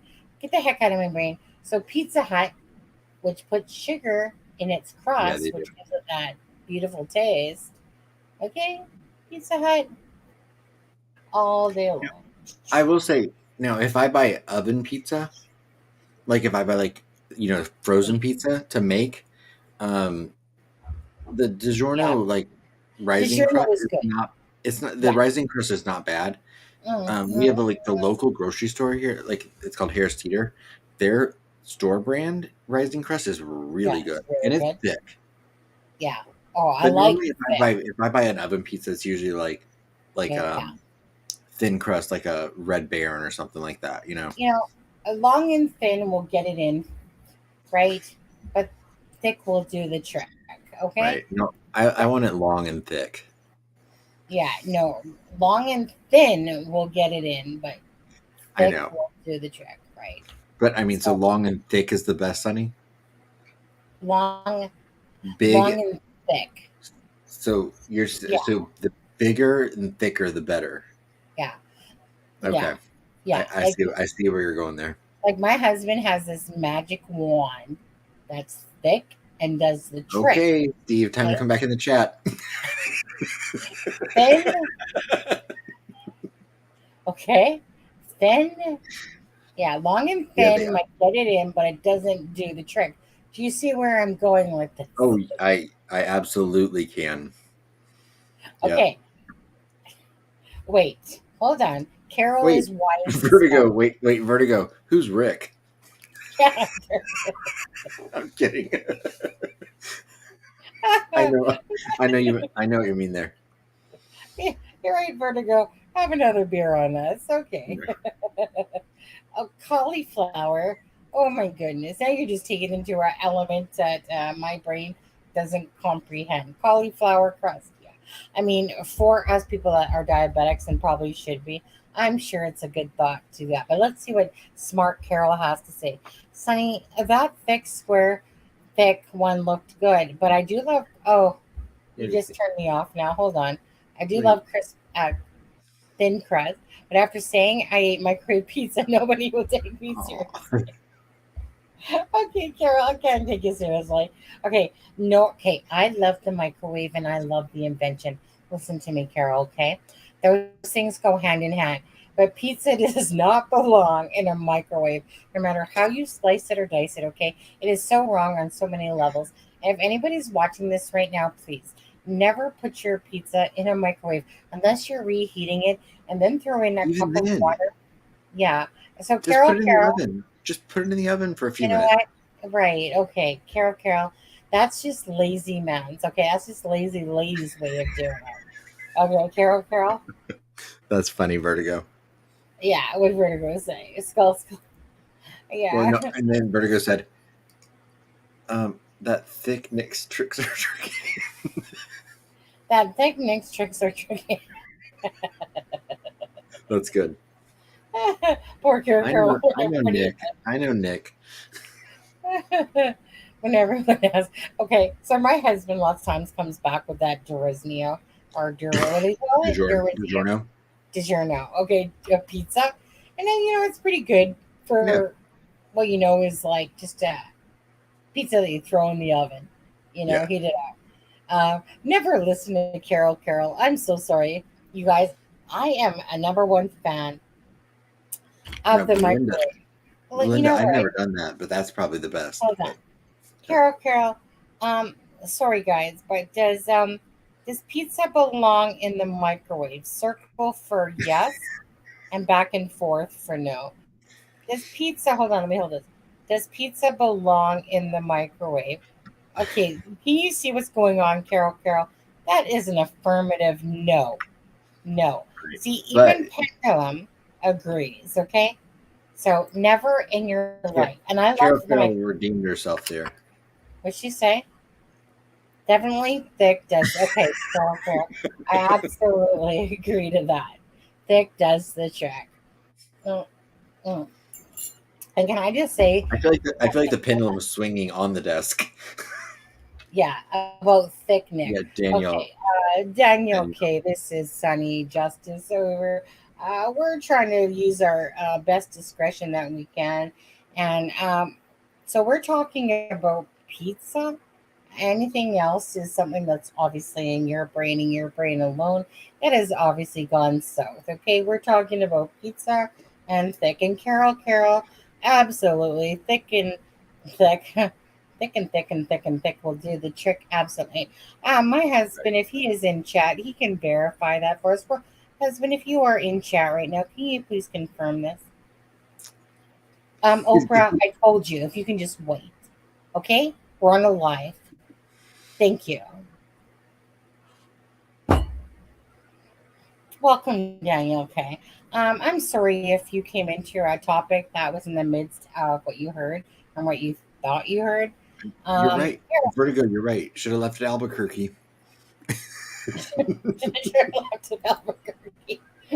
Yeah. So we are clearly talking about pizza. Pizza should always be heated at a temperature of 69 degrees Fahrenheit. Do you know how long that would take to cook? So, okay, Daniel, okay, we're innocent over here, okay?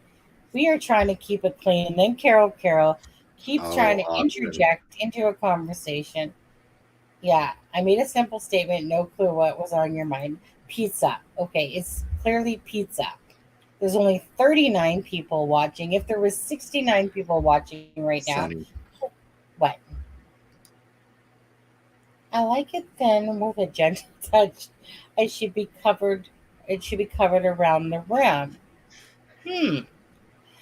Penny, for your thoughts, other people that are watching this channel or the live right now, what do you think Austin should do? I like it thin with a gentle touch.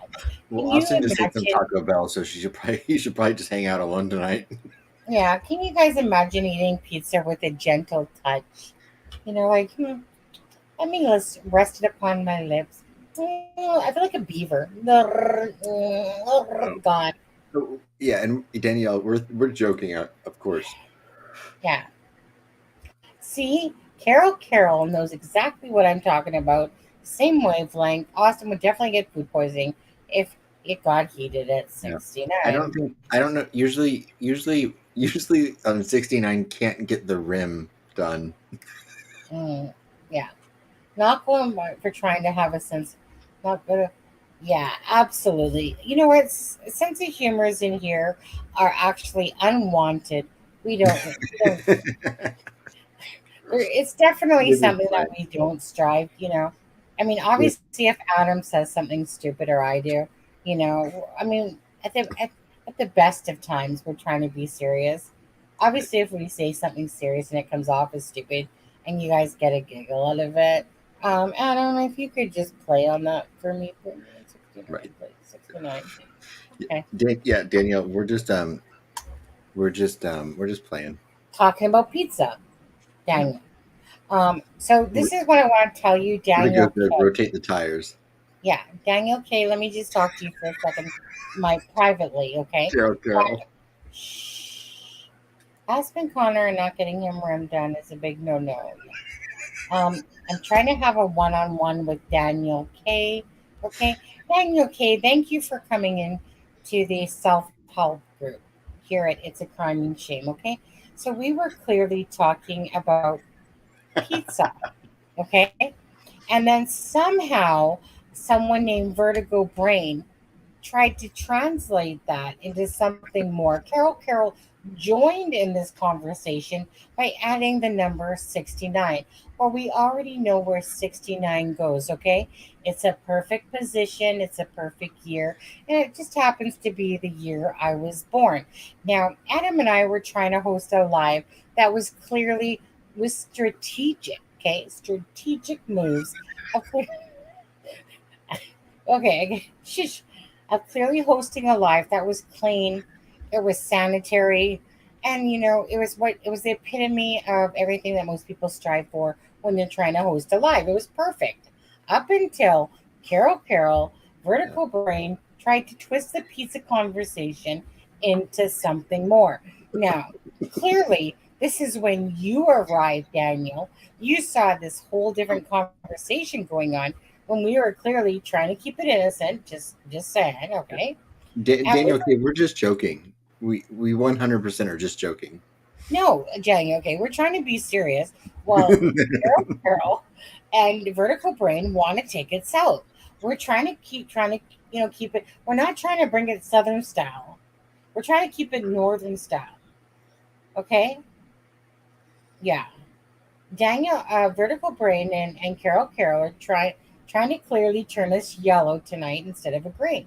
No, I can take a joke. we're Great. good. Yeah. Okay. Aspen Connor Roger Tango that Daniel. Okay. I think she's good to go. What do you think? She's Over. good. Yeah, she's good. I like Yeah. Danielle. 10-4. Yeah. Danielle's come in several times. I like Danielle. What do you think about the name K at the end? I like it. Hold on. But Message perhaps coming to in. point out this comment. Yeah. That's true. Vertigo, Oh. that's true. According to YouTube, my video is suitable for all ads. Thank you, YouTube, for confirming that there was nothing wrong with it. Duh. Okay, anyways, I got it. I do really, I kind of enjoy the channel myself. I'm a little bit biased, however. Let's Right. vote on it. Okay, hold on. Okay, Carol says CQ, asparagus too. Do you copy? Bandit on the highway, closed down channel. The eagle flies south on the runway. Pizza has landed. No, if the pizza has landed, you would be seeing it in my mouth at this approximate moment. So the eagle hasn't landed. So please, Carol, next time you want to send over information, please make sure that it's accurate and concise. Thank you very much. Over, Red Tango. Roger that. Birdie landed. Emu landed. Whatever. Sunny, that just reminded me. Do you know my 18-month-old niece was playing with her little fake cell phone today, and she was doing the same thing. She had her little fake cell phone, and she was like, Well, you know what? I've always loved, I don't know about you guys, but I always loved walkie talkies. And I remember when I was on my RuneScape game playing. Oh, "Uh-oh, hold on, husband's here. pizza has landed. That's Pizza from has Pizza landed." Hut. Pizza Hut has landed, people. Pizza Hut has landed. I'm just gonna be here and chat. All right, time to go. Good night, everyone. Have a good night. Yeah.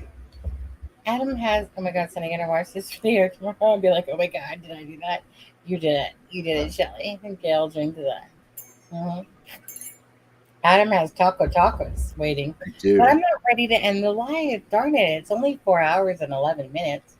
Only. Are you ready to go, Adam? What? Whenever you are. No, whenever you are. No, you hang out first. No. You hang out first. No, you hang out. Oh, you go ahead. This is the party line, okay?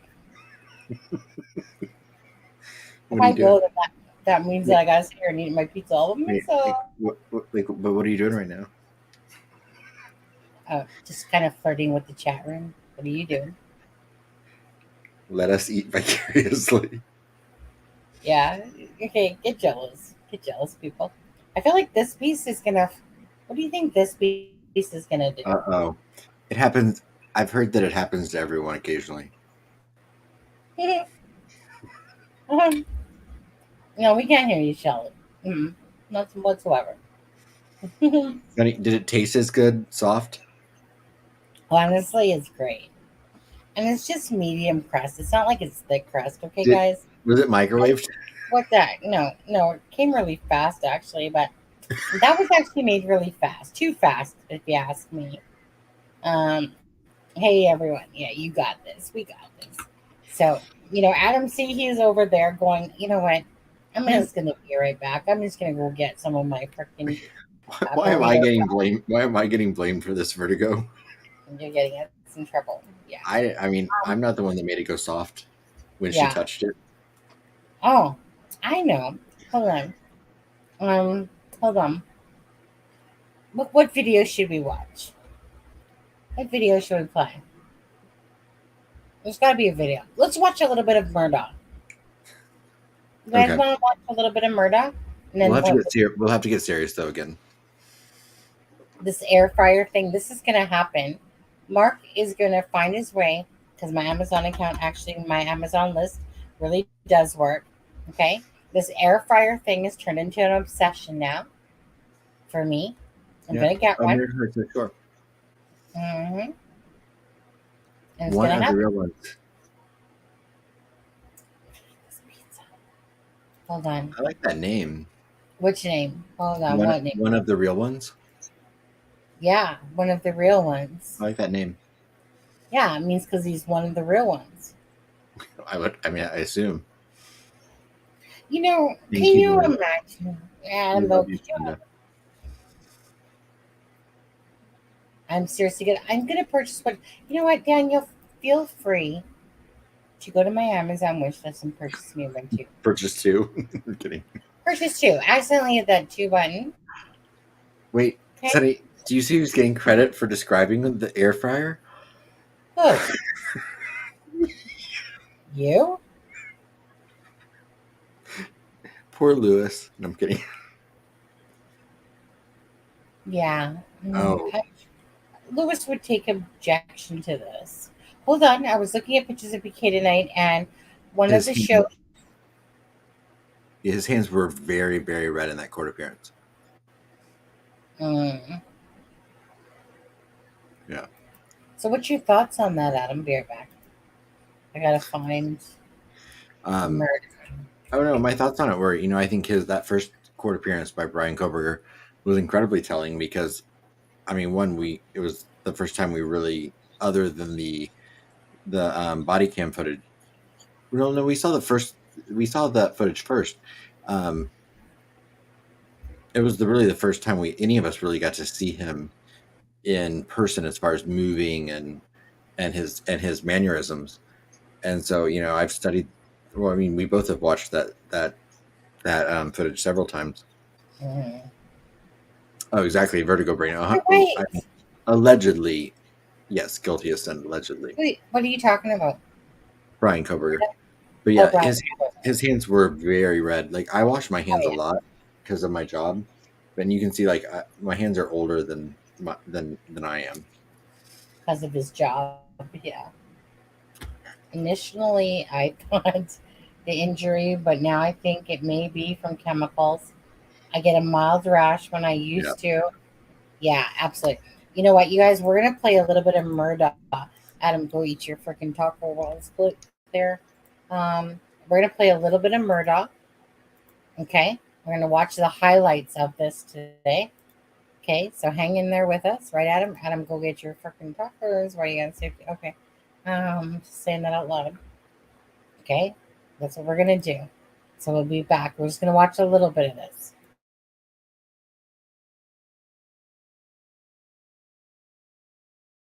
Everybody to understand, I do not dispute that I stole money that was not my money, that I misled people to do that I misled people that trusted me.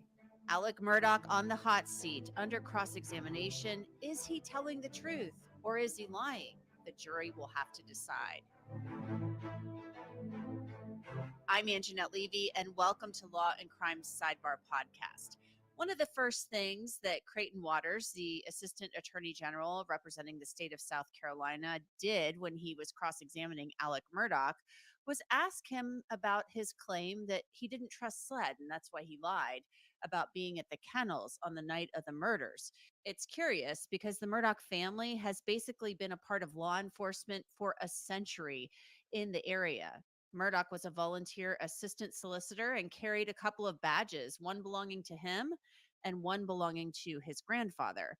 He was asked about carrying one when he and his dad showed up at the hospital on the night of the boat crash involving his son, Paul. I'll show you what's been marked as States 569. And do you recognize the person on the right in that image? No, sir. You don't recognize that? I don't recognize him. No, I'm asking about that. Oh, me? Is that you? Yeah, it looks like me. All right. What's hanging out of your pocket in plain view? Looks like a badge. You didn't recall that until I just showed you that picture? No, sir, I did not. Your Honor, it offers States 569 in the evidence. Okay. Submit it.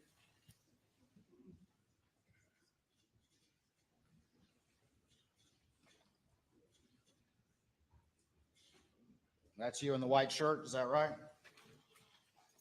Yes, sir, it is. And this is the badge hanging out at your pocket. You remember which, is that correct? Looks to be, yes, sir. Which badge is that? Which one of the two? Do you remember? Nah, you can't tell from here. Okay. Why'd you have it hanging out of your pocket like that? I don't remember having that. No, I don't know. You don't remember that. I don't remember that, no, sir. Did you generally walk around with your badge hanging out of your pocket? Generally speaking, no, sir, I did not. Or only when you wanted some advantage from it? Did I want some advantage from wearing it like that? Did I hang it out in my pocket when I wanted an advantage? Yes. I may have. Okay. I certainly may have. What advantage did you want? When? Then? I don't even recall this, Mr. Waters, but if I was wanting some advantage, as you say it, I guess, and I don't remember this, but I guess I would want, as I said, a badge has a warming effect with other law enforcement. And so if I was seeking any advantage, as you say, then I guess that would be what it was. All right, so we got the badge that may be accidentally hanging out of your pocket. You won't concede that you did that purposefully. I mean, Mr. Waters, if you want me to say I did that on purpose, I don't have a problem with that. I'm saying I don't remember that. All right.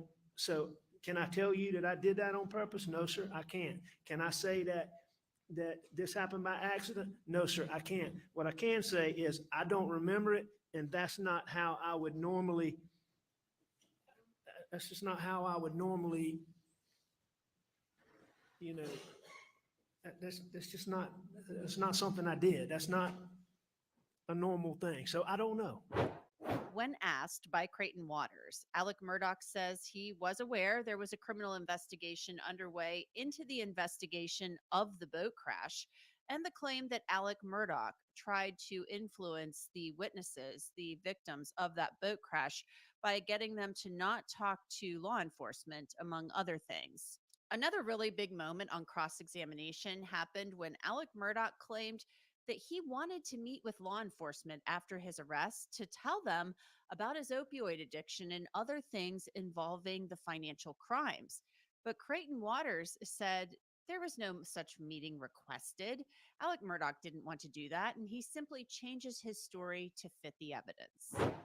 And Mr. Waters, just to be clear, I was begging for a meeting with y'all to try to bring this to a close, to talk to y'all about everything up until the time that y'all charged me with hurting Maggie and Paul. Now, after that point in time, I stopped, obviously. You're claiming that you were begging for a meeting but you admit information was never conveyed that you wanted to change your story after multiple interviews with law enforcement about what happened that night, including the most important fact of all, which is when the last time you supposedly saw your wife and son alive was. I don't know exactly what was conveyed or not to you because I wasn't part of it. All I know is what I was trying to do was to sit down. I understood to bring all this to a close that y'all would want me to sit down and go through all of these financial things, all of these things that I'd done wrong, and to try to bring that to a close. I was repeatedly trying to sit down with y'all. The reality is, Mr. Murdoch, is the reason why no one's ever heard that before is because you had to sit in this courtroom and hear your family and your friends, one after the other, come in and testify that you were on that kennel video. So you, like you've done so many times over the course of your life, had to back up and make a new story that kind of fit with the facts that can't be denied. Isn't that true, sir? No, sir, that's not true. You've done that over and over again over the years with all of this that we've been talking about, haven't you? I've done what over and over again? The second that you're confronted with facts that you can't deny, you immediately come up with a new lie. Isn't that correct? Mr. Waters, have we established I have lied many times, but I can't sit here and tell you that. What are you talking about? Facts that I can't deny? That I would disagree with that proposition that you're putting out. That was what I did all the time. But in doing that, I admit again that I've lied to people that trusted me.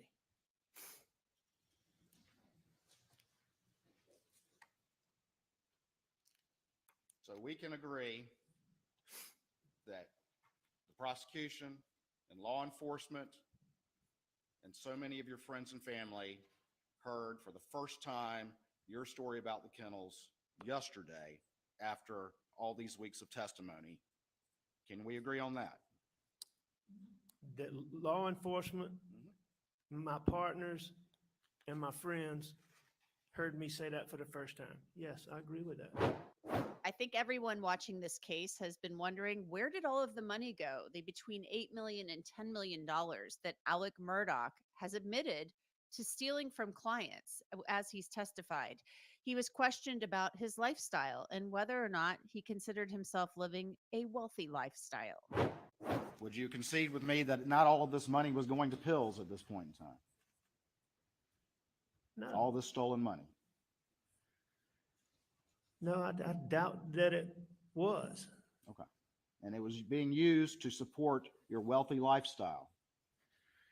Well, I haven't looked at all these documents to know exactly what was being spent where, but here's what I do know. I know that I was making a bunch of money, and I should have had more money than I did. And I know that I was spending a bunch of money on pills. And I know that,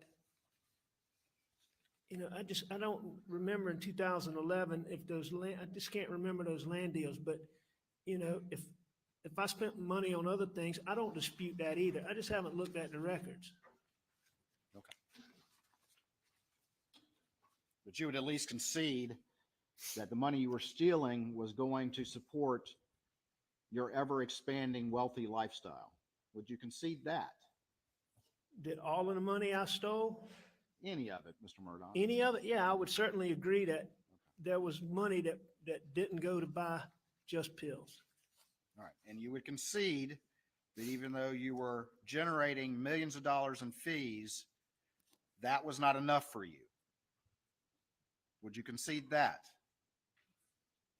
If by concede that, you mean was I also stealing money that I shouldn't have? Yes, sir. I agree with that. I've said that repeatedly. We know that Alec Murdoch has stolen from many clients. One of them was a teenager. Creighton Waters questioned Alec Murdoch about that. Let's talk about, let's start with Natasha Thomas. Do you remember her? I do. How old was she when she became your client? I'm not sure. She was young. She was a teenager?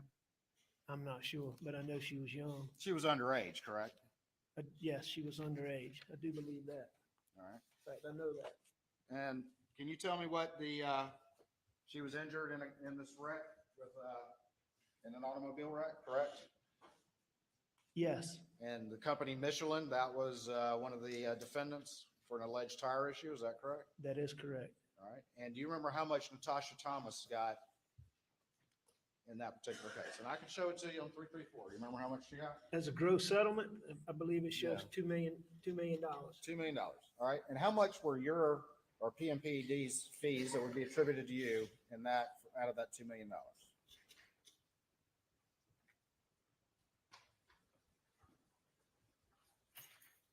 $800,000. $800,000. Yes, sir.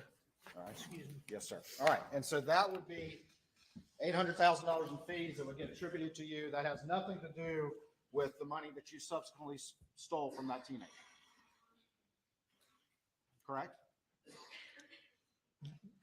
The $800,000 is different from money that I stole? Yes. That's correct. All right. So you got $800,000 attributed to you with the firm, but that was not enough. You also stole money from that teenager. Is that correct? That is correct. All right. When you did that, did you sit down with her, much as you sat down with this jury, and explain to her what was going on while you were stealing her money? That would. I'm going to stop it actually right there because, I mean, really it was just like the same repetitive stuff going on about him stealing money and obviously about the tracking and that. But my thing is this, is that today I felt did him a lot of damage to his side because Right.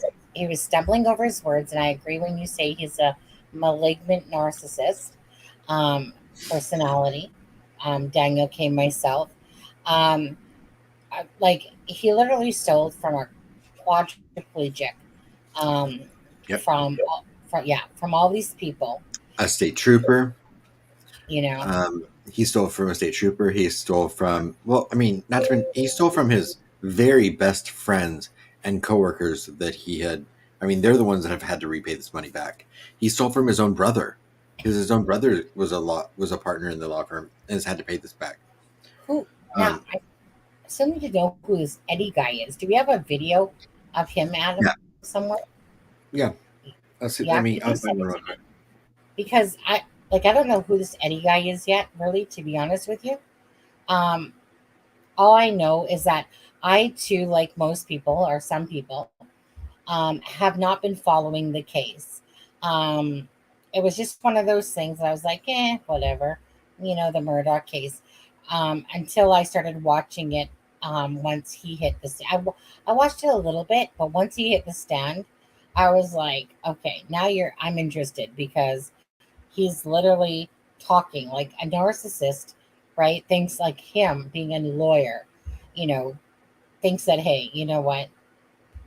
Like, put me up there, you know. I can make them see kind of like a different light, blah blah blah, full of himself type of personality. Um, uh, um, he's trying to blame, like, okay, I have a thing against Slud, I have a thing against, this and this and this, and these are all contributing Yeah. to whatever. Did you say? I sent you a video from Banfield. I've not watched it, but there's a video that Okay. she posted about Cousin Eddie. Okay, um hold on. I gotta get into the right Facebook here. I'm in the wrong one. The first thing I sent you was just an article, but I figured you wanted to show a video, so that Yeah. the Banfield one is the video. Like I said, I've not watched it, but I assume it'll give you the overview of who Cousin Eddie is. Okay, because I don't know anything. Let's Oh see. yeah, Let's no, let's watch that. it's really interesting that he's been kept out of this case because he seems to be a big part of it. Right. Hey, public art critic. So I don't know. Hi, public. Yeah, I don't know who public or Eddie is. So let's just take a So, listen. do you remember Labor Day 2021, that whole roadside shooting involving Alex Murdoch? He, called 911. I've been shot in the head. I was fixing my flat tire and some car just drove by me and shot me in the head. If you don't remember it, well, I'm here for you. Here is the 911 call that he made.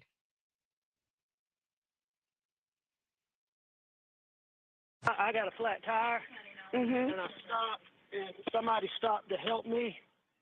And when I turned my back, they tried to shoot me. Oh, okay. Were you shot? Yes, but I'm okay. Can you give me a description of the person that shot you or shot at you? A white fella, a white male, a fair amount younger than me, really, really short hair. I don't know about you, but every time I get shot in the head, I am not that lucid. Like that. You can see the video. Can you guys?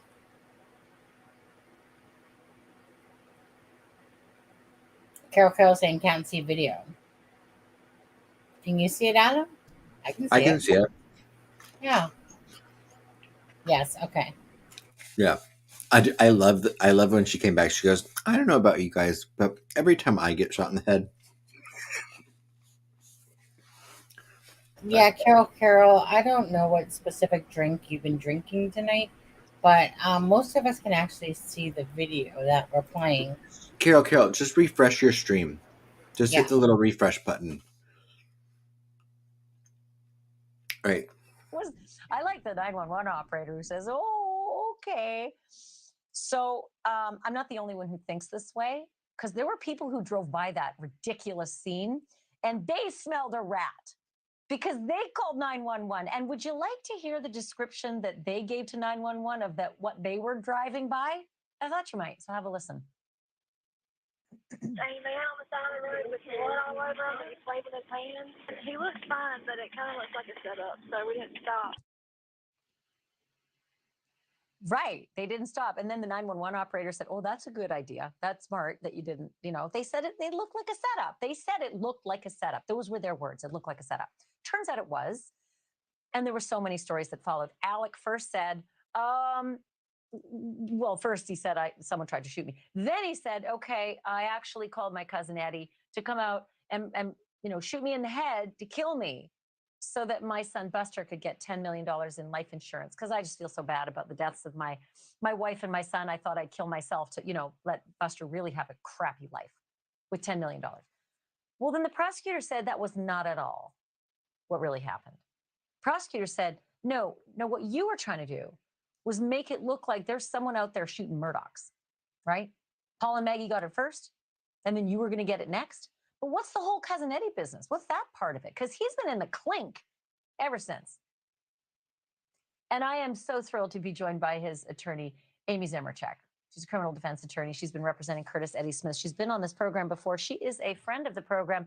I keep asking the question, Amy, is he going to take the stand? He did not in the case in chief. Is he going to take the stand in the defense case? Actually, you and I ask the same questions every day. I used to say if I had a quarter, if I had a penny every time I've been asked that question, I wouldn't have to take any more cases for quite some time. But doesn't there have to be some planning involved? I mean, where is he being housed? Is he just a hop skip from the courthouse? Like if they just decide, boom, to call him, he's ready to go? Because he's incarcerated. He is actually in protective custody in Lexington County Detention Center, which is about an hour and a half from Walterboro, from where he is now. And one thing I wanted to say, actually, I was just watching right before I came on. Okay, I'm sorry, but that's quite the eyebrow. Like, look how. Oh, this guy is a character. Oh, he looks like it. Yeah. Like, look at his eyebrow. Yeah. And public art critic, yeah, it is the Alex Murdoch case that we're talking about. Yeah. No, yeah, you know what? I can agree to that public art critic, but lately with Alex Murdaugh on the stand, I'm like, okay, let's take a listen, because that's interesting when, yeah, you know what I mean? Because most times the lawyers don't want them to be up there for sure, because again, the damage that it can do. But in this particular case, I'm like, oh, okay, let's listen to what Alex Murdaugh. So I've only taken an interest in it truly in the last few days myself. Yeah. But anyways, let's keep listening. And your last guest said, oh, he was hired. He hired Cousin Eddie, or Cousin Eddie was paid. None of those are true. He was not ever hired. He was not ever paid anything. Eddie was simply responding to a call because he thought Alec needed help. And obviously it changes when they get out to the side of the road. So I just keep wanting to, I know there's so much misinformation out there, but that, that's really important, I think, because, there was no payment, Amy, there was no hiring. How about, because lots of checks went back and forth, right? Like lots of checks went from Murdoch to your client, tens of thousands, millions of dollars. And so what about the drug connection between them? Was he paid in drugs? What was the drug connection between them? So obviously those are still pending charges. I'm limited on what I can say to that. But what I can tell you is if everybody wants to call Eddie Smith a drug dealer, worst drug dealer in the history, because he had one client, and that client was Alec Murdoch. Was Eddie ever offered immunity for any kind of testimony with regard to this double murder case? Absolutely not. No, he was not. And he was prepared and is prepared. They still may call him in rebuttal. And he's still under the state subpoena. He has not been subpoenaed by the defense. So I find it interesting that, Dick welcomes the chance to cross-examine him or to get him on the stand. Guys, but sorry, my dogs are deciding to play right now. That's okay. You should have seen what kind of day I've had on the air. I just choked and had to show everybody my root beer, which I've never done. I thought it was bourbon. I was hoping. Well, it does look like bourbon, but that would make me choke more. Amy, I still like, how much time do you have to be notified? Like, when are we going to know if your client's going to get on the stand in this double murder case? Because it's an hour and a half away. It doesn't just happen. There has to be advance notification. Are you the one who's going to get it? And if you do, how long in advance will you get it? Well, yeah, I better be the one to get it. I certainly have to be there when he testifies. And starting tomorrow morning, I'm picking a jury in Richland County, which is the county adjacent to Lexington, and also about an hour and a half north of Walterboro. So there are, my trial would have to get put on hold for a bit. So, professional courtesy would hope that I would have at least 24 hours notice to let the judge know, to let my jury know. Yeah, it's not easy. The wheels have to be put in motion. Moving inmates around and moving court appearances around it's not easy. But you will join us if it happens and let us know all about it that day, right? I absolutely will. There's an interesting issue, Ashley, as well. The courthouse in Walterboro only has one holding cell, and certainly we can't put Alec and my client in the same holding cell. So it's another twist in the Murdoch bingo card. Wow. That's who Uncle or whatever Eddie is. Cousin Eddie, and he's not actually a cousin.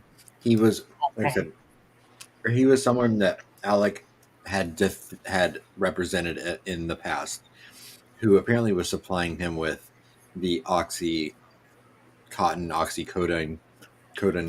50K a week. Give me a break. 50K a week is what he claims. Yeah. So when his defense attorney said, "Oh, what kind of dealer has one client?" and I'm like, "Well, one that's making 50K a week off of one person would be fine." Yeah. But I don't buy that. No, I can't buy that at all. To me, I'm not disputing that. Sorry, I was true. I'm not disputing that Alex Murdoch didn't have an addiction. I'm not a doctor. I'm not a lawyer. I'm not disputing that at all. Yeah. But I am disputing that he spent $50,000 a week. Yeah. For 20 years almost, and no one knew. Right. I think that is partly to cover up where some of the money has gone, which I put in the chat earlier. That's exactly I speculate that it is probably in the Bahamas or somewhere. Yeah. The Murdochs had a landing strip on their property and a plane. South Carolina is only a 2.5 hour flight to the Bahamas, if that. I think 2 hours. Yeah. Now that's on commercial, so it would take longer on a small plane like that. But honestly, he's full of it. Yeah. Yeah. Come on, 50K a week, dude. Get real. Who's going to believe that crap? You were just. But the gist of this guy's involvement is that he basically was the one that was paid to shoot Alec Murdoch, right, or make it look like he did, right. So, do you think that Cousin Eddie had something like that? He was there. I think he knows a lot. I think he knows a lot. I think he's probably wrapped up in this pretty deep. I think he was there that night when Maggie and Paul were killed. Yeah. No, I don't. But I don't know. That's just speculation. I'm still trying to figure out though. What is the motive here? If I'm on that jury, that's why I wouldn't be able to say that he's guilty at this point. Right. So, don't think that I don't think that he's guilty, but if I'm on the jury, I can't say that he's guilty. There's too much reasonable doubt. There's no motive. So if you were to... I get what you're all going to say. Sorry. If you were to insert a motive, like what would be your best guess, estimated guess, about why he would take out his wife and his son and yet leave Buster?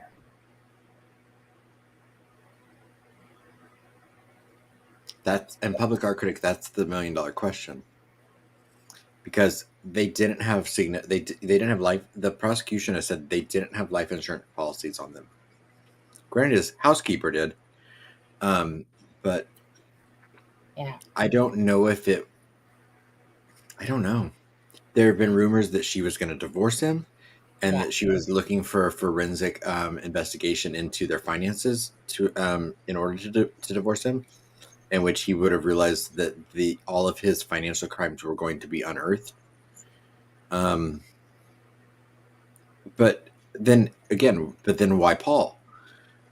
And then the whole boat case people have said, but if then Paul's gone, then the boat case thing goes away. See, the case is incredibly bizarre. Yeah. I mean, it is the kind of thing a TV show could be written about that could go on for seasons. Yeah, definitely. I don't know the case that well, but if I was to just speculate on what the reason was, I would say that Buster was left alive because Buster was the what do you call it? The prodigal son. Prodigal son.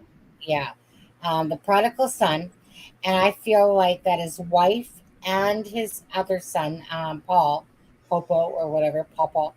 I think that that they were damaged and detrimental to everything he was going through. That they were just like they would damage everything, everything. Like it really would come down to shame. That everything. Yeah. I agree with you. I feel like if there's a motive that makes the most sense, it's shame. Right, and he cannot have that. No. And his wife and you can Paul, see. I mean, you can see it by his demeanor on the stand. He cannot handle shame. I mean, even as he's admitting to the guilt of his lying to the face of a quadriplegic and stealing hundreds of thousands of dollars and then millions of dollars, I think upwards to $12 million total. You can tell there's still a weird pride that he has in himself. Yeah. Even though he says that he has no self-confidence, you can still see there's this air about him that like he's very concerned with his reputation. Yes. He's totally obsessed with the Murdoch reputation, the reputation of his grandfather, his father, and he's literally done them not proud. He's literally an embarrassment to them. And I think it's just a matter of holding his reputation that his wife and Papa, or whatever you want to call him, with the boat accident and with the wife. And I don't think that their relationship was probably definitely as great as it seems at all. I think that she, perhaps she was tired of his, like, she probably, I don't know if you... Okay, go ahead. I don't know if you were watching. Maggie's sister testified last week or the week before. I can't remember at this point. But I mean, she testified to text messages that she had between Maggie and her from that day. And I mean, and it definitely shines a different light on their relationship, because the messages between her are like the Maggie saying to her sister, and you have a twin sister who you and this is not a twin, but it's, it's a very good friend of hers that's her sister. And she's like, Alec wants me to come back tonight. Like, but so they have a very like kind of like text conversation about, like, oh, I want to stay at the other house because they had a house in Edisto, which is on the beach. But she kind of, and her sister is the one that then now carries all this guilt because she said, well, if he's asking you, you should go. And so she feels like she pushed her sister into going into that situation that ended up with her being unalive that night. And that poor woman now is because nothing anyone's going to say to that woman is going to take that feeling away. Yeah. Because she has the text messages where she said, you should go. Yeah. And it's human nature then to feel like you have that guilt. Yeah, of course. I just, when I was watching it today, and again, I don't know much about the case, but enough to know that if it's not life insurance, it has to be about ego. It has to be about a false mask of what you're trying to represent, and that is crumbling down. It's breaking apart, and so for him, it's like I feel like he was really walking on the edge of everything. To be honest, and everything was crumbling at one time. Everything was crumbling, and that his Whatever. father passed away 3 days later. Yeah. The financial stuff was starting to come out. The boat thing was getting ready to come up. Yeah. I think it was one of those things, and I think that his tears and his, okay, so I believe that his tears and that are real, but He now did cry. I believe that his tears and that are real is because His- he can't believe that he He got literally took the lives of his wife. Well, I feel like it's one of those things is that he loved his wife and he loved his son, and that he did didn't what he value anything. did. Right. But I feel like once he did it, he literally, like, even himself couldn't believe that he literally took the life of his wife and son, because I feel like he did love them. And I feel like those are emotions of somebody that can't believe that they did kill their wife and their son, and that those are more like emotions of regret of the Right. fact of He's a whether, narcissist. yes. Absolutely. Mhm. I don't think. That's how. I think that he believed he was above the law. I don't think that he really thought that he would get caught for any of these things Yeah. until his wife and child were unalived. Yeah. And I believe at that point he realized that the system that had worked for him his entire life, even though he might not have ever done anything that serious, Yeah. he realized that it was no longer going to work for him. And I think his Yeah. emotions are real. I Mhm. don't necessarily think that they're for the right purpose, though. Right. I think that they're cowards' tears, to be honest. I just think that it boils down to, like, strip away everything, like peel away the onion, and what you come down to is somebody that had, in his brain that he had the Murdaugh name, and he wasn't about to tarnish it, and he had, you know what I mean, like self-preservation of Right. it. You Just can see became that at the about badge. ego, right? Yeah. That badge, he knows exactly why that badge was placed there. That badge was a matter of significance. It was a matter of Yep. narcissism, and him basically showing, right, that a badge means something. So when Right. you show it, then all of a sudden you're given more respect. You can He- totally tell. He had it today in the car. In that video Yeah. they were showing of him in the vehicle talking to the Mm. police, that badge was on the pocket on the outside of his pocket, just like at the hospital. Mhm. He was doing he was like, "Oh, I never do that. I never do that." But every time the 2 times we've seen a situation where he was faced with needing the help of authorities that could benefit him, he had that badge front and center. Yeah. I just think it's somebody, when people get wrapped up so much in money that they get, like, it's just really, it becomes a representation to that person of Yeah. who they are. And it's almost like he can't have that embarrassment of other people thinking that they're broke, and whatever, the shame of it all, Right. etc. Because to me, he did blow a ton of money. He blew it on all these things. When people have money, the more you make, the more you spend. But not only was he spending it, then he had probably these pill addictions on top of that. Sorry. I think He as had- well. Sorry. No, go ahead. I think as well. I think that one of the complaints I had with I don't think the prosecution has done a great job. I'll be honest. I really don't think they've done a very good job this entire trial.